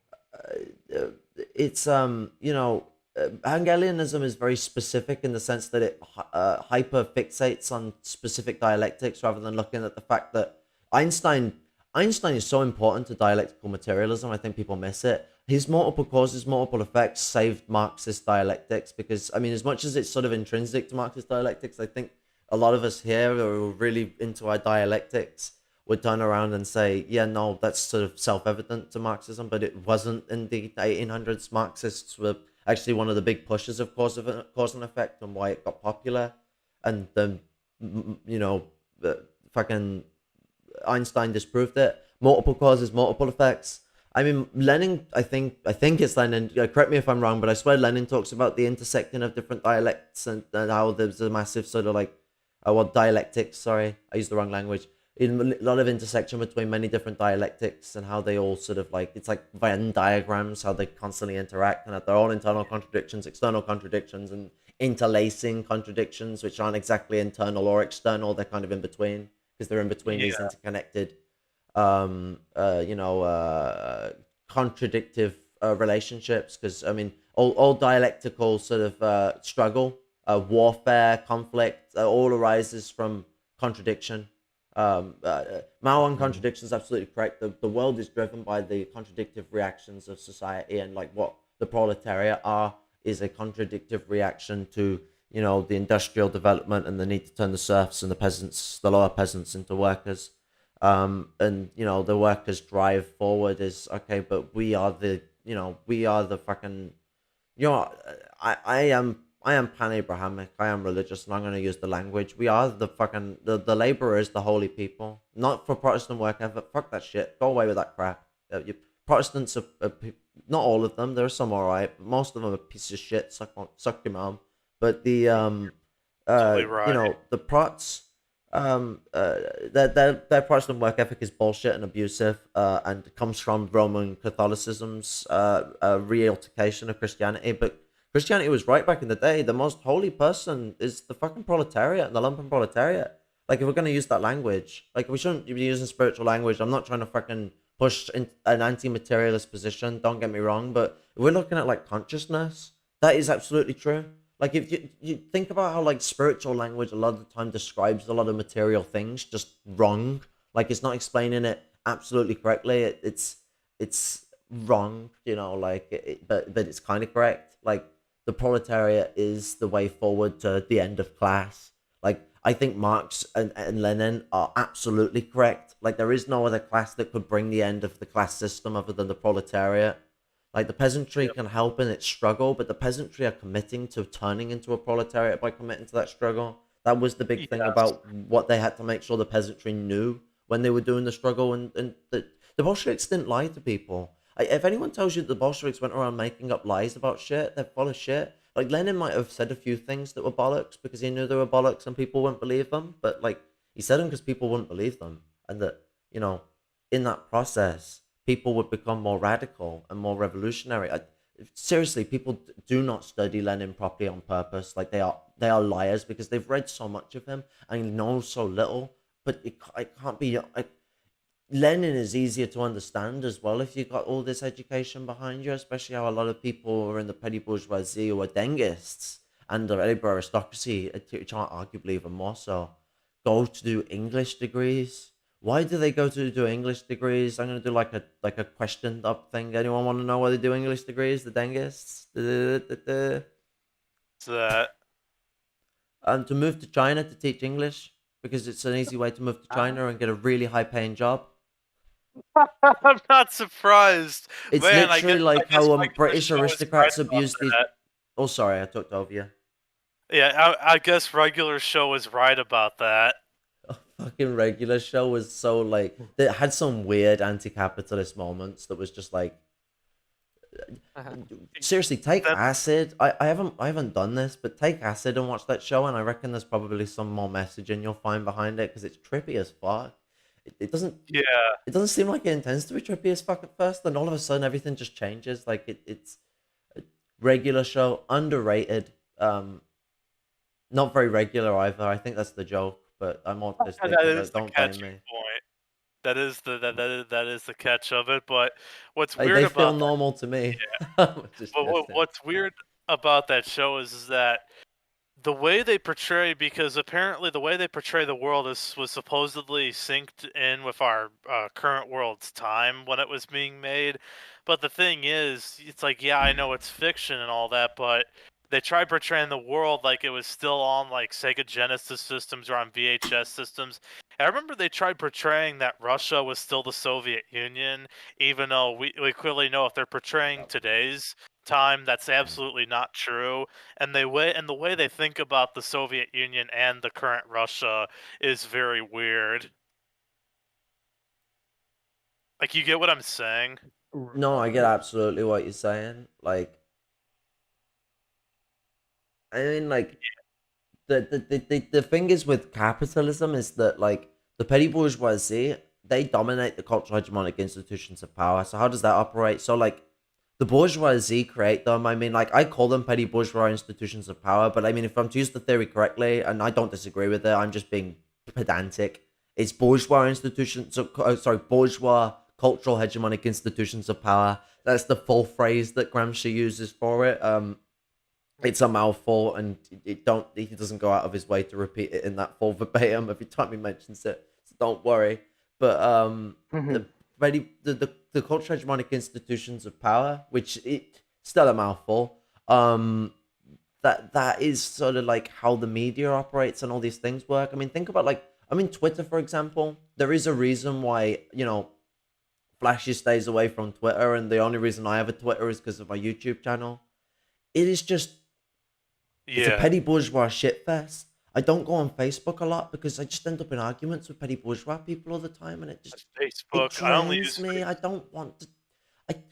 So the problem with being autistic is you can't help it. You see someone make a shitty argument, you feel you have to correct it. It's a really bad thing, and it pushes a lot of chauvinism at times. Like, it's something that we have to control, and I try and keep under control as much as possible. But sometimes I get a bit keyboard warrioric. Especially when it comes to like the colonial struggle and all that stuff. But that comes to the loss of my own Celtic heritage through cultural assimilation. Like, I've got blessed, people like Lumpen-Celt and other blessed Celtic comrades who are helping me find a way to rekindle with that culture. As he said to me when I was teary-eyed trying to explain the situation to him, because I find it quite hard. Like, it's kind of scary, with the way that, like, everyone attacks people who are like assimilated as like not having a right back of return, yet the people who you come from want you to return. You feel like they wouldn't. Like, I had someone who was Roma who was speaking like that, and like, it was upsetting. It was dark, but like, the guy recognizes he's a Roma, but it's like I just never fit in if I ever got with those people, and it's like, but they are your people, man. Like, it was heartbreaking. But one of the reasons why I connect well with comrades like Falcone and native comrades who are being assimilated themselves is because of my past history of my family. My Irish and Scottish heritage was assimilated into Anglo heritage. It was taken away from me, and it call it fucking what you want, but you know, I've had a lot of calls in life where I've been in really wrong places. I mean, like, here's a thing to take with me regarding why my life went. So, like, when I was like a fascist, I had my racism knocked like a year or two. It was 2 years before I took the acid and went through like the maddest, like not like crazy and like I went to different places. No, no, no, no, no. Like fuck that idea of acid out of your head because it's wrong. I Yeah. I had like just a trip really for the most part, like most of the time. Like we did coke for the well, I did coke for the first time. It wasn't everyone else's first time. I even shared out my line in two halves to the other people, my third line, because you know I'm not a rampant fucking drug addict. I don't need to snort all the cocaine. It was my first time, and it was some of the strongest coke I ever had. It was straight from South Africa. South Africa, sorry, South America. I do this all the time. I've done Oh yeah, every time I yeah. do it, I'm on stream as well. But what's it? It was towards the end of the night. Like, I mean, I'd already had my mate jest to me about like how you're never gonna feel the same again, which probably would have happened anyway if I didn't have this experience. But I think I'd have still been same old dirty fascist me if I hadn't had the experience. So listen up. What went on was I evaluated my entire being. You know, so here's the thing with acid, because it messes with like your neurological sort of like stabilization. It destabilizes the neurology. That would be a better way wording it. Let me word things better. It acid destabilizes the neurology, so your brain doesn't filter things anymore. It just lets things go. So like time is not properly managed, so you get a little more thinking time with how you think about things. Your eyes don't filter out the incorrect images it creates. So that's where you trip and see Right. things, because your eyes are showing all the mistakes that your brain filters out, because your brain's not filtering them out anymore. Our eyes are dumb as fuck, but our brains are really fucking smart. I mean, the image is upside down before the brain flips it up, you know? Um, Yeah. but, you know, it's one of them things again, like how humans are like computers. But, when you're like that in that state, so what ended up happening is I evaluated my whole life. Now it's not so simple as just like, oh, I had some thoughts about stuff. No, no, no, no. This isn't like just tapping into your memory, you know, forcing yourself to have some experience. No, I sat in the chair as the night ended and things began to fade, and I thought about everything. I went through everything. I suffer with PTSD, so it's not unusual. I went through experiences, while tripping, of my past, and I evaluated myself, and I was disgusted. I was a monster. The things I was into, the things that I supported throughout my life, regardless of what I'd done to push away from them around those times, it doesn't matter. Like I was disgusted, and but you know, like obviously my idea was I need to change from this.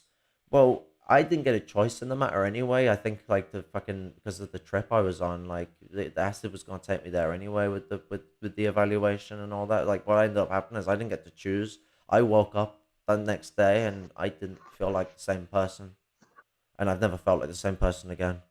And I have this past, I have all these experiences, and I still remember the experiences, I still remember all these things, but what I see, what I feel, it all feels new, it all feels different. And that was how I ended up feeling lost in places I knew really well, and I had to rebuild how I felt about things, everything, how I experienced and understood things. My entire reality was crushed because when I took it and I analyzed my reality, I realized my reality was fucking crazy. It was insane. It was fascist, disgusting, pig, anti-Semitic, dirty crap, and it's a scar on my life that I wish I never had to bear. But it's taught me a lot, and you know, like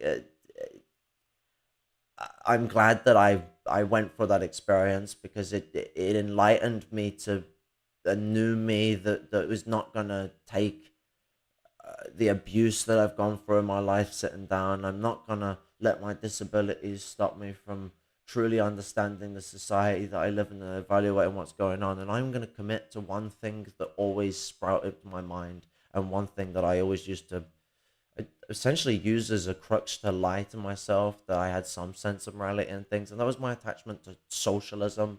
I didn't fully understand it, but every even the fascists mention the proletariat or the workers. So whenever I've heard about socialism, it's always been attracted to me, regardless of the kind. I think you already know the dangers of what happened with that. So I had a bit Okay. of a stumbly Yeah. time getting away from fascism at first because I had like this weird like 2 months of being into Prussian socialism. I didn't understand anything about it. Don't think I knew much about it. Like I was just some edgy person who was still into the Germans and weird crap like that. I was going through some weird situations around that time.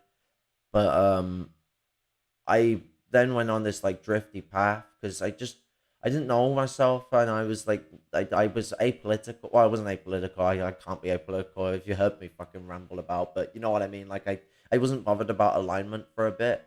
Um, but it's like 6 weeks at most. And I was just like dissociating and going through a nightmare and just running away from sort of going to my education and shit like that and eventually getting kicked out for joining a communist party, which was sort of basically what happened over this time. Is eventually I had a sociology lesson where I was listening to my music for the most part because the teacher understood I was going through a hard time. So he says, as long as I'm not bothering people, I'm all right. But during like video sequences and talking sequences, I gotta take them out. So he's about to show us this shit about Marx. So I gotta take my headphones out.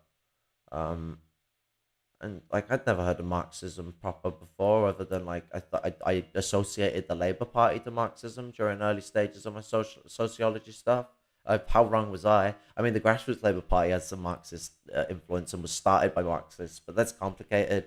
I mean, if I remember rightly, at one point Marx and Engels were in the grassroots Labour Party, but I'm getting convulsified. The point is that I fell out of favor with everything and eventually lost my education. But at one time in sociology, I was sitting in the class and I had to watch this. Has anyone watched that crappy Mario Marx video? Now I'm on MLM Third Worldist. It's shit, but you know the video I'm on about where it describes orthodox Marxism using Mario. But I think I heard about it before. I never saw that, but it sounds funny. What the fuck? Yeah. yeah, it was weird, but it was like it was genuinely like I was going. As much as I thank the fact that I got away from who the fuck I was before and feel like a renewed person and managed to push myself forward in life and got away from a really suicidal part of my life that was really fucking dark. You know, like what's it? Shit. The Marxism, like it, you know, for how romantic. To be honest, I don't like that word. It's too romanistic. Is there a better word for romantic? There's a fuck it, I'm gonna be pedantic. Fuck the pedantry. It might sound a bit romantic, but the Marxism that very day, it wasn't like eventually I learned it and found it as a light. That just I tried to like just be docile and sort of not really that bothered about the video at first. You know, I was in a really depressive state. You got to remember, like, as much as I thank the changes that are going on. See, I remember where I was going now. Here we go. As much as I thank the fact that I made all those changes and I got that chance forward, it was the most hellish time of my life. Can you really imagine? Like, it's not like being lost somewhere, you know, because you're discombobulated. I mean, like, I was in places that I memorially know I've been a million times. I consciously know I've been there a million times, but everything about it felt like I'd never been there before. You feel lost, but you know exactly where you are and exactly where you're going. It was a crazy part of my life and it was horrible. It was hell. But you know, and I was very depressed. And so lessons and learning I was very sort of struggling to with. I have ADHD, it was not treated at the time, so I couldn't write essays that I had to do. I get told to write an essay in a lesson, I just sit there blank, not knowing how to start. I don't know how to do it. Like I can type a paragraph of shit just on the fly, but I can't directly push myself towards an essay. It's always really pissed me off. But that way with mathematics. You know, I then heard this geezer talking about Marx, and the video was making, you know, it was Mario and all the gummy noises and all this stuff like that. So it's going to attract your eyes as well. And I was hearing all this stuff about the working class, and like, you know, it made National Socialism and all that crap look as the full bullshit that it is. Because like Marxism was straight up like not just like, oh, we need better things for the proletariat, which actually went to the aristocracy if you look at why Nazi Germany behaved. Although the proletariat still did benefit off of the genocide of the Jews and the Roma and the Slavs. Don't believe the people who obfuscate that. But what Right. was I saying? Because I was on a point and I got lost in over clarification again. You were talking about that one video where they showcase Marx. Oh yeah, so like I was I was so lost, but it gave me a way out, and you know, I found out that my obsession with contradictions and solving them and having to break things down and look at things in their intersected material form and how everything constantly relates to everything and you can't just separate it from reality was actually already, you know, fairly dialectical materialist. I mean, I had a lot of dialectical idealism, of course, because you can't avoid that shit if you're not, you know, strict on your philosophy as a dialectician, you know. But I already sort of get in there, and most autistic people I know are really like that. Like and this is not me trying to say they're super people or anything like that. Don't fucking gaslight me, fat socks. Fuck you. No, we're not. We're fucking retards. We're in America are actually classified as retards. No, jokes aside of me abusing the fact that I have the R card and I'm not afraid to use it. Autistic people have over left side brain activity. So we are more analytical. The left side of the frontal lobe is the analytical side of the lobe. We have a better advantage of understanding Marxism. That's just the case. So don't be a bitches about it. We're not trying to say that we're better than you, but we are better than you. Seriously though, every based middle class Marxist, petty bourgeois Marxist I've come across is fucking autistic or like at least some form of like neurodivergence, and I'm like, oh my god, like blessed. I always find it great because you'll be interacting with them and I'm like, wait, this person's autistic too. Yes. Now it might not mean that they're the most likely people to go out, but I mean, look at the right wing as well. A lot of the people who are the first people to go right wing are also autistic. I mean, I'm not trying to say that this just goes the one way. No. There is a good reason why I was very easily attracted into fascism from the age of 6. People need to stop undermining the fact that kids get into fascism young and it's just kids being kids. Shut the fuck up. Now, if you don't teach your kids right, they will go wrong. That is the way of the fucking thumb. Like the people that are turning around and like having a problem because of things like MRN Youth are scumbags. Do you know what MRN Youth is? Let me explain MRN Youth to people because it's really important. MRN Youth is an organization run by the youth for the youth. MRN does not meddle in what they do other than ensuring that they're, you know, in consistency with our line, because that's at least the we expect of Maoists. But that's not really something that's demanded. That's just a common relationship, you know, sort of aspect, because it's not something we need to demand. It's a principled sort of position that we get along on with. So we have a line that's held between us. But MRN Youth is a separate entity that's run by the youth just to support the youth. It's an umbrella for them to put their positions out however they want, regardless of whether we agree with them or not. I must repeat that, regardless of whether we agree with them or not. People need to stop being bitches just because they might say something you don't like. Criticize them and criticize them fairly. They're fucking teenagers that want to get into communism. Why are you telling them to fuck off and go enjoy their aristocratic life?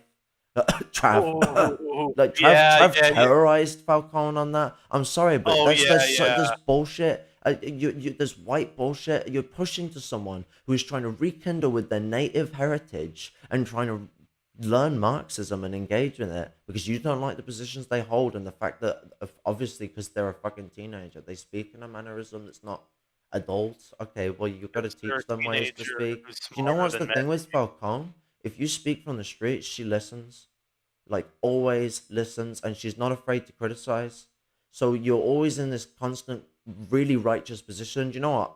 A lot of MRN can be a pain in the ass. Do you know who has really never been a pain in the ass for me other than once in the early times? And I was a pain in the ass as well, so I kind of was part of the cause for it. Falcone.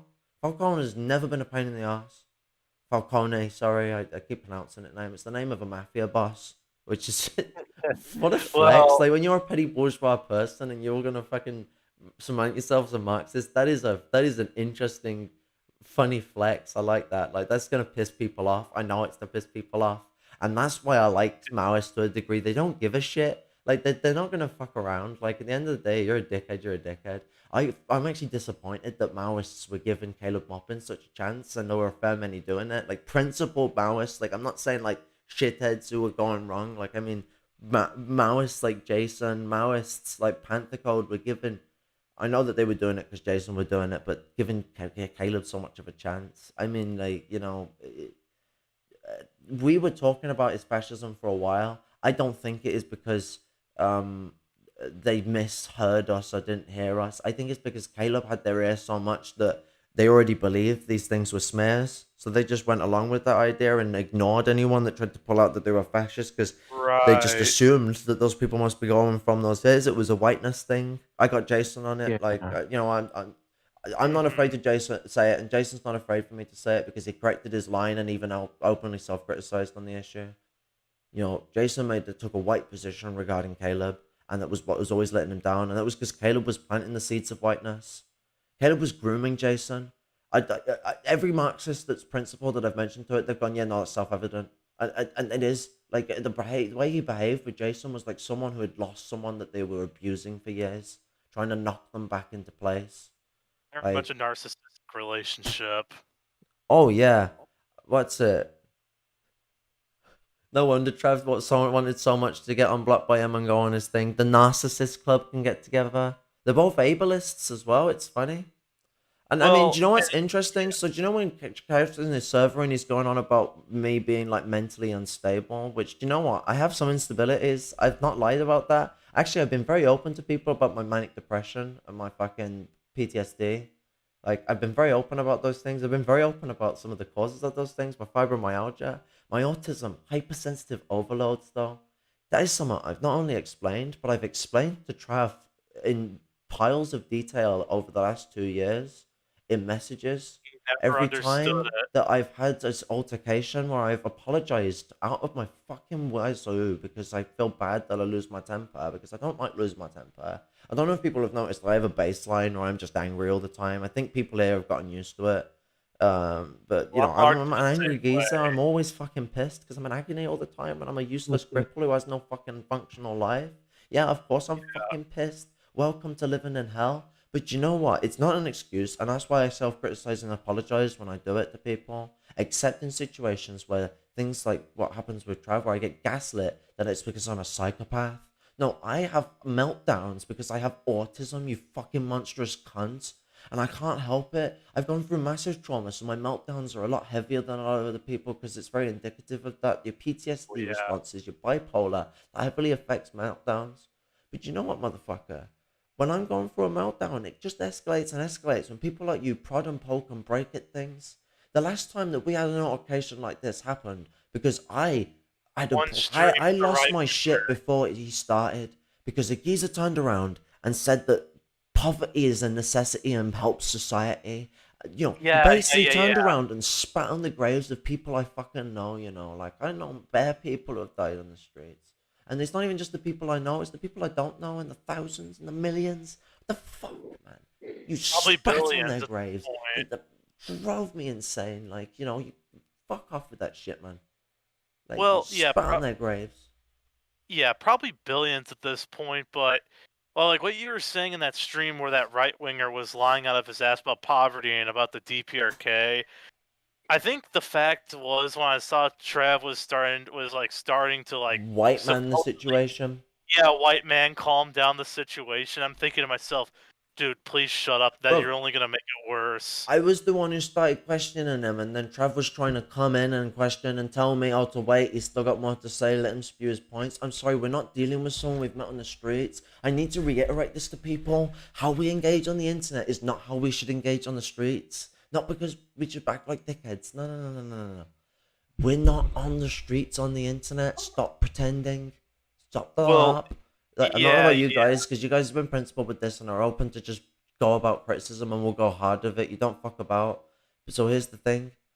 You know, it's not about, like, on the internet, we're not dealing with unconscious people who are uneducated on politics when you're engaging with people who are interested in politics. This is what we're dealing with. The people on the internet who aren't interested in politics will not speak with you or engage with you. You will not see them, people. They're not interested in politics. It is not like engaging with people on the street where it comes up in conversation.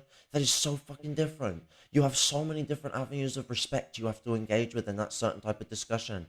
And you know what? If someone starts saying really heavy anti-Semitic shit and it's not because they're incidentally being led on by someone and they're a horrible person, you have all right to be a dickhead to them in public.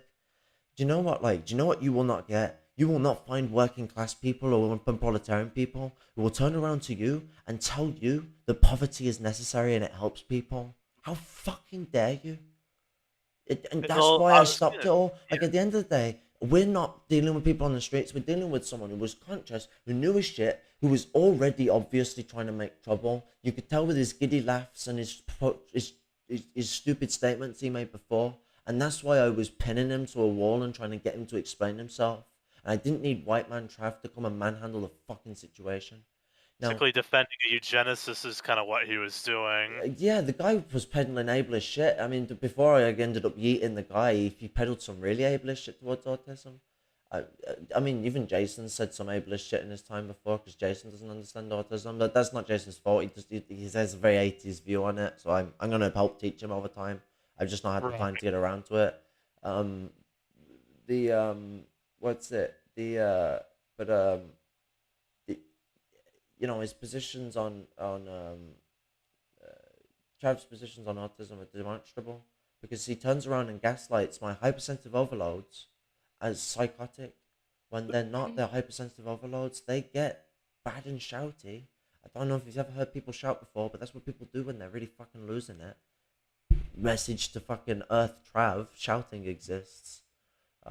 You might not have known that living with your aristocrat wife, but shouting exists.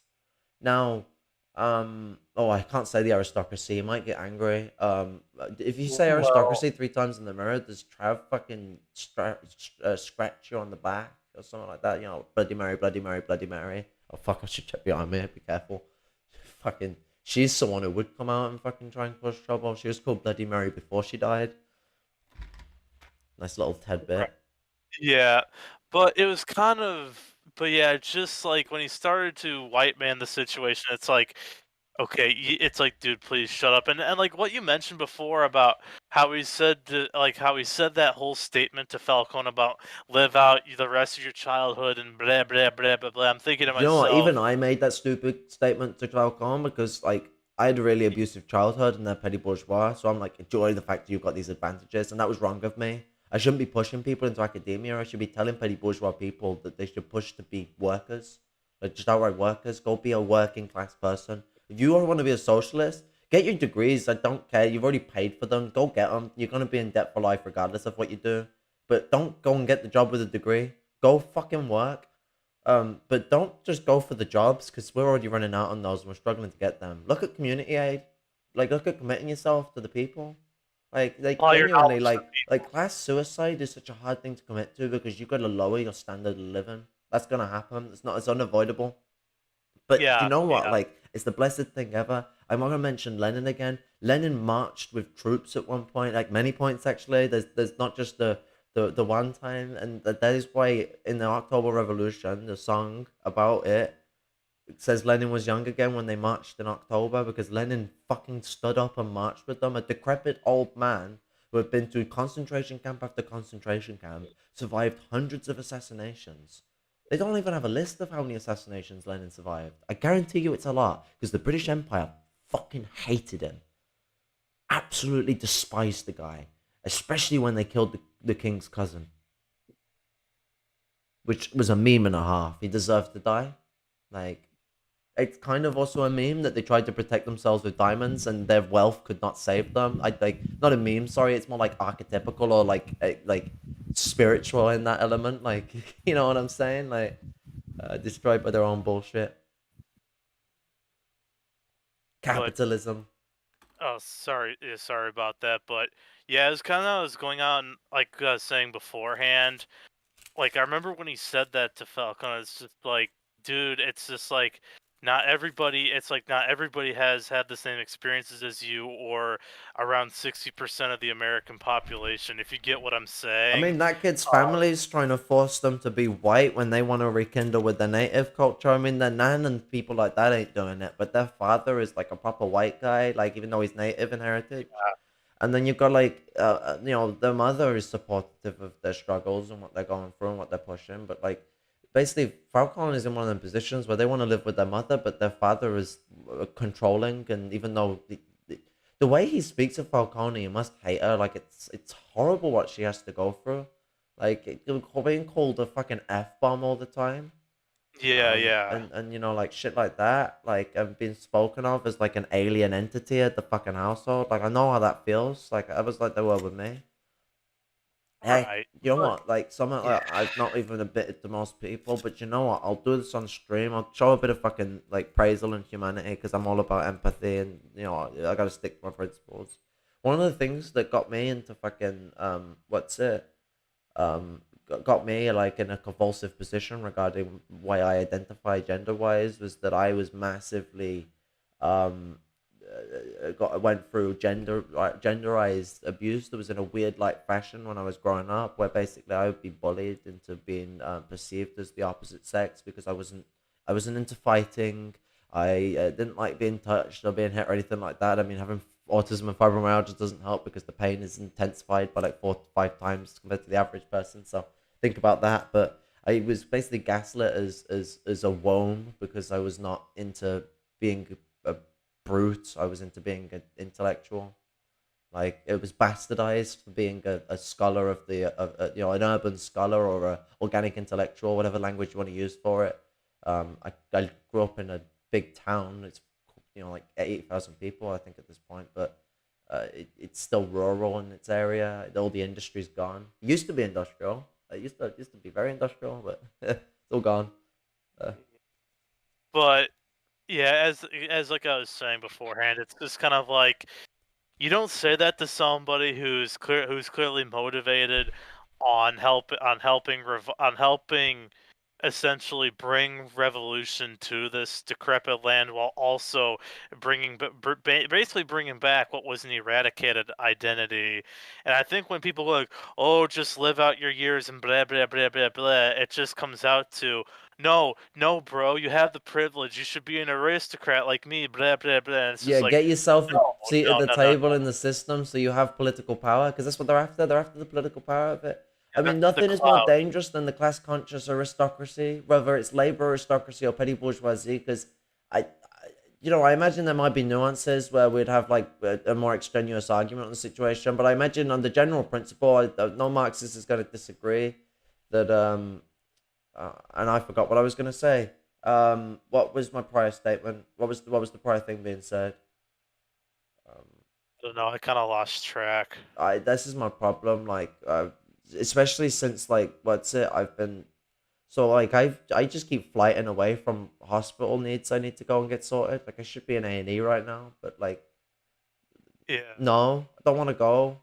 Like I don't think you guys understand how much it terrifies the fuck out of me. The eugenicists that sprawl around as doctors there. Like some of them aren't. Some of them are the most lovely people on earth, but that's some, Yeah, not but most. there's still those eugenicist assholes. They make the majority. I mean, they conglomerate it. You know, autism is still debated upon as to what it represents and what it is in our community, and the different definitions are massively used and widely used. And a lot of doctors don't believe it exists, thinks it's just some attention-seeking shit. Other doctors think autistic people are only people who are completely, utterly retarded, when even though evidence goes to show that actually people who are quote-unquote low-function autism are not only able to do amazing feats that the neurotypicals can't even fucking do, but they it's usually a different condition that's caused them to have that low functioning tendency, not autism. Like I hate to be that guy. Definitely not autism. It's usually Neurological development doesn't fucking work like that. right. And I was gonna say what usually causes people to be lower functioning is usually more of like mental retardation or Down syndrome. Trauma as well. Like if you go for a lot of trauma, it can fuck you over. Like Oh, I would be physical trauma, clarified as high yeah. functioning, but fuck me, like if you got me in my worst times of when I was going for my trauma, like fuck me, my head was as scrambled as a fucking rock. Like I get, you know, for all the trauma and pain I go through living my life, the one thing I'm glad I say is I got my own roof over my head, even if I don't look after it very well. Yeah, Oh god, but Caleb's yeah, gonna just take that out of trauma too. context. I'm gonna be one of those messy anarchists that he doesn't like or some shit. He's gonna call. I'm He's gonna probably shit gonna on call you a Caleb's floor. slaughter. He's probably gonna call you a squatter, which should be no surprise given how much of a classist and white asshole he really is. Hey, noob man, do you think like me and Caleb can get like the reactionary things Ho just said about fucking Mao going on between us, like a dialect going on? He calls me a fucking lumpen shit monkey who craps on the floor and wipes me ass with my own sleeve, and I can call him a fucking racist, fascist, white supremacist, petty bourgeois chipmunk that fucking Oh God. it owns hundreds of thousands of dollars but sucks dick for bus fare and still walks home.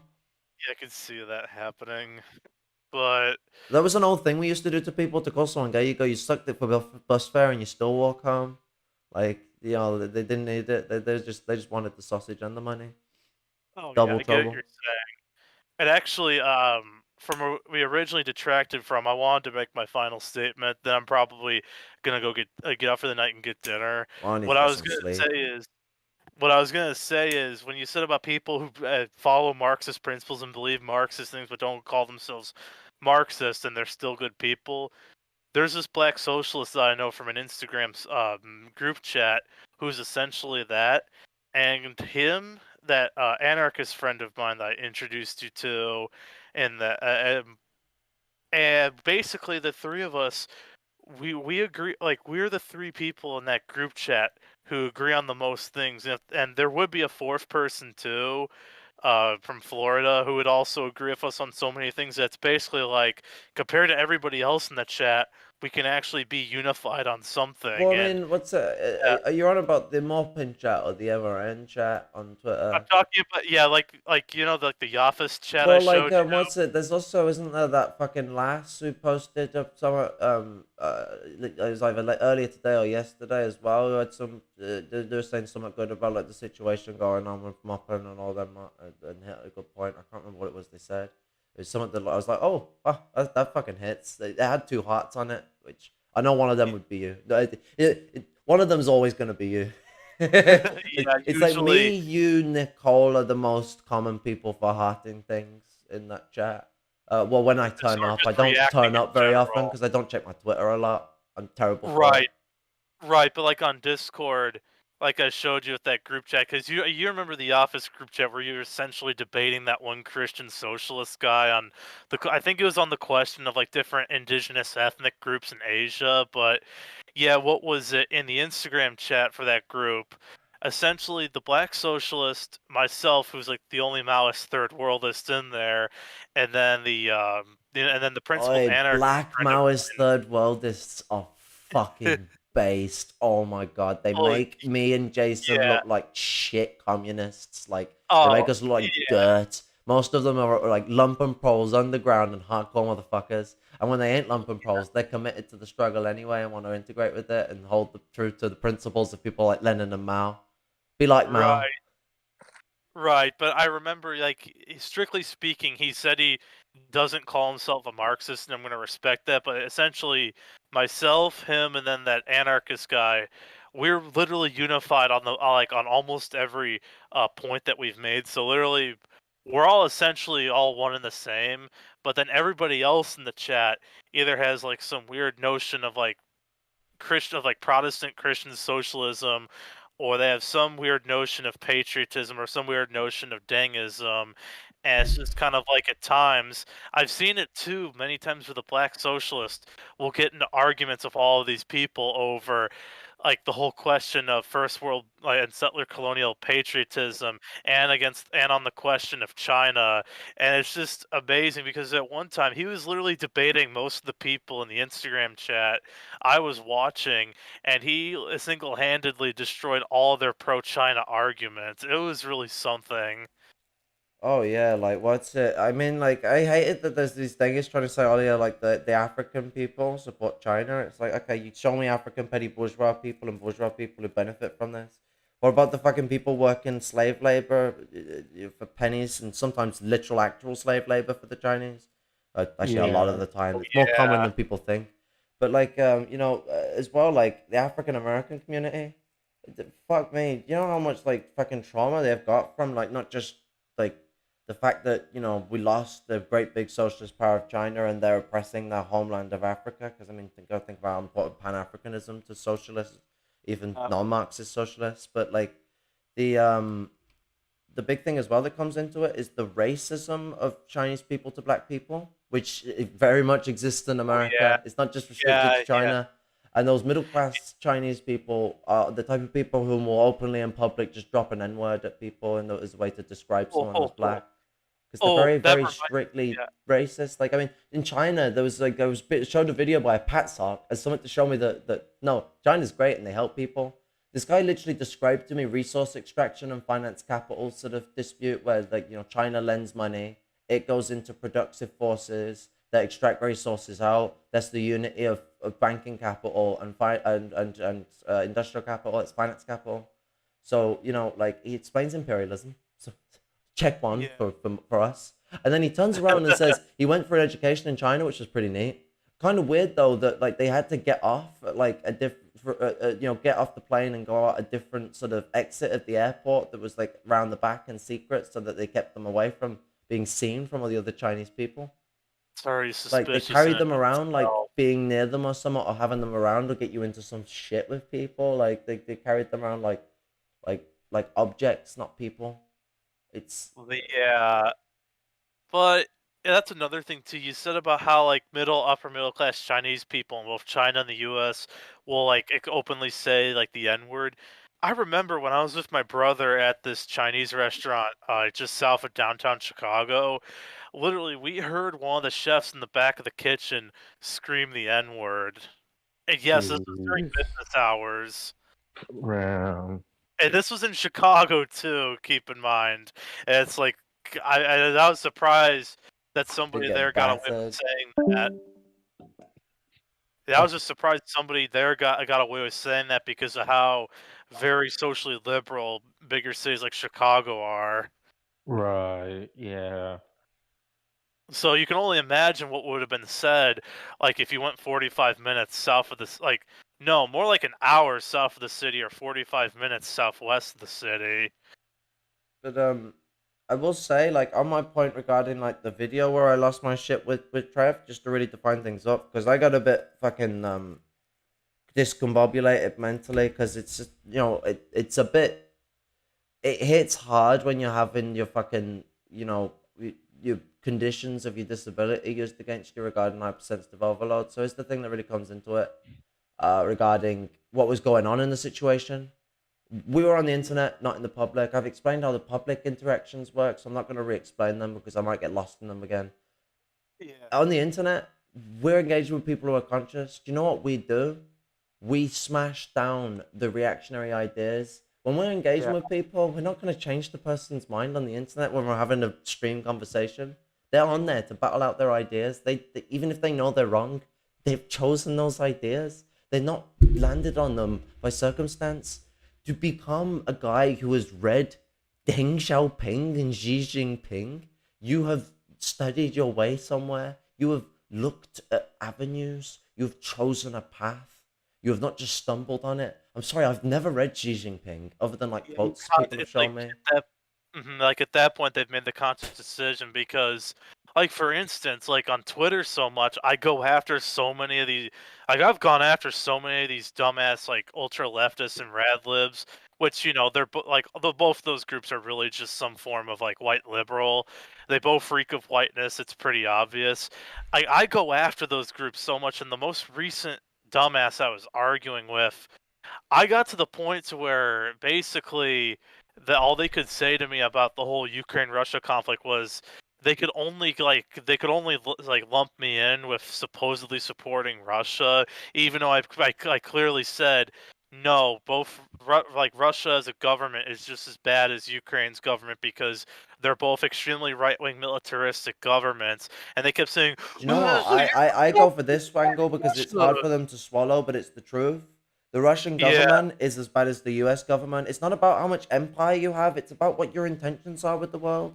Do you think Lenin would turn around and say that, like, the US, like, how the Dengists do, the Russia is lesser than the US? So, like, the US was fucking terrible in 1910. 1917, you know, like around the times Lenin was writing this book, or he was like, oh yeah, the US, they're gonna be next. They're gonna be the next big imperial power. It was gonna be Russia, but revolution.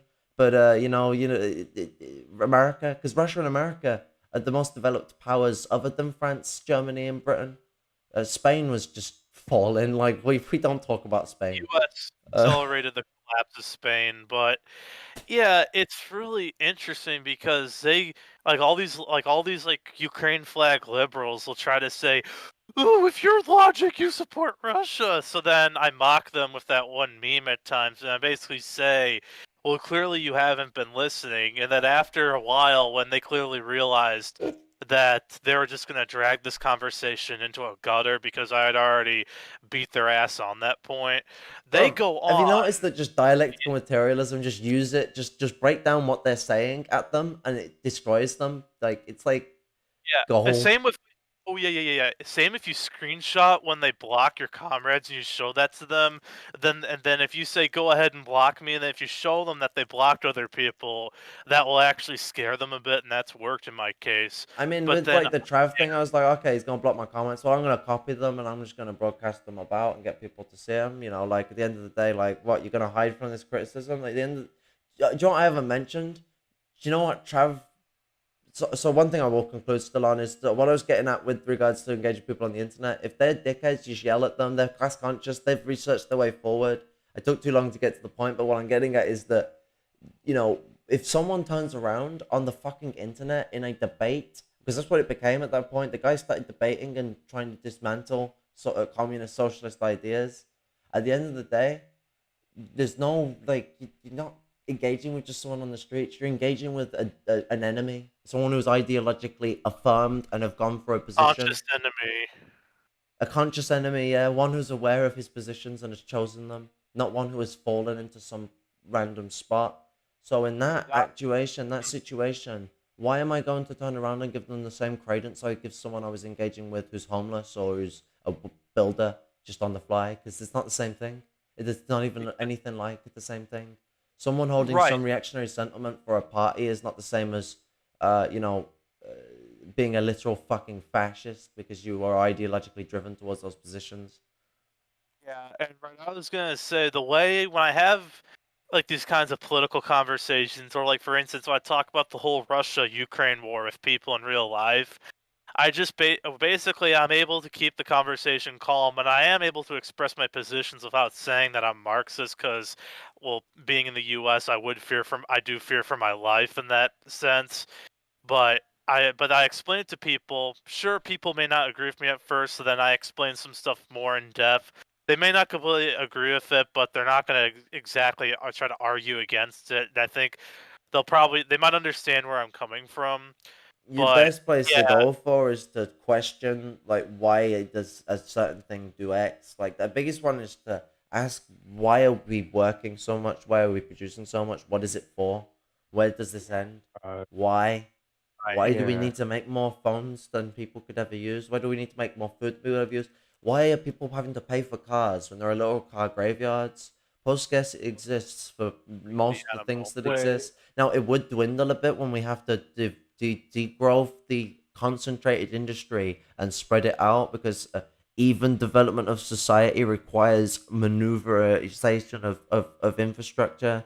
You can't just, make everything else as industrial as the concentrated infrastructure, because the concentrated infrastructure is incompatible with the type of infrastructure we're going for. And when you spread the infrastructure out regarding industry and agriculture in that mannerism, you save so much space. It takes up less space. There's less factories conglomerated to a single area, so towns don't get covered in fogs. Like, genuinely, true Marxism is a town, in like a communist, it's full communist state. Sorry, but socialism should be like this as well, in my opinion. Should be a town-based system. There shouldn't be any cities. Cities are a concentrated form of societal organization that is very bourgeois. You could say, oh, towns just come from cities. No, they're not the same. Towns have a more rural integration with the way in which they operate, especially if no cities exist.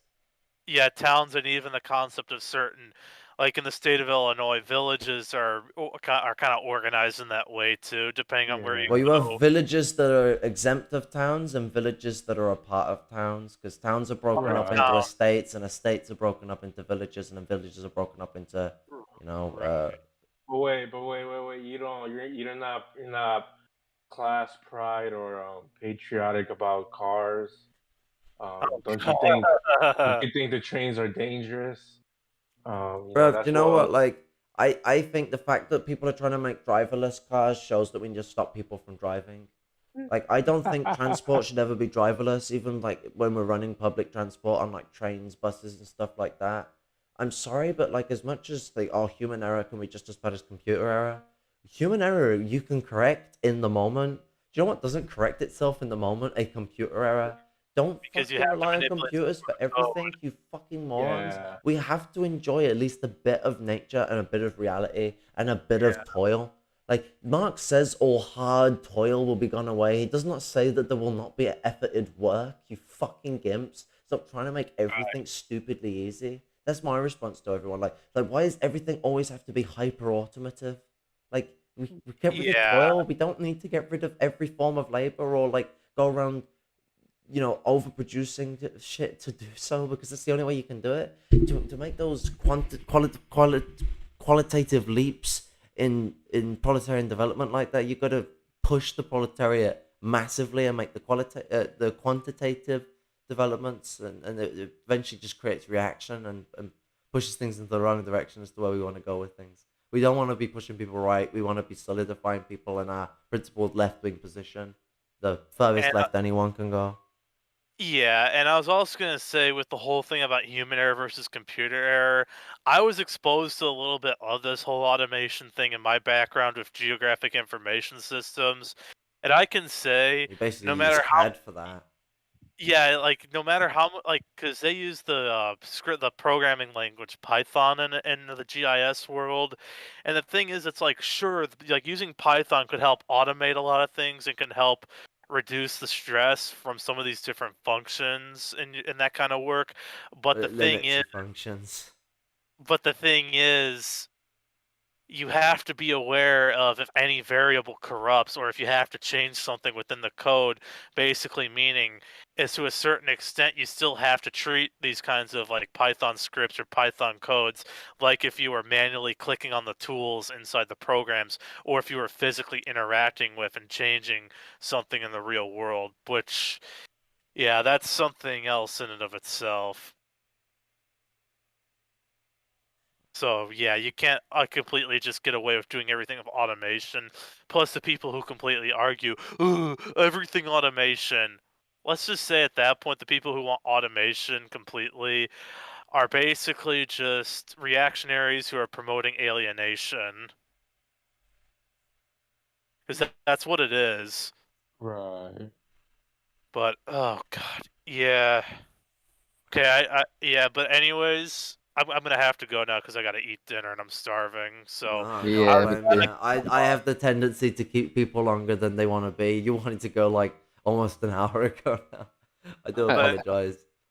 yeah, it was nice talking to everybody here, but I'm That's gonna always go good eat. talking. I don't get a chance to speak to you as much. Like at one point, we were only like speaking in text, and it was almost like weird. I was like, "How's it gonna sound?" And you sound suspiciously like Dark Xenovia.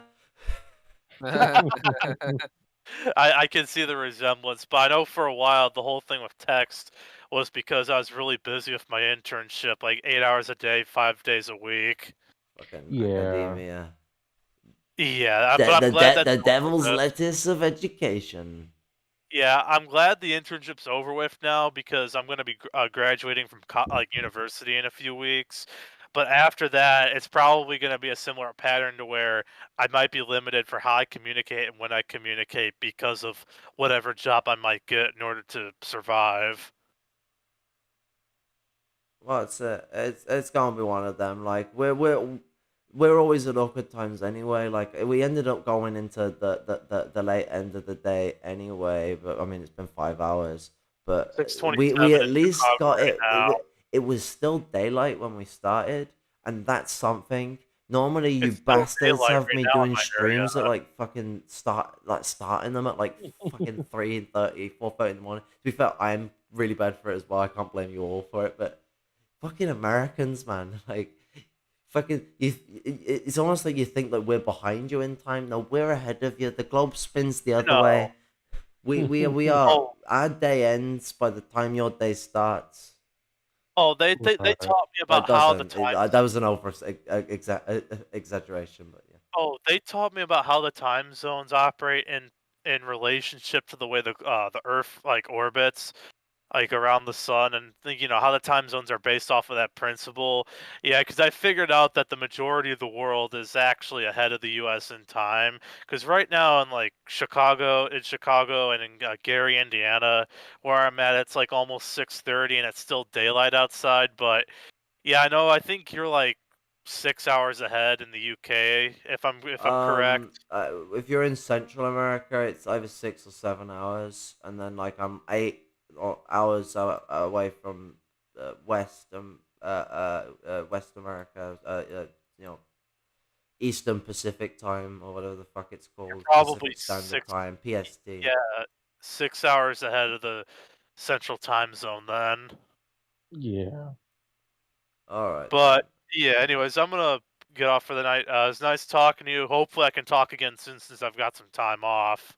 Oh yeah, absolutely. What's it? I'm gonna be trying cranking out because I know I keep fucking flighting from it because I'm terrified of the hospital, but I'm hoping to go next week after I get paid, pay my brother, get some shit sorted, and get myself because I mean I can't be here with these biting flies. I mean I've literally got, I'm not exaggerating, thousands of bites on my arms, my feet, my ass, and fucking everything else. So Yeah, you definitely want to get that treated. yeah, trust me. And then I've got like all the other injuries that already needed A&E support. So Yeah.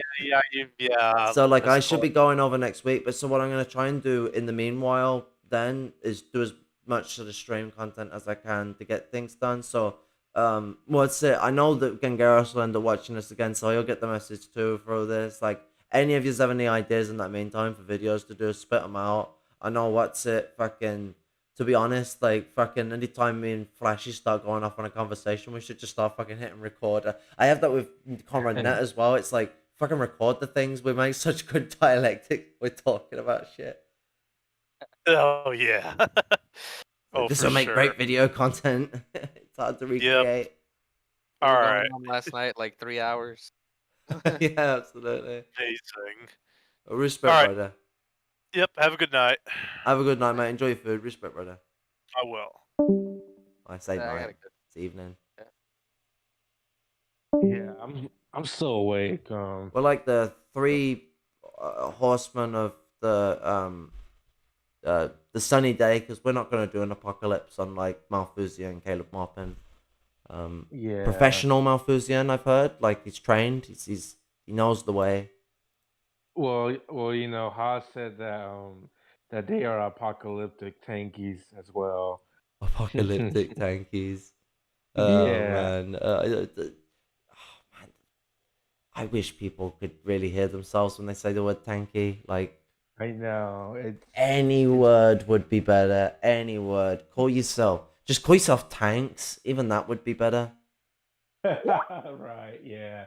I mean, I guess they could call themselves Yellowstone socialists, although it sounds goofy too, honestly. Yeah, it really is, you know, and this whole like petty bourgeois farmer shit is like out of control. And it's not even just the Pat Sox guilty of this shit. There's even so-called leftists out there taking the opportunism. Sorry, I got flies in my ear. Yeah. Biting midges, they like to crawl around to find somewhere to bite, and sometimes that ends up being inside your ear. Now, never shove things down your ear when you've got something in there, but I've been dealing with these bastards and irritate me enough. I don't give a shit anymore. This is bad practice. Don't try this at home. with the flies, yeah. The Well, with sticking midges. things down your ear when you got flies in your ear, it's bad. It's not a good idea, but I'm trying to kill the bastard.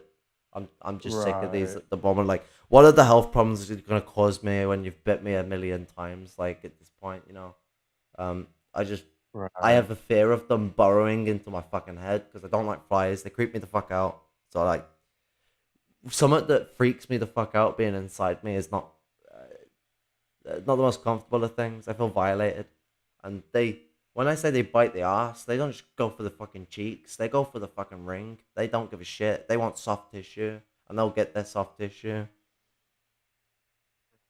Yeah. Yeah, I saw that video yesterday. I was like, damn, that's some scary shit. And they're like doing the whole microscope into it. You won't feel the bite until it's already flown away. Like that's how effective its saliva is at stopping you from feeling it. Um, Mm-hmm. you know, I'll even have moments where I'll feel my hair flick when they've flown away, because it's really I easy to see. feel things when they fly away because they put a lot more force on things than they do when they land or when they're moving around. Um, Right. and you know, because they're really fat and full of blood, they've drunk twice their own body weight in blood. They Right. need to get a bit of air to fly, so getting on top of a hair is an easy way to fly away. I see. Fortunately, they don't seem Yeah. to fly away for long because I've got thousands of bites, and they start off. So here's the thing with them. Now, it might be fucking impossible to see them on my arm because this camera is shit. Yeah, it is. It just looks like a fucking pale white blob. So there are some that you might be able to see that are like fucking scabs. But the light is terrible. But they look like little blobs there. And they don't seem like much. These are some of the most painful bites that you can get from these types of flies. It's not as painful as a horsefly bite, but it's more itchy than a horsefly bite. Way more itchy than a horsefly bite, but not as painful. Horseflies are horrible. Look up how horseflies bite, because this is the same way, but they're smaller and really itchy and really painful. And horseflies, they bite you on like the neck or the shoulders, which is not a nice place to get bitten, but they do not bite you on the arsehole or the dick. That is something that I will give to horseflies that you can't give to sandflies or fucking biting midges. Yeah. And the bites. So what I'm trying to get at as well is the ones that have turned into those little blood spots. That's not the initial bite. That's not their first bite. They have bit several times in places to get their blood, to get the little blob that comes out. You know when they're zoomed in and you see the blood pour out when they suck the thing sucking through. That microscope thing he's got looking on it has got it really massively zoomed in. You cannot, if anything, barely see that blood spot when zoomed out. His hairs are huge in that zoom in. Like, Right. you know, and so it starts off as these like little marks that heal up really quickly because while there will be blood pouring out of it, it's tiny, and your healing rate is based on how much you've injured yourself. So if these are tiny little midges and they're only making little cuts, regardless of how painful and how itchy those cuts are, they start off quite small, and then next thing you know, you have like these big cuts in you from where they've constantly been going to the same spot, like as well as millions of little marks that look similar to the other cuts that you've had. They've gone down there, and I mean some of the marks on me as well. The bumps and lumps and stuff might not even be just bites. They might have um, what's it type 4 which isn't talked about much. Type 4 herpes, which can be transmitted by sandflies, which is like scabies and shit like that. It's like horrible shit. Don't want it. I had scabies when I was a kid. Nasty business. But that's the thing. Like, you know, I'm gonna be open with this. I don't care that I'm streaming. I don't care that this is embarrassing shit. Because at the end of the day, people learn from these struggles, and well, I don't. Apparently, I don't seem to learn my lesson. But when you're dealing with an infestation of flies like this, you're gonna get vectored with diseases, especially if they're sandflies. Right. Yeah. Meningitis is something I can get from this. Actually, meningitis is what's associated with the type 4 herpes. Type 4 herpes is a form of meningitis. All of them are actually. But it's not type 2 or type 1, which is the normal ones you're dealing with. I can't remember what the fuck type 3 is. Right. But I don't know. I don't know about that. But that's the fucking game of the situation. I have to deal with these flies. They may have given me diseases. They may have not. I hope they haven't. But I'm not optimistic. When flies have come from drains and they have bit you thousands of times, I mean, what's your fucking... where does it go from there but down? Downhill.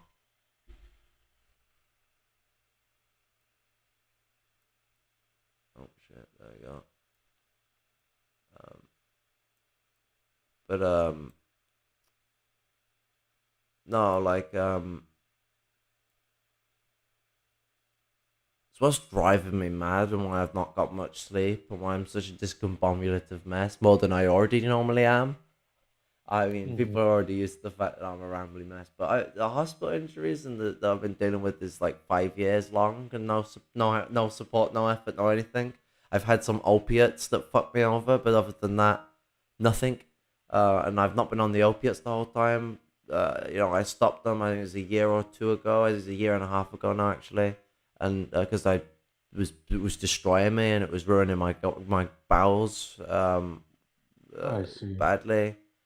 So I quit it, and so now I've been having no pain relief other than the odd time I go back to having one or two tramadols, which is the opiate, because I had a whole pack when I decided not to have any more, and so I've just been whittling away at that every now and then when I really can't handle it.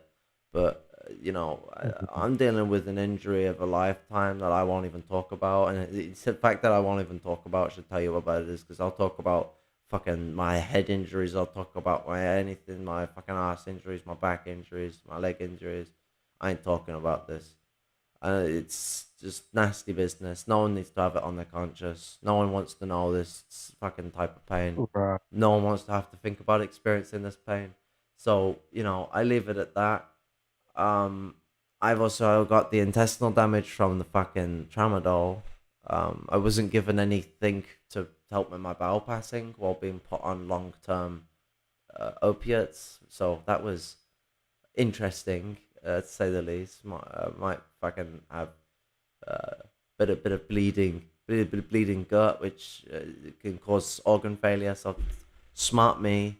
I am the smarty. How do you do?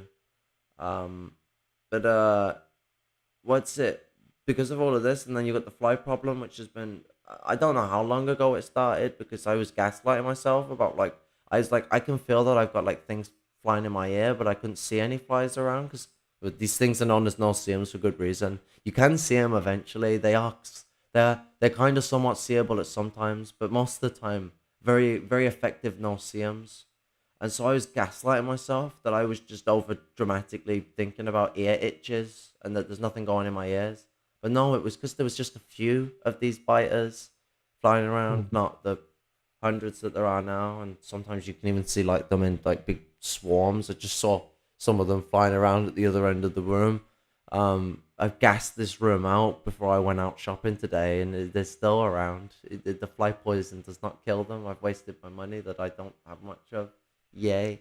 But between all that, I don't get much sleep. I don't get very nice rest. I have to sit funny on chairs to have any sense of comfort. I'm constantly trapping blood vessels and damaging muscle tissue. And I should have been operated on at least 3 years ago. So it's been a rocky road for me, and it's put a lot of stress on me. And that's one of the reasons why, in these streams, and that's sort of why I'm over explaining this, because I feel bad, but I also feel like I know where I'm gonna get taken out of context and treated like a dickhead, because I talk like a rambly maniac at times because I just can't English properly. I just have to roll off the tongue, and it's been really hard for me to be consistently thought and thunk with the state I'm in. And as you'd notice, I sometimes just say random shit when I'm passing out. Like I'll be getting to stages where I'm starting to lose focus, and I start to pass out, and I don't know what I'm saying, but I'll continue talking. I'm not in a healthy state. You probably might say that I should take a fucking break, but gotta get shit done before I disappear, because I might be away for a long time. But But you know, I don't like the fact that I'm a rambly mess. Things go on for hours a lot of the time, not just because we have a lot to say, but because I can't consistently say my things properly, as I've not consistently very said this part properly, interestingly enough. Uh, the irony is not lost on me. But what's it? I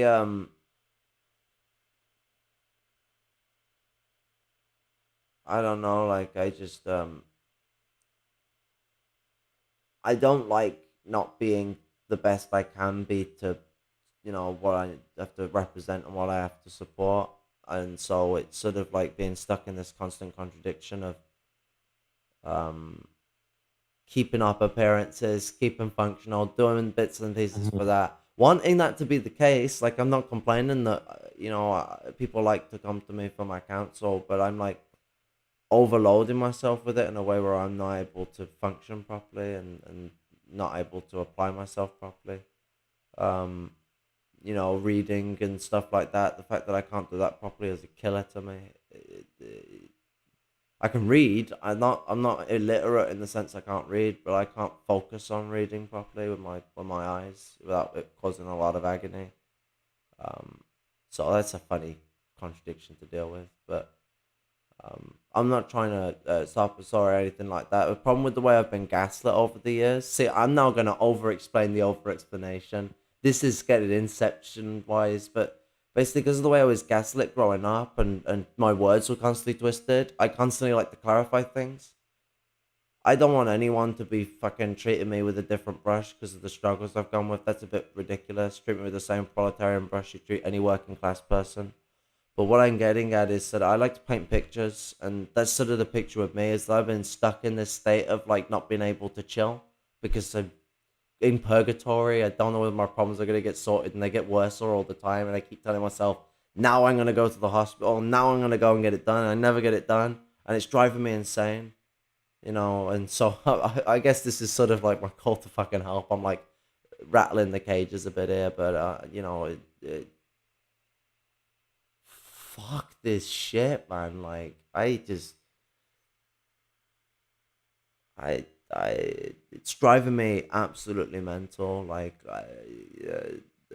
and it's not like going into the hospitals is any better. They terrify the shit out of me, and then you know, I gotta have extensive operations done on me with people who see me as fucking useless filth. That's a waste of resources. I don't expect it to be done properly. It's one thing after another that which makes me a paranoid dickhead and look for excuses to avoid getting into where I need to be because I'm too afraid. Um, the, the, the, but sorry for that mad ramble. I'm just not fucking. I'm going through a lot of stress, so I'm just sort of offloading a bit here. Maybe people get an interesting picture of the situation because it's been dire for a long time and now it's just got more drastically. Respect, Shannon. Thanks for the solidarity. It's you know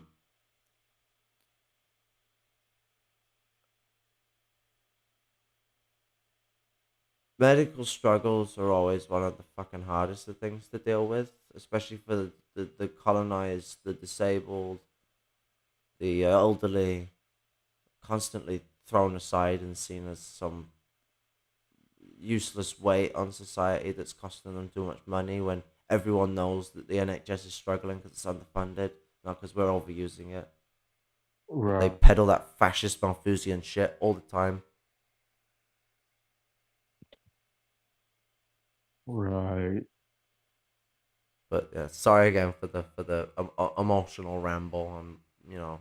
No, it's all good. I'm around good comrades, so I'm sort of forgetting the fact that I'm even live, and I guess it's a good example of to pull out people. I'm just forgetting about the fact that I'm live and just going from the heart on this because I'm around good comrades. You give me respect, I give you respect back, and you know, right. let you into the door of where I'm going. It's some of the I've wanted to speak to people more in private with and get more sort of directed with anyway, but I avoid these things. I just talk about them archetypically within discussions where it makes more sense. I'm now taking the advantage to be more offloadish than I already normally am. Manic depression, it's fucking great fun, I'm telling you. Just in case my autism made my tone understandable, then that was sarcasm. Um, Fucking autism and the bane of the unchanging tone of voice. Yeah. Fucking flies fucking pissing me off.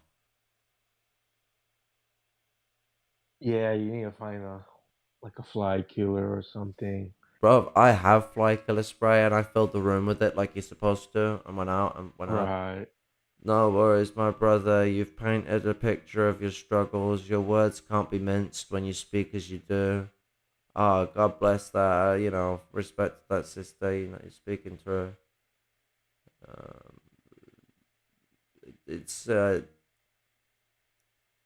everyone on here in the middle class are constantly like playing this pseudo like oppression Olympics with it. I feel afraid that like I'm coming across like that when I'm speaking about my own struggles. Like they've made it hard to speak about your own struggles because they gaslight us as doing that too when they want to fucking expand their borders on how they disregard people's positions, interests, relations, and other things that are going on in their life. And so I try and keep myself from being in any form melodramatic or unmodest. They try and inform modesty.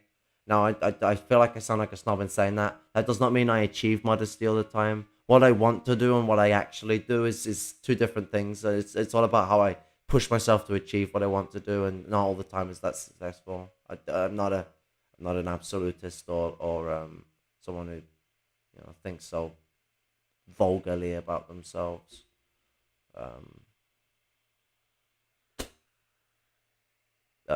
I think one of my biggest fucking helpers, although it's been my biggest Achilles heel at the same time, is I fucking hate myself. So, that's a good start.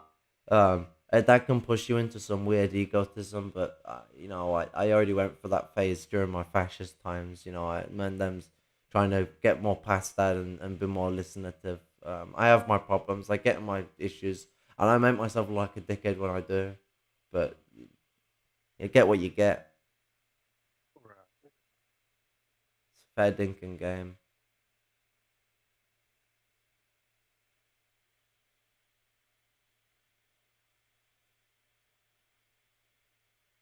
Oh, Social Henshin was in the chat. I didn't see that.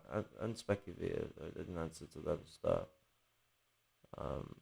What's up, comrades? Just got out of work so I can stop lurking and start commenting. Lol. Bad Empanada has a good video about the grey zone and total anti-Americanism as a substitution for a political program. I'm careful with Bad Empanada just because the guy is like, hit or miss, but that video is a good video, you are correct. Maupin very strangely refuses this grey zone thinking with American nationalism. Yeah. I mean, they play a very similar game. Glenn Greenwald and Caleb Maupin and, funnily enough, Jimmy Dore too. They sit in a very similar pocket together in the way that they operate. Bad Empanada on the whole is whack, but that's a good video. See, you're already ahead of me. Yes, that Trav community post was just another display of Trav's opportunity. See how far behind I am with the comments. I didn't even go fully back. Like, I missed loads of comments in this stream. I normally answer as much of them as I can. I feel bad. Especially Anarchist Direct Democracy was putting loads of things up. But, yes, that's Trav's community post was just another display of Trav's opportunism. Yeah, I agree. I think my Chinese parents are racist against black people. My coworker drives me home. He drives like a maniac, and I know he's not the exception in North America. No, yeah, that's quite the norm around here too. Like, fucking, we got a lot of people around here who drive like utter fucking lunatics. Yeah, my mom drives like it. She's in a fucking front wheel drive, tiny little fucking Nissan, like I think it's a Micra. It's a tiny little hatchback. And Yeah, she drives I like a don't. fucking maniac. I'm like, Mom, you're gonna roll a fucking car with it, and I'm inside it. Like, you're gonna roll the Yeah, car. Let me get the fuck out of it first. Drive like a maniac. You're gonna get what maniac drivers get, and it's gonna be the nastiest crash of your life, and you'll regret it because you will never fucking walk again afterwards. Or unless you're lucky, like my mate who had a spine injury that he would never walk again from, and was walking again in a week. But uh, fucking, jeez. he's a fucking soldier when it comes to fucking surviving shit. Yeah, yeah. It's very dangerous out here in Texas or California. People don't drive well, especially in rain or snow. I don't drive, so I'm if I'm not taking the bus, I'm used to being a pedestrian basically. And I don't ride bikes either. I like Ever. catching the bus more than going in a car. Yeah, I agree. I do like the trains, like um, They can be a bit crowded, trains compared to buses. I mean, buses can be overpacked too, but a lot of the time you're guaranteed to get an empty. Trains are only empty at really weird times. I mean, to be fair, right. most of the time I catch a train is at really awkward times. So there are times I catch it with shit, but every time I get a return back home and I'm on my way back home, train's always so fucking packed that I'm the one fucking standing up with a fucking walking stick while fucking people are sitting down and all comfy and all that. And Yeah, I'm just having to enjoy the ride standing up. You might have some nice person who might offer you their seat, and I'm not expecting people to do that. I feel ill at that, even though I probably should, considering I'm disabled. But like, it's kind of common decency because they won't even do it for a lot of elderly people. Right? Like, yo, come on, guys, why are you racing for seats? Could you guys explain how these petty bourgeois Maupinites fell for his grift in the first place? I genuinely do not understand how these people don't see through his bullshit. They're in the game, so I mean, not all of them, but a lot of them, if not most of them, are petty bourgeois people consolidating on petty bourgeois class consciousness. So the thing is with neo yeah, feudalism and fascism and all those sort of weird third positionist ideologies is that to call them capitalist would be a bit reductionist. So they are I in agree. essence a lot of the time capitalist, but the essence of neo feudalism as the third position as to what it really is. It's not just fascism; it's neo feudalism. Is feudal. It's a neo feudal conglomeration that utilizes the developed system of capitalism for a feudal enterprise. Like know, uh, it's the basically what the actual Great Reset is to fascists. That's them being able to restart liberalism to before liberalism started. That's why the Yeah, anarcho-capitalists push for the mercantile era, even though they're supposed to be anarchists. Supposed to be being right. doing a lot of fucking legwork there. Oh, Yeah, that's for sure.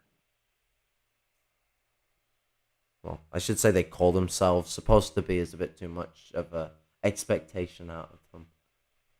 They call Right, themselves socialists.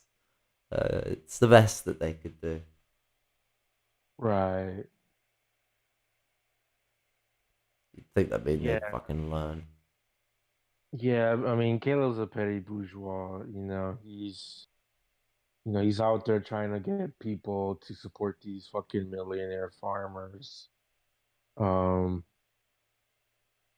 I mean, he doesn't have the interest of the working class, certainly not the proletariat. Oh, guys, he does news presenting. You trying to tell me that a job that's worth $100,000 or more is not, um, you know, a working class job?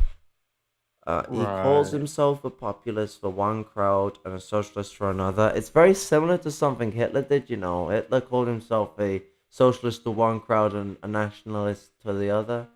Now, like, um, with Maupin as well, one thing to keep in mind.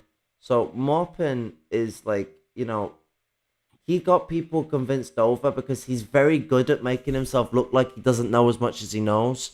Now, not all the time is this the case. A lot of the time he goofs up and makes himself look like a moron. I mean, what's it? Um, Yeah. I think the guy's prescribed amphetamine because he always looks wired when he's doing his videos. Like, I'm not trying to say like he's taking it as a legal drug. I mean, like he's probably ADHD and taking it because I'm looking at guy's fucking dilated ass pupils and his over eccentric, fast mouth, rambliness talking. I mean, I'm prescribed it. I'm supposed to take it. I maybe now and then. I don't like it. As someone who's abused MDMA and amphetamine in my past, I'm like, like if why are you giving me this? What there's other options. To be fair, I kind of asked for it, but fuck off. There's other options. I want to take the other options. Try something new. Yeah, I mean, but he's definitely prescribed shit like that, and he's always this hyper attenuative sort of reactionary guy. But this guy's against marijuana, but he's fine with taking amphetamine. Like, what the fuck is the double standard here? Exactly. And I mean, look at the way he gets mad in the video. He just gets all red and like sparky red, and he's like, common fucking sense, folks. And, Bro, are you trying to tell me that the uh, the imperialist nation gets poorer when it loses its empire? Like, right? Seriously, really take it in. Caleb makes it all about like nobody has to get poorer. It's all for people. We're gonna consolidate the system. We're gonna come together. It's interesting. Right. Consolidate around the system. Consolidate around the system. Sorry. I wonder what that means. Right. What was I going at? I had something to say. What was the prior thing? I had something really good then. About the empire and how the empire gets poor or the people in it. Sorry, what was that again? I couldn't hear you over the fan of my computer. About how the people get poor when the empire is losing. Oh shit, yeah. So like that is a self-evident thing. Like that's pretty fucking self-evident. Right. Yeah, and he doesn't. Yeah, he doesn't. He wants to get bailed out, and that's why he's pushing this whole. You can get rich off of socialism. What's the other one? Billionaire Marxists. I mean, that was mad. Like the fact that people let that slide. He's literally saying like, you can get rich off of socialism. But I will say one thing as well to Shannon's point. Like, so with the MLs and and even the fucking, I can't believe Maoists supported him. I did the one idiot thing where I saw him once and I was like, oh, hopefully he becomes decent at some point. And then I saw him on Jason's channel in the debate, and I was like, oh, this guy's a fucking right winger. This guy's fucked. So here's the thing. The reason why those people got fooled was because Caleb's very good at pretending to be a moron. And so, like, he acts like someone who doesn't know as much as he knows, but also shows that he knows a lot. And so he seems like someone who's promising. He acts like someone who could be built upon, but he's already built upon. He's already there. He's already read the books you're going to advise him to read. He's a guy who's monotonously read through Capital, for fuck's sake. Like, Yeah. He knows what he's talking about. He knows the system. He knows socialism and what it actually is and what it actually isn't. And what he's supporting and what that actually is. He's not a moron. I can't believe that he's one of the people who's just blindly flying in directions. Like, it's just the way it is to these folk. Yeah, I agree there for sure. I mean, he's well read up for sure. He knows what he's doing. Occasionally he slips up. I mean, he did that kind of recently with yeah, they're making profit, but they're selling fucking food, folks. Craziness. Yeah, just keep supporting petty bourgeois farmers. I had someone message me, or ask to be my contact on Skype. I have no idea who they are. Yeah, I don't use Skype. Except,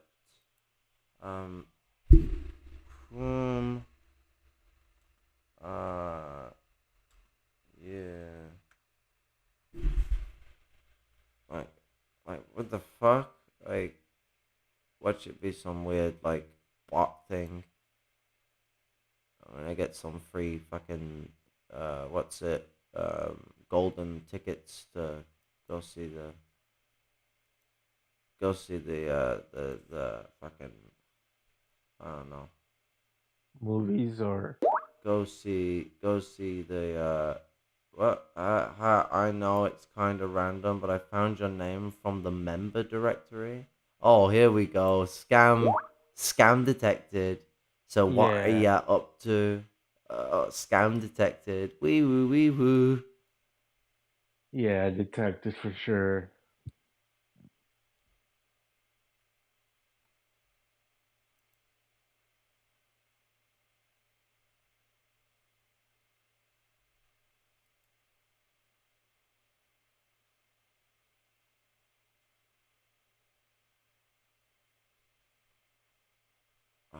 What's it?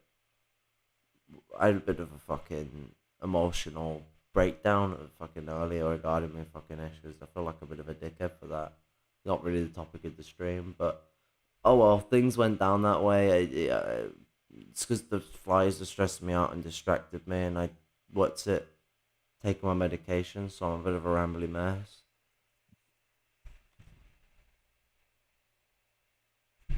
But I'm honest about it. I ain't gonna fucking hide it. Like, I own my shit. That's one thing I'll say for myself. Like, for all the embarrassment, for all the sniping and gaslighting and strawmanning I know is going to come my way because they're always looking for ways to make me look like a dickhead.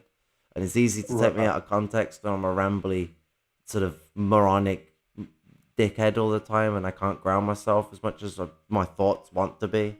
It's one of my biggest contradictions. So, like, it all goes full circle constantly with me, and I'm in this constant fucking loop of problems. Contradictions coming down on me. So this was not the video it ended up going to be. I was expecting to like drop in straight away. We get to the video, we cover it, but then it was like 2.5 hours later, and it's like, oh well, we haven't even done the video yet, have we? Yeah, I know. We got there like within I think the 4th hour maybe, or 5th hour, honestly. Well, I lost track because I think I've been in here an hour before the stream. But yeah. We speak, we listen. Yeah, we got to like 37 seconds of the video. Yeah, we did not get far. Yeah. Caleb Maupin is that obnoxious. I mean, we were already pretty pissed 5 seconds into the video. Right. Shannon says, do you guys have any reading suggestions for learning more about the Third World is Lying? I'm terrible for reading suggestions. You're best asking Jason for that. Yeah, I agree there as well. What's it like? Jason has his own works. I think he still has a website with his books on. I'm not sure where his books are available somewhere for free. He's got some books that some of them are on Third World, some other the more of them are consolidations of Marxism or using media to explain different functions of capitalism. So they're alright books for sort of branching out your mindset, but a lot of what I know about Marxism, I'll be honest with you, comes from my learning as I've gone along. Like, I've read books, but I've not read all of the books, if you know what I'm saying. Like, yeah, I'm massively backlogged on things and keep getting more and more books, and some of them more than others I want to read sooner. Like, I've got to finish a lot of works by Lin Biao and other people like that, but then I'm like, oh, well, I want to cover anti-Turing first, even though I'm already halfway through works for Lin Biao. This is the problem that comes with reading, especially when you can't focus on paper without it hurting your eyes and head, even though I apparently don't need glasses. So I don't know what the fuck that is, because the words aren't blurry. It just hurts to read. Yeah, I feel you there. And I've been spoiled with audiobooks since they came out on Amazon. But then I've been getting used to the audiobooks now on like. Oh, we always just always more books back when I was growing up. So like I was used. That's why I had to try and force my way through. But books that were just page for page, loads of words and had no image to it, it was always hard to get through the monotony of it. Like, I can go for the pain, with works that are more broken up. But I mean, even stuff like that, it was a pain in the ass. Like diagrams of animals are the worst. Lines that are drawn onto arrows, basically arrows to point to like, okay, this is the tail, or this is this bone, and this is this spleen, etc. The writing will be written in really fine, small black writing, and it's some of the headache-inducing writing to read. Right.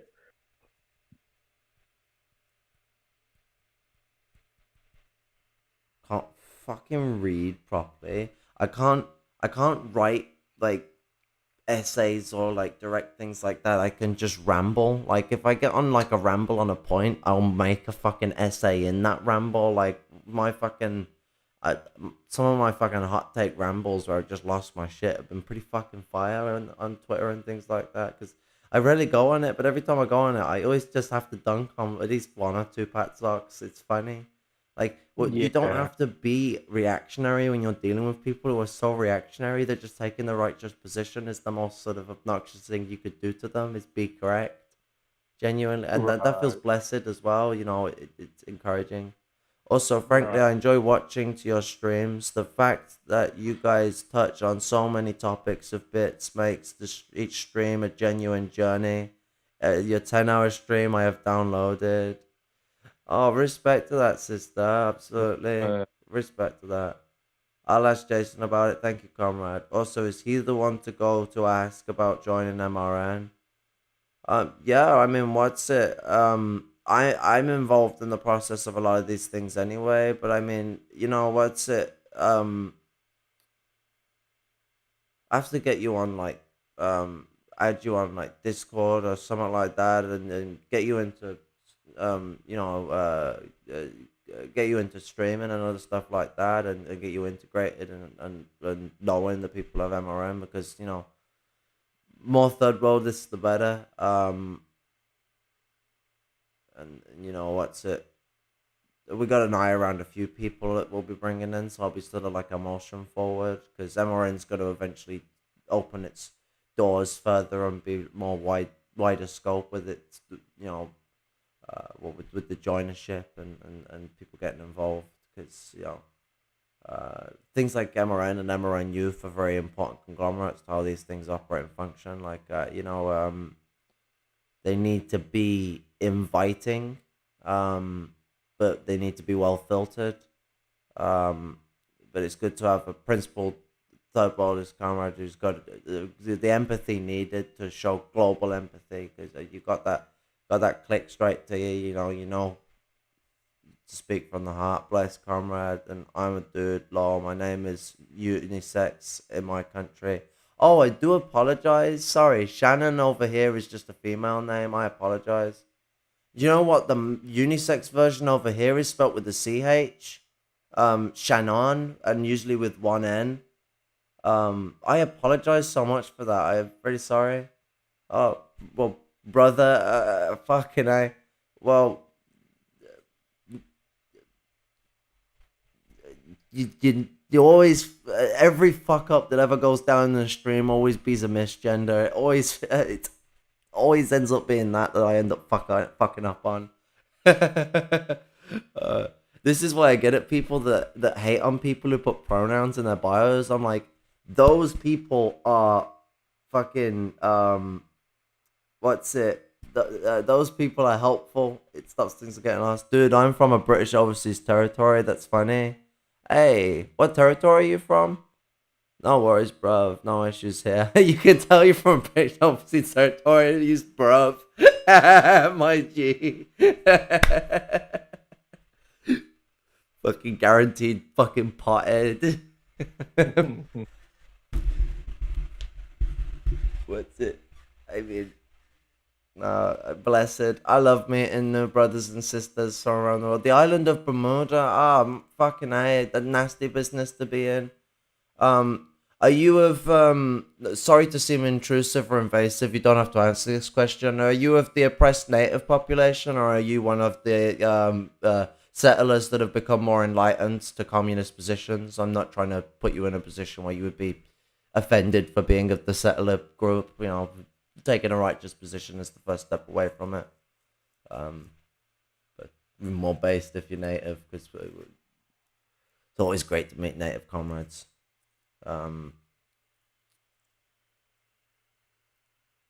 Oppressed comrade, aye, blessed things. Do you know what as well? Like, because MRM went a bit tight up when we had the problems with Conor Gillis, because they got a bit, you know, it's reciting a lot of trauma, like that Jason's gone through dealing with these dickheads on the internet, just repetitively terrorizing him.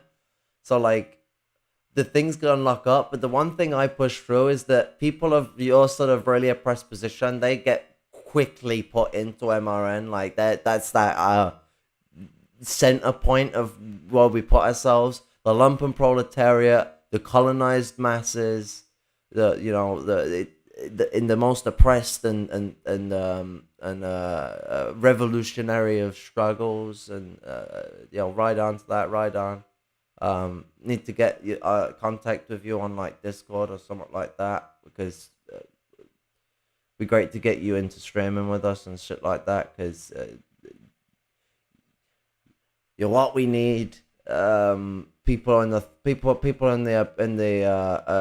oppressed nations who are third worldists, who are pushing shit forward and showing shit as it is. You get to speak more from a perspective that has a greater viewpoint of the reality of capitalism. I mean, even those of us in the lumpen proletariat who don't exist in capitalist realism still have to deal with the contradictions of being in a society that is built and justified and survives on and thrives on its capitalist realism. Capitalist realism exists less the further out you go, especially when you're watching Bermuda be used as a holiday space for some of the most wealthiest of British imperialists for fucking well over centuries now. It's where a lot of the monarchs and royals like to go for their holidays too.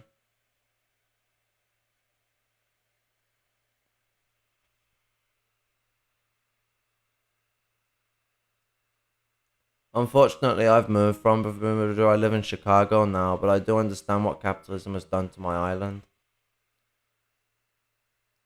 Heck, I mean, the fact that you're in Chicago now really hits hard. Nothing feels worse than being taken away from home because of circumstance. Because the only reason why anyone would want to fucking move to America, circumstance. Fuck America. Hard part in Chicago as well, because Chicago is like the police city of America, if I remember rightly. Yeah. It's one of them, really. Isn't Chicago in Illinois? Or am I getting confused? Yeah, it's in Illinois. It's by the water of the lake. Goddamn Central America. Well, Central of North America, not to be confused with the continent, Central America. Although, I mean, Mexico's classified as Central America, so I guess you could argue some of the south of the US is part of the start of Central America if you want to be a pedantic little dickhead. I mean, it's not really being a dickhead, but it's just being a pedant, but it's fun to call pedants dickheads, okay? Indeed, I wanted to go catch hands with the Maupinites when they came here. Oh man, fucking hell, that'd get you in fucking trouble with the way they are around there, though. Like, you get the police called on you if you started like getting stressy with them, or not even like fighting with them, not even like actually throwing fists, or getting into a squabble. Just the fact that you could come in sharply, because I mean, coming from an oppressed position, even if you've had the capacity and to move away from your oppressed background, you still have that background to you, that aspect of looking at things. So when you're coming at it very similarly to how the lumpen proletariat operate and our engagement with these people, we're not going to take shit, and we're very pissy people when we get fucked about with. As soon as you raise any form of temper, just in the fact of justification, because they've been speaking to you like you're a dickhead. Caleb's done his usual condescending run and spoken to you like you're a fucking were born yesterday and don't know anything about the fucking world. You righteously react to that mistreatment. They'll then treat you like you're actually a physical aggressor that's trying to fucking attack them. guarantee ya, that typical white middle class bullshit, where as soon as someone raises their voice, it's like they're fucking gone to stab you. So what the fuck? Dirty business.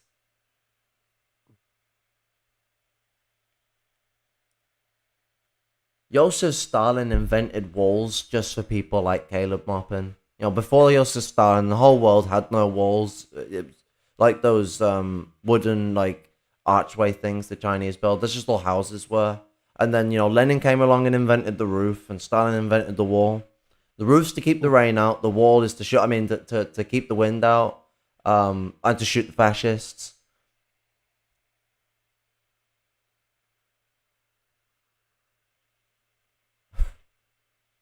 You know, I find it funny being like that. Yeah, you know, Stalin's great invention of the wall was for just for this purpose.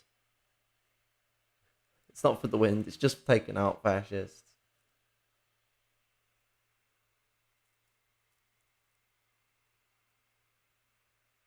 But what's it? Given your position and all this stuff like that, I'd happily like to do things to work with you, Shannon, and what's it? Get you involved with the comrades of MRN and build you up. I mean, you know, the more people from oppressed communities that we have come forward, especially those who are willing to learn things from the MLM third world disposition and push things forward, grand business. Honestly, America hasn't made my situation any better. In the USA, I'm undocumented from bad to worse. Oh, shit. Your experiences are blessed. You're in the fucking... I'm in your Discord. I'll shoot you a message, bro. Oh, blessed. You're already in the space. Oh, man. You know what? Like, that's blessed things. You know, like, what's it? If I can, no, not that. Press the right button.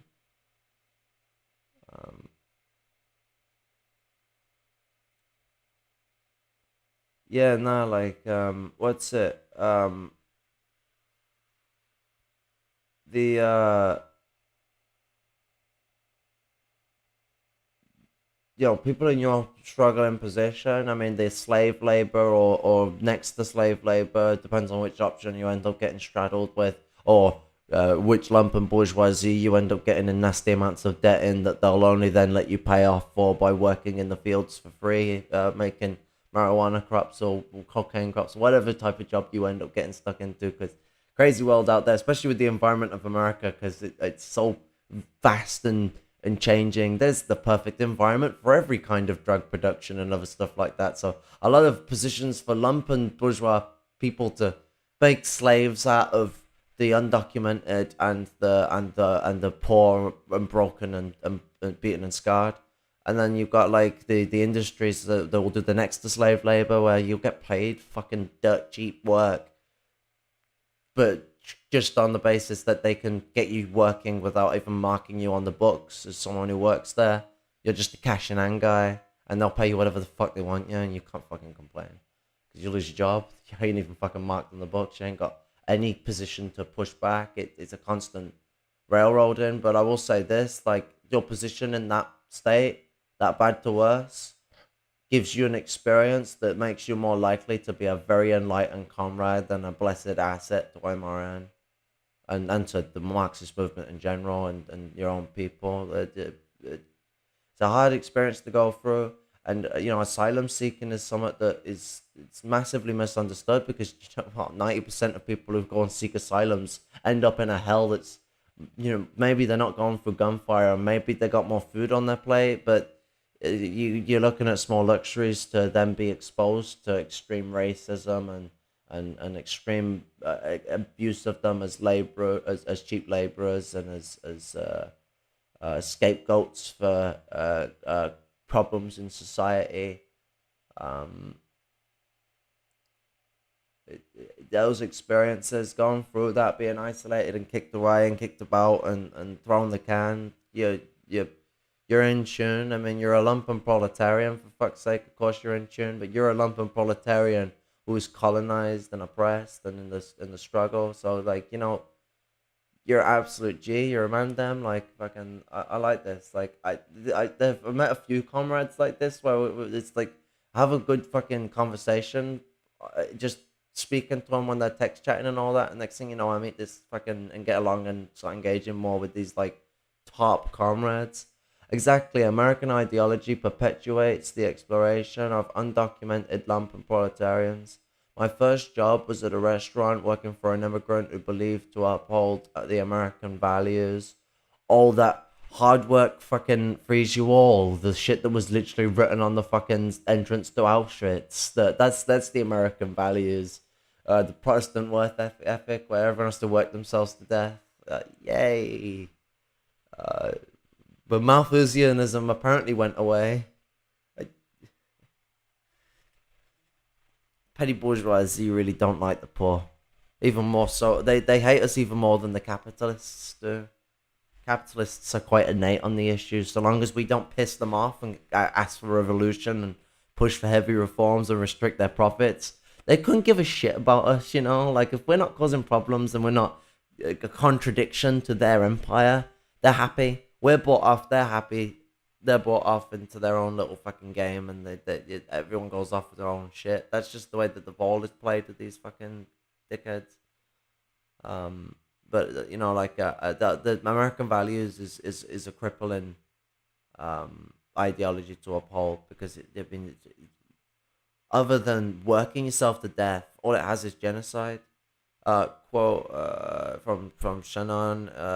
He paid far below minimum wage, stolen almost all the money I earned, and threatened to call the police on me if I complained. Classic. He even stole my school ID when I quit and reported me to ICE. God. Stabbing a brother in the back. Like, it's just not on. It's disgusting.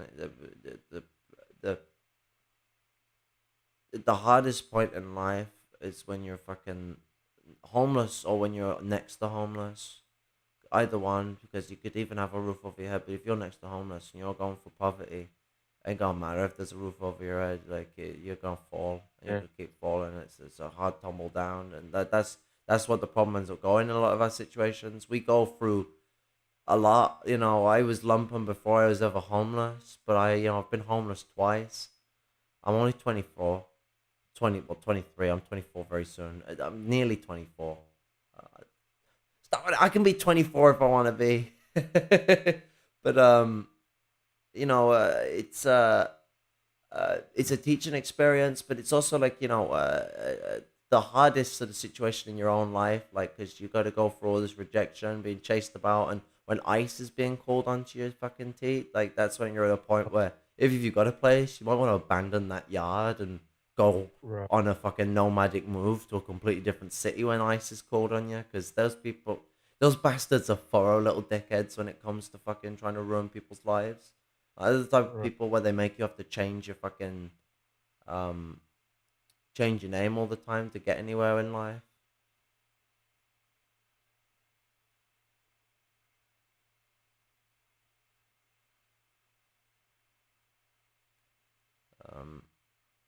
But what's it? It's one thing I will say though, I don't know about like any of your experiences on the streets are like this as well, Shannon. They're almost like some of the most like lively times of your life as well. A bit like the last time I felt as alive as I possibly could was when I was homeless, and I was balloting about on the streets, and I was having to deal with the snow and the wind and the rain because it was the middle of winter and it was very, very cold. Last time we had proper snow, so I got to enjoy that. That was nice. Everywhere was white and sort of fluffy and soft, and I was in the Texas snowstorm last year. It's definitely nice snow, although we didn't have electricity for like 2 days or 3.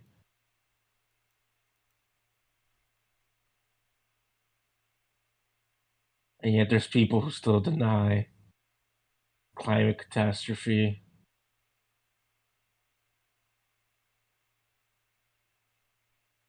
Yeah, absolutely.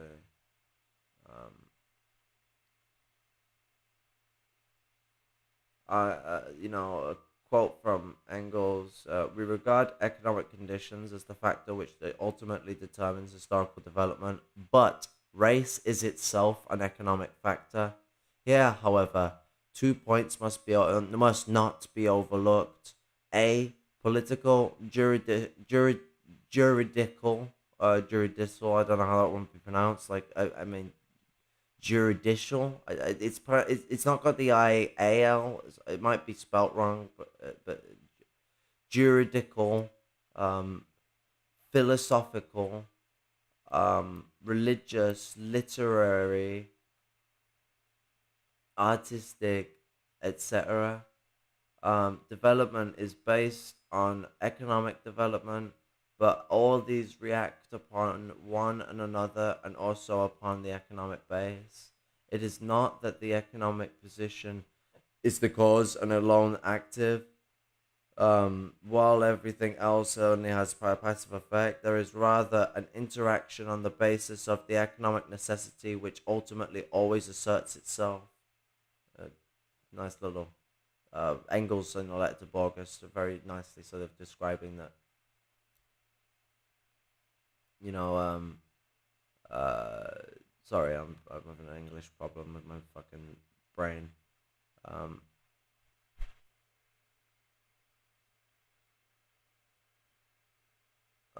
What's it? Engels is getting into the factor of, like, there is a base and superstructure to how in which these things operate and engage, and while the economics are the base, they are influenced by the superstructure, but the superstructure is heavily influenced by the base, and this is a constant feeding system of how it operates and shows itself. I've shown my fellow Lumpen friends you and Jason's videos, and they all resonate with them. You guys are able to speak a language they understand and explain what's going on and why. That's beautiful and blessed to hear. Those are the people who need to, sort of be, uh, you know, invited and allowed in and not spoken to like they're a moron, because the lumpen proletarians is some of the smartest Marxists you'll ever meet as soon as they got that power in their hand, because they got the passion for it and the fury and the experience. Like I say, I never tell a lumpen prole or a colonized persons to read Capital. Why? They've experienced capitalism. They don't need Marx to break down what they already know. Like, maybe wage labor and capital, it consolidates, but you know what I'm saying? Like, they don't need to dive through capital. They got the experience in the bag. They know what they're doing. So it's like, you got to dive into that experience, and that's how you wake people up. Right.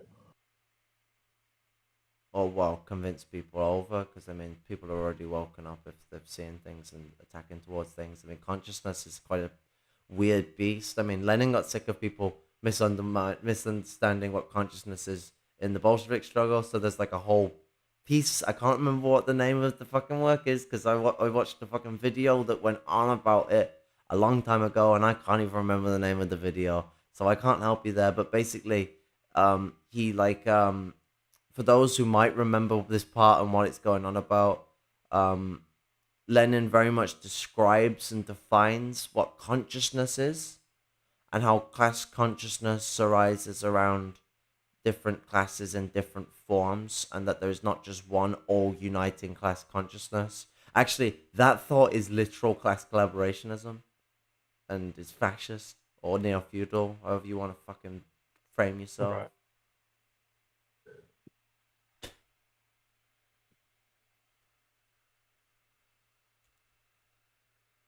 I've been going off like a drill tweet I have in this video. It's the Maupin effect. People probably think I'm fucking losing me wig. But you don't have to worry. I don't have one. My hair's just falling out anyway, and I'm not caring. If I have to go bald, I'll go bald. I'll shine the thing for you. Get it polished. Get it polished. I've seen some people, and they must get it polished because they're like walking down the road and the sun is beaming off their head. Must be fucking horrible. Like, You got no cushion for any hats you put on, so they're directly on your head. Oh, that's more of a problem for me. Fibromyalgia makes wearing hats really painful. Oh, and the dent in the back of my head makes wearing hats really fucking hurt. Yeah, hats don't fit me, believe it or not. Too big brained. Even though, like, the brain size thing's a misnomer. Einstein had an unusually small brain, apparently. I don't know how they knew, but they knew. Right. Actually, I wouldn't put it past the Americans to be like, when he died, to dissect him to see how smart he was. You know, like how the Romans used to do it to people. Like, they used to dissect people for the weirdest of reasons. They're like, okay, you can dissect criminals, and then they're like, okay, no, this is getting a bit. This is disgustingly bloody. Yeah, you're killing methods of them. You're going about and doing it. Okay, we're gonna give you the criminals that are already dead. How about that? Because we got the guillotine going on now. I'm sorry, not the guillotine. Sorry, I'm fired in the future. I'm thinking of the French. The Romans, they didn't have the guillotine. They had the axe. We got the axe. We got the rope. We're execute the people. You can have dead bodies, and then they got pissed about that again because I remember learning it in medicine. They only focused on the medicine side of things. They don't focus on military or how they were killing these dead bodies. So I am artistically expressing it a bit, but basically what happened was they were able to mess with criminals. Then that got seen as inhumane. So then they were allowed to mess with dead bodies of anyone. Really, I made it out to be like that. They've gone and killed the criminals in some artsy ways and other stuff like that. But it's criminals and people that they were able to do at that point with dead bodies. That was then seen as inhumane by the Roman Empire, and which is funny for an empire that caused genocide anywhere, that they could think that somewhat so minor compared to their own is able to be called inhumane, but nothing that they do in and of itself is able to be called inhumane, which is sort of defeating the point. But I lost my point with that tangent. Where was I going? Anyone remember where I was going? Something about Americans dissecting brains. Americans accepting what? Sorry. Brains. Grains. Brains with a B. Brains. Oh shit! Yeah. So like with the eugenic mannerisms around like America and the way it looks at things, they probably would be like, okay, how did Einstein tick? So like the Romans, they were kind of like this with this section. They were always like using very spiritual and analogisms to try and identify how different parts of the body operated and work. And when I say spiritual, I do not mean to offend my religious comrades. I mean so in the slurring fashion of like somewhat that is idealistic. I should call it idealistic. I should stop using spiritual in the wrong context. I do apologize, but the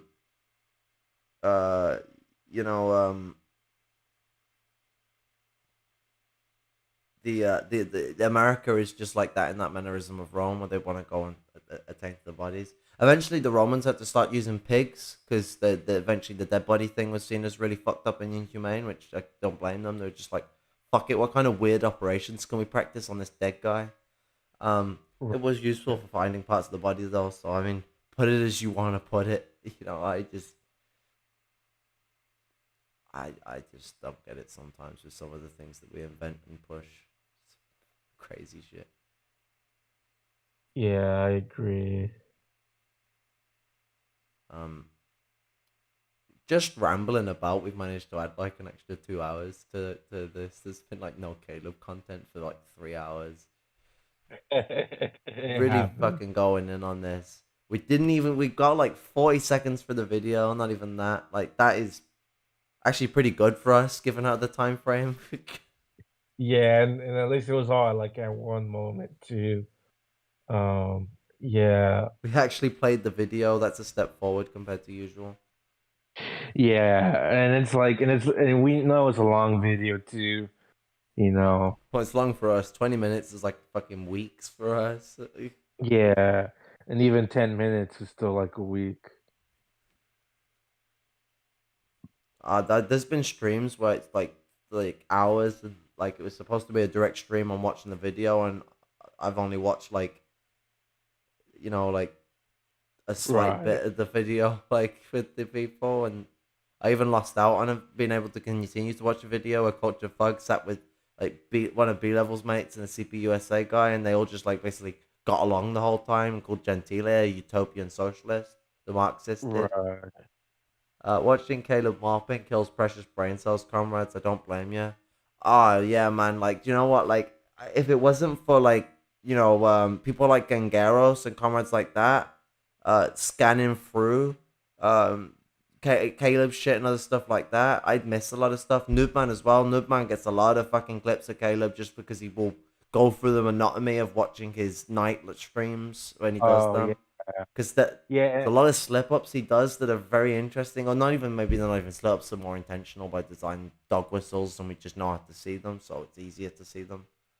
Right, yeah, and even though I don't have any clips on my channel, I have gone through a lot of Hawes' streams, because most people don't want to torture themselves doing that.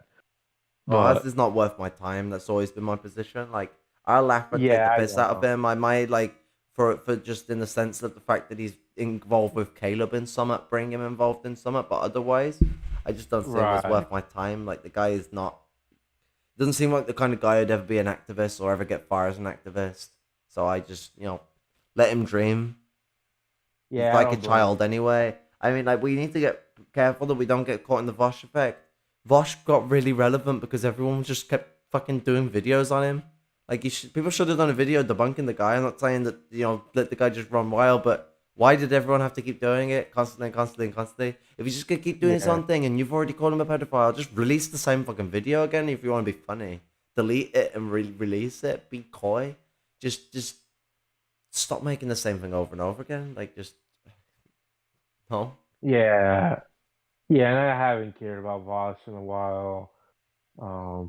Yeah, it's the problem here with Caleb is that he's calling himself a Marxist Leninist, and so he's dragging people's names through the muds. That's what makes him dangerous, and the fact that he has like 10 years or 12 of activism.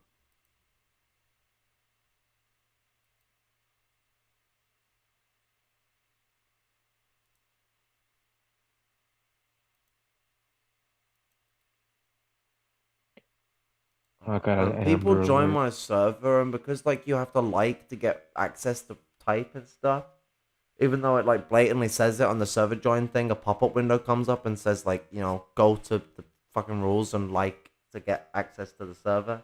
And rather than just reading that simple thing and going and doing that, people leave, and like I feel like I'm doing something wrong, and it's like I'm just doing this so that people will at least go to the rules, maybe see a couple of them, like. It's the whole sort of point of having them, but people then just leave, and I feel like I'm like making a barrier to people to exclude. But I mean, technically speaking, do you want them people who can't be asked to? Not they don't have to read it; they just go to the page and like with the reaction that's already on there. They don't have to find the reaction. Like it it's a bit discerning for me. Or maybe I understand for some of the people who don't understand Discord, because I mean, some people are a lot new to this and a lot older, because for some unknown reason, I didn't choose it. All the Marxists decided to choose this gaming app thing to discuss and interact on.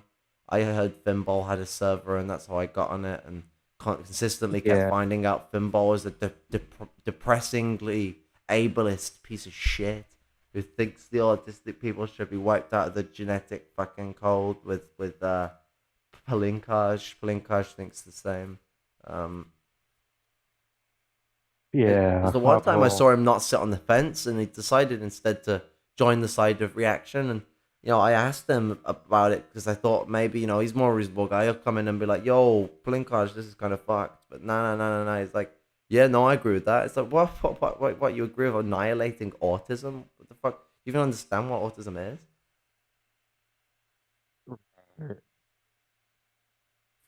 The finish. They never quite could finish.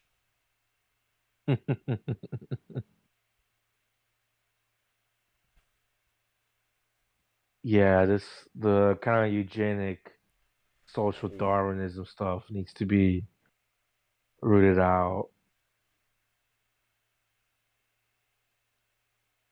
I'm like gonna fucking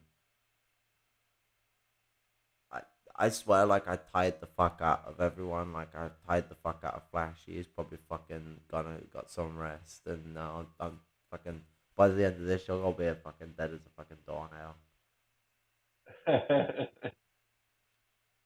I still feel bad that I went on that massive ramble because I feel like I left everyone in a position where they couldn't talk. And like I didn't want that, but I kept like not finding a place to stop and wanting to keep reclarifying myself and constantly reclarifying myself. It's a problem with the um history of gaslighting. So I'm constantly trying to make sure that I'm not a problem. Because I'm an annoying person to engage with and deal with. I know that. I already know that from the get go. I'm not the type of person that you go, I want to be friends with that person and always be around them and constantly engage with them and shit like that. No one's like that when it comes to me. No, not even my mates. I'm a person people prefer to take in doses, massively spaced out doses.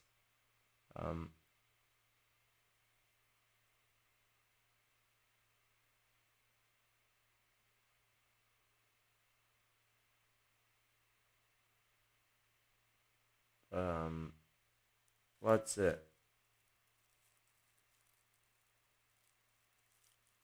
If my tablet had kicked in quicker and I hadn't given up on the video because my tablet wasn't kicking in and I was passing out, we probably could have done it. That's what's pissed me off a bit. I was sure as heck I was gonna pass out and not go work, but I took my autism medication along with my bedtime pregabalin for my nerve pain, and because fibromyalgia is very neuropathic. What's it? I was taking so long for it to fucking activate and kick in. I didn't think I was gonna be able to stay awake because I was gonna pass out like a brick.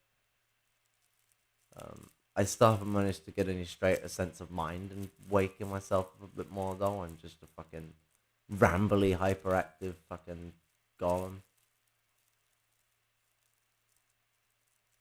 Trademark. Actually, Gollum probably is trademarked already. I don't have to do it for it. It's already there. It's already in the watermark. My sense of humor is terrible, but I try, and that is all that matters. Right. Takes me 1 in a million jokes to make a funny joke, but when I'm fucking funny, I'm funny.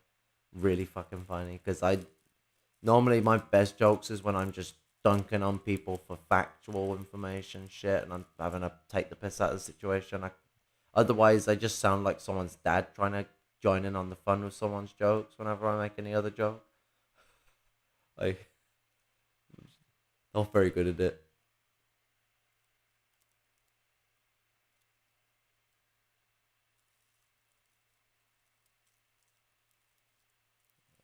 Self-consciousness has always been my downfall, and because I'm in such a stressful position, people are saying my self-consciousness more. Now all the people who watch my videos and then talk to me and they're like, try and deny that I have self-consciousness. You are wrong. I've been an anxious mess most of this video, I'll have you know.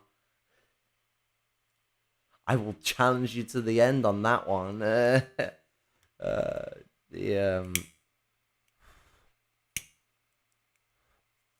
I ain't a confident person for shit. I'm just an angry person. There's a difference. It's a contrast.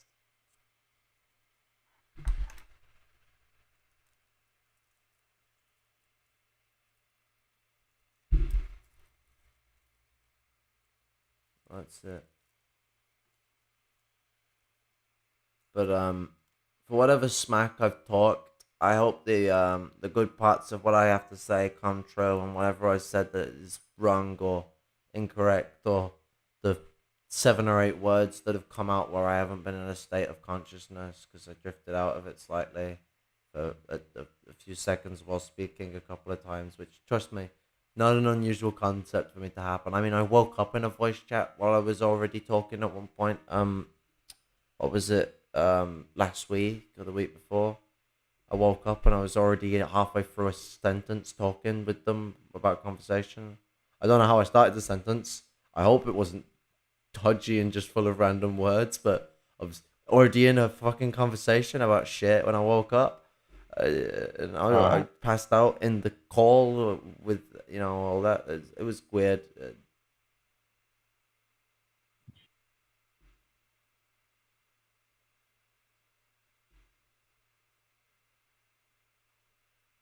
But what's it? I apologize that this video was not consistent enough. I'm not apologizing about the fact that we talked about good stuff. We talked about good stuff throughout this whole video. I just want to say that, like, this video was supposed to be, getting at the problems of the class collaborationism being pushed by Caleb, and we didn't really get there. That will be the case when we go back at this issue, although I don't know when we'll do this, because we kind of squandered ourselves a bit with we took too long to get this started, which was my fault. I should have enforced this to be a little earlier. But we also I didn't enforce watching the video or being more direct with the stream. I struggle with it. Like, when people are fucking just going about having a good conversation, I don't want to be the guy to stop them. You know what I'm saying? But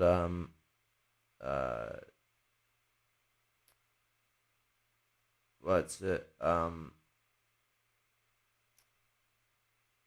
I just want to, like, to the viewers, to the comrades who come here, expecting this to be a stream that we'd all together come and criticize the video of Caleb.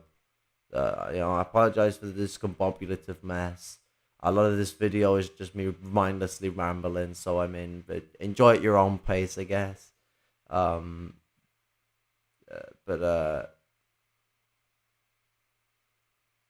what's it?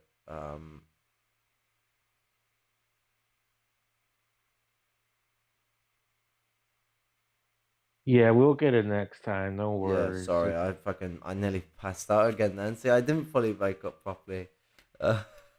Yeah, and the thing is, like, Caleb is gonna say more stupid shit, and this Dutch farmer stuff is probably gonna still continue because we're just in the beginning of it.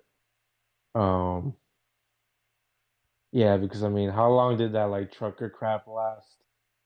I mean, I think the Pat Sox were talking about that for like a month. God bless that, Shannon. You speak well and true to the importance of engagement and the way that that's the proper empathy that I see from Lumpen Proletarian brothers and sisters, including yourself. You've got that heart and soul straight down and deep. Struggle is such a defining part of what makes the Lumpen proletariat. You don't find any of us, even the people who have fallen from the middle class, who haven't gone through struggle.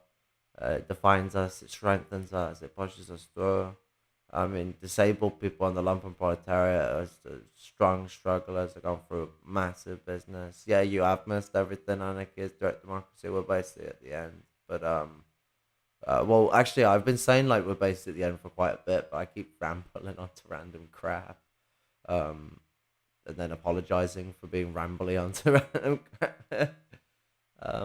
Anarcho Cynical Boy calls you his brother, by the way. Oh, respect. He is a brother. What's it? I'm very like the Panthers with the way I look at comrades, as brothers and sisters in such regard. I mean, humanity, we are all brothers and sisters, and we need to be in that sense of solidarity. Yeah. Fly went landed in my nose. No-seum, or more like nose-seum. Hey, I'm here till Friday. But do you wish me to pass a message on to him from you? Well, I pass my love and solidarity, of course. Let him know that very soon I'll be going off into hospital for the operation that I keep running away from. I have no choice at this point. I'm gonna fucking I'm gonna damage things so far beyond repair if I don't. So get paid. I get paid on Tuesday. I get that sorted. You know, go and do me affidavit. Around that time, and go either Tuesday day and just disappear on that day, or go on Wednesday. I shouldn't be leaving it any further than that. If I do, I need to be told off because I need to stop fucking around. But what's it? Just I mean, pass on to any of the cadres there as well. My love and solidarity, Pink Purple Girl, and what's it? And the rest of the anarcho-syndical family. That was a very timely swallow. Give them all my love and solidarity, and obviously, of course, when it comes to our relationship as comrades, as brothers and sisters of struggle, my ear is to them, to what I need to put to my mouth to put their positions forward. Like, if they got something to say, I'm gonna push things forward. Pink Purple Girl wants to co-host with you. Absolutely, I'd love to do it with them as well. It'll be an experience of a lifetime. Like, radical trans people are some of the fucking most radical people, especially when they've been in the lumpen and they're fighting that struggle. Lumpen proletarian trans people are fucking amazing. She is crazy brave. Absolutely. Bones of steel. Fucking. Make a tanky moment. Sorry. But Bones of Steel, no, yeah, absolute solidarity with Pink Purple Girl and their commitment to the struggle of the peoples, and what the anarchists have done for the struggling, the struggling lumpen proletariat, and especially the struggling trans lumpen proletariat. They're on their ass. I disagree with her misgendering Zoe Baker. Yeah, I don't think there's that much point to it. Like, it doesn't achieve anything. It just creates an ability for people to gaslight our side on it and make it seem like it's a consistent thing with all, when Zoe Baker is a fucking piece of shit. Like, I don't need to go out my way to be harsh about what they are, or even worse, cause something that could fucking have them dead for who they are because of this sort of situation. It's more of a process of, get rid of the fucking big ass overlights. Big easy simple situation with it.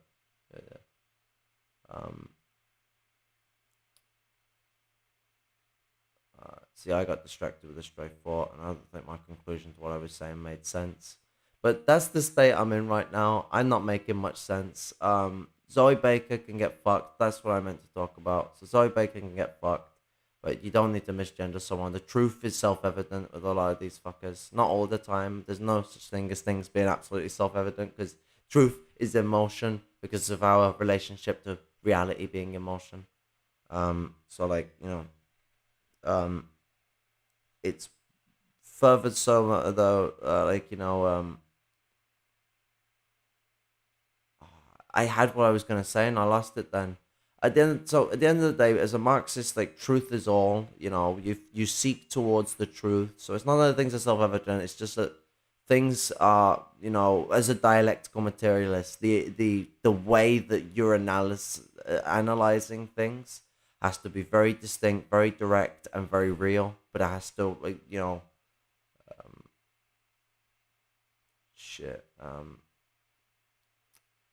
See, I'm getting too philosophical for the end of the thing. Like, my brain's not in a state for this level of philosophy. I feel like I've been microwaved. So what I'm gonna do before I cause Noob to die of, like, undersleep, what's it?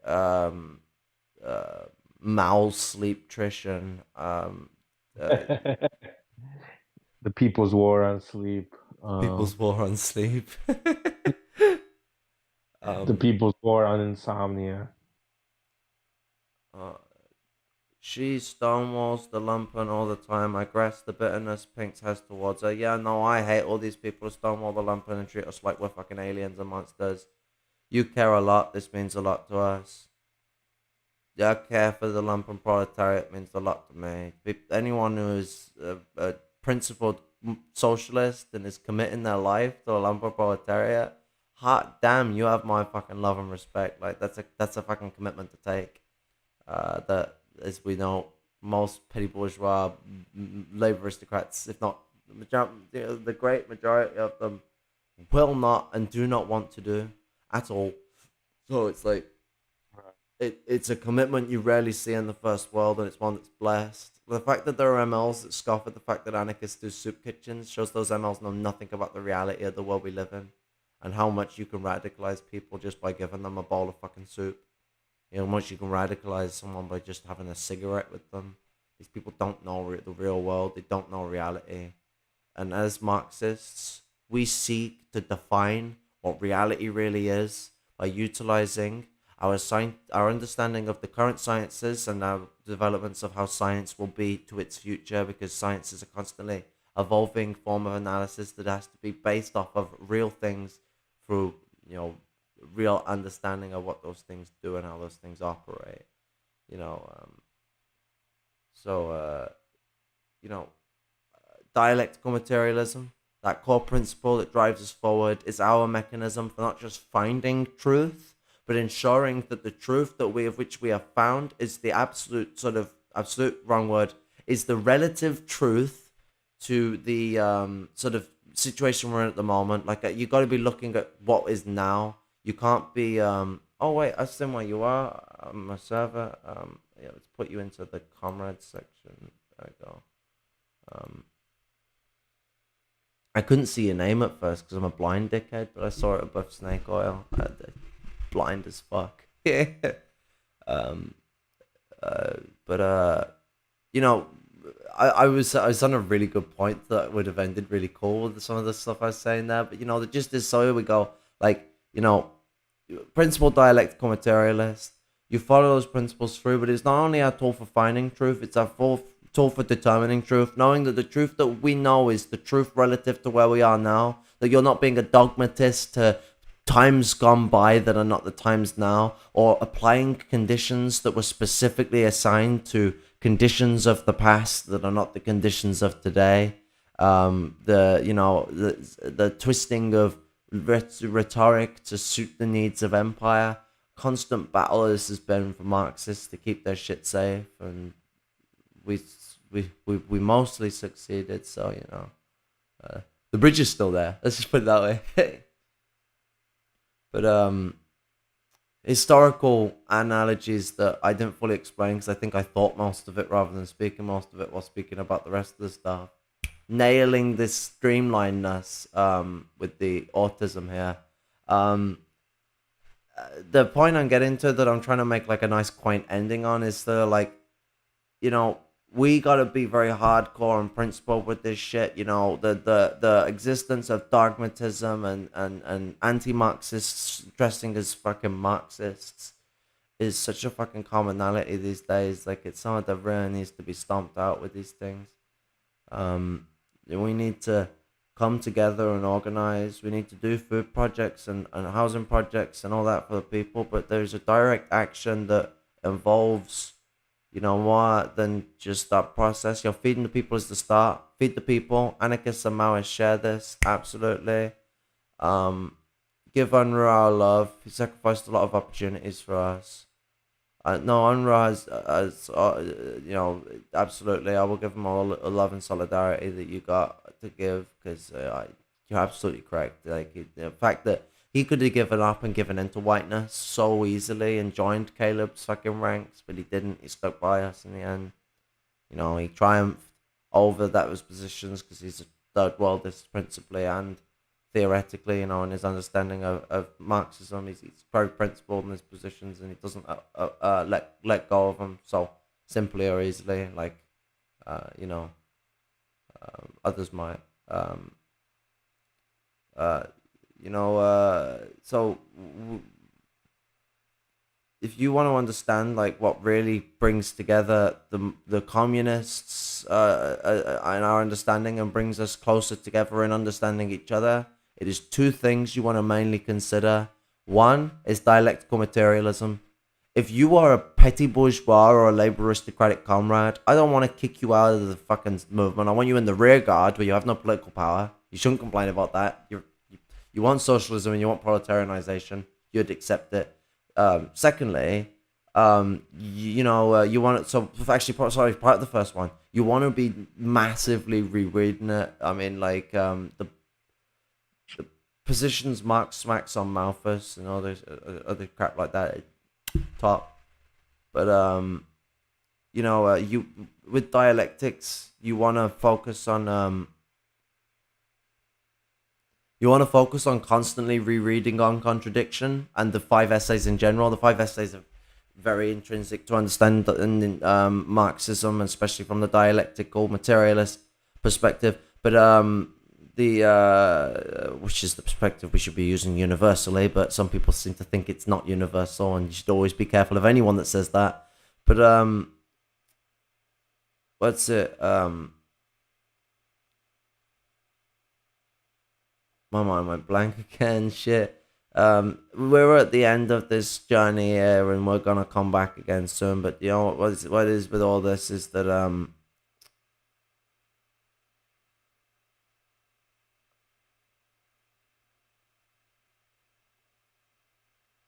I had something and I can't think of it.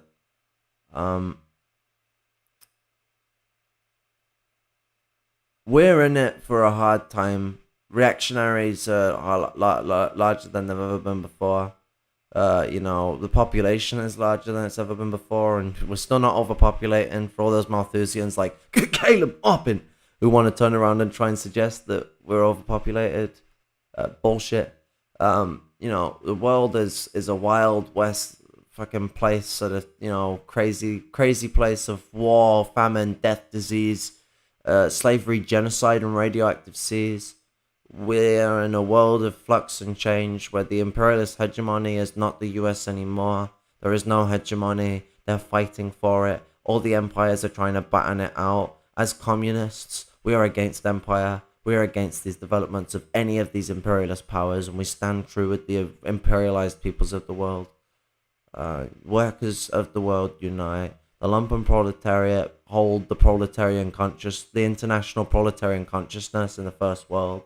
The international proletarian consciousness belongs to the lumpen proletariat, and therefore the continuation of the proletarian, what was the word I was looking for?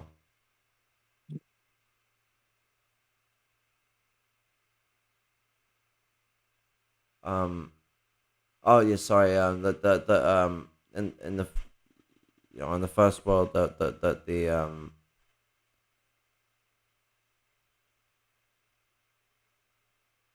oh man, I had a really good ending then. I keep getting really good stuff, and I'm like fucking buggering myself.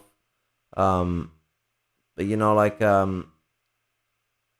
lumpen proletarians hold the consciousness of the proletariat in the first world safe because of their connections and interactions and similar relationships between those of the third world, and the interconnectivity of lumpen conditions worldwide and interactions, like the existence of lumpen petty bourgeois and lumpen bourgeoisie, and honest to God, Lenin moment, preach, comrade. Blessed comrade, absolute respect to you. You're a fucking grand brother, and it's glad to finally have sort of met and had a good interaction with you. It's been a blast. Lumpen proletarians of the world and unite, absolutely. Down with Nazbol and Muppet. Marxism, Leninism, Maoism, and Commune of Anarchy will take the world. Down with Nazbols and Muppetism.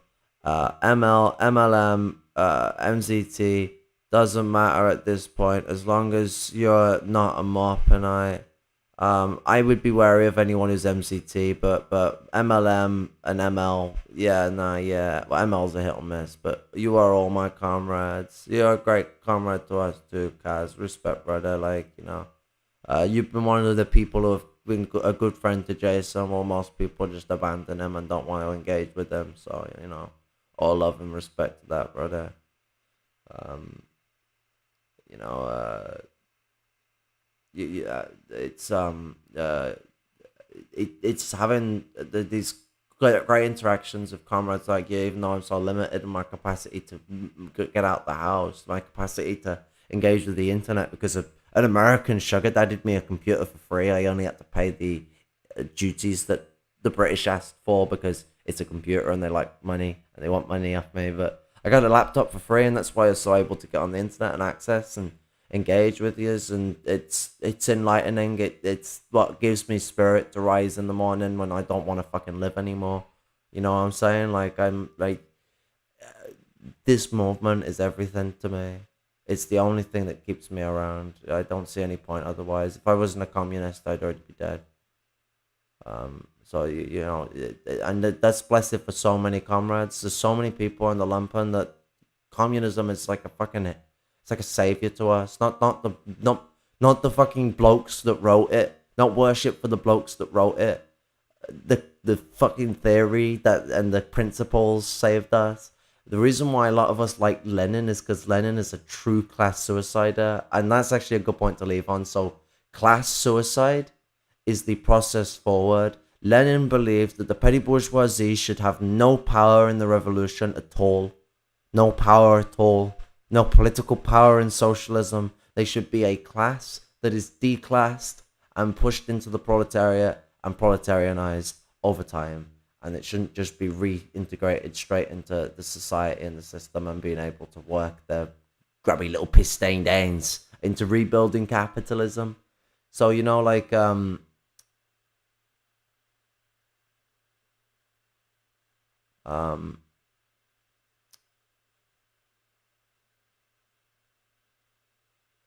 correct ideas, not personality cults. Absolutely.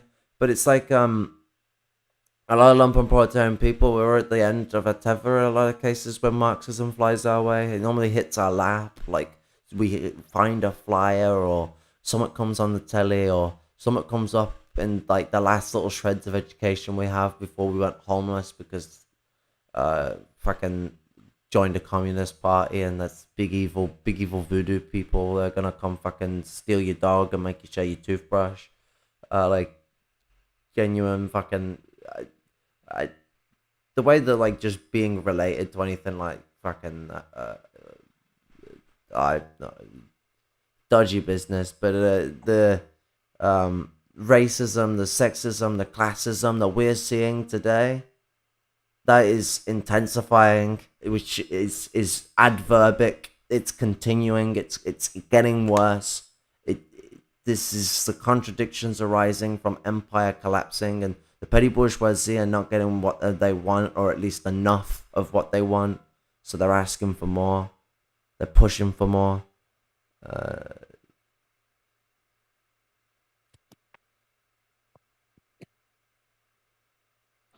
But on that note, comrades, lumpen proletarians and proletarians of the world, unite. Stand together, stand strong. Lenin, Mao, their principles towards class suicide are amazing. Do not let the fact that they failed themselves to actually completely achieve or adhere to that class suicide aside.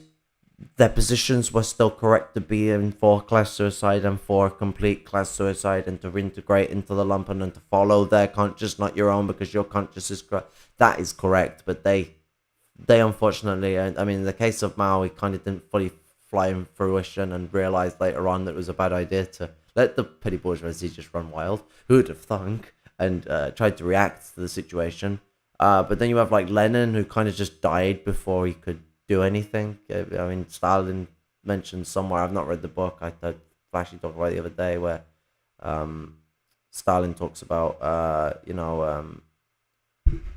Lenin's concept of socialism, and the petty bourgeoisie were not allowed any political power in socialism. So that was something I was getting at with earlier. Like, Lenin was not just committed to class suicide in his own right as a person. He himself was not only he's committed for it to everyone, and I might be wrong on this. Correct me if I'm wrong, but I'm pretty sure he coined the term. I might be wrong, but I'm pretty sure he coined the term class suicide. But Hosierists can be sectarian as fuck, but you gotta remember, like, there's different brands of Hosierists. Like, are you dealing with the Hosierist Stalinists, which are the cringiest motherfuckers on the planet, and are like the Austin Red Guard of Hosierism, or like, are you dealing with like ML principled anti-revisionist MLs who just like Hosier, and they've been called Hosierists that many times that the name's just kind of stuck. Like, no principled quote Hosierist end quote would say that Hosier is a new branch of theory. That none of them say that. It's actually a good sign that you're dealing with one of the wacko false guys is just by messing around with that material and seeing the dodgy nature of it. You see the cheap dodgy nature of what's going on with the device. You're like, yeah, nah, I ain't going near that. Fuck that.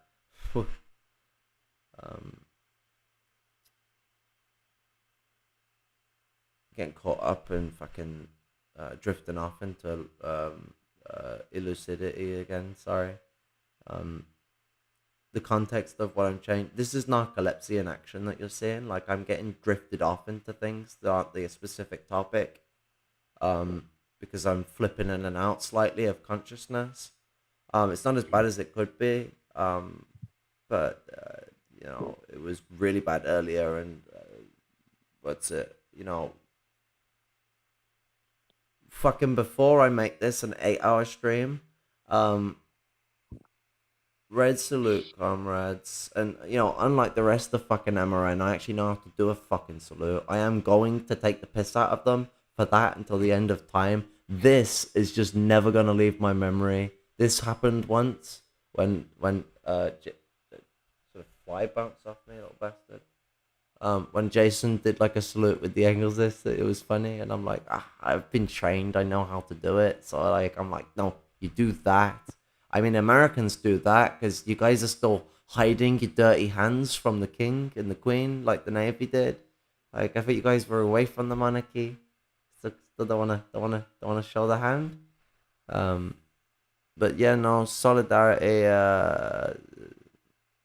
Sock them's a fascist.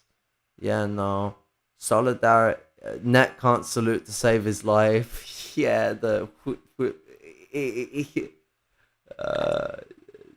it's like he noticed something was happening, so it was like, shit, quick.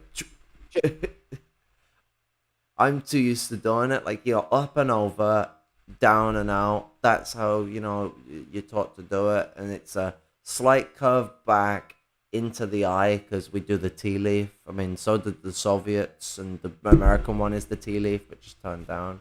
So the Roman salute, all of them, like, it's just that the Germans do the proper tea leaf all the way back, like, and the Italians, while the ones that the British do is slightly pushed back and into your eye. So it just doesn't look the same, but they are both Roman salutes. Fascinating fact. But red salute and all solidarity and respect to your brothers and sisters and NBs of struggle.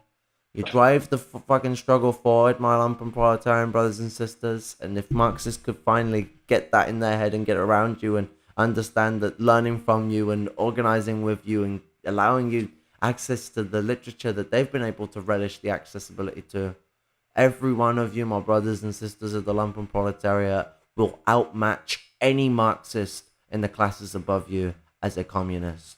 If you principally follow those positions, your experiences give a greater pathway to the genuine knowledge of this struggle.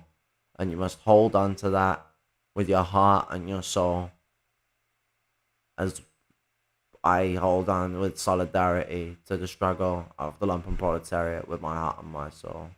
You know, we're in this for the revolution, for the future forward. I keep cutting you off when you're about to speak, though. I'm sorry.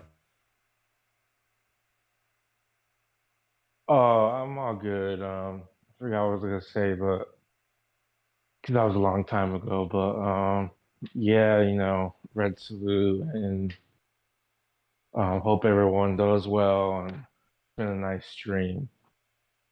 Well, it's been a bit of a mess. I probably wasn't in the right state for streaming today, but Nah, it's all cool.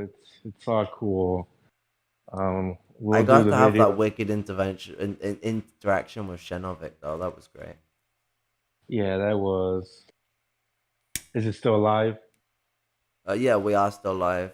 What's it? Just last Gotcha. after the vid. So, yeah, Right. absolutely great words from your comrade and the rest of the comrades that were here. That I was droning on so much they just slipped out without saying goodbye. Love and respect to you all comrades and the commitments that you put to MRN and the work you put in and fucking hell yeah, Shannon, we gotta get some work going on together. That's gonna be some good stuff. You know, the more people we can add into MRN, the merrier. Love and respect to that, and love and respect to my anarchist brothers and sisters. Pass my solidarity around to all of them. You know, fucking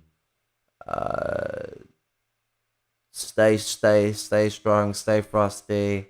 MLM anarchists, MLs of principle, anti-revisionist stances, hold to what Marxism has been and what it could be in its future if it finds a way to stabilize itself and pull itself together. Maoism needs to be consolidated forward, which involves pushing forward of what third worldism entails, but third worldism needs to be complete. It is incomplete. That is our direction forward. We'll be all in this together. Red salute and peace out, motherfuckers. Aim. Boom.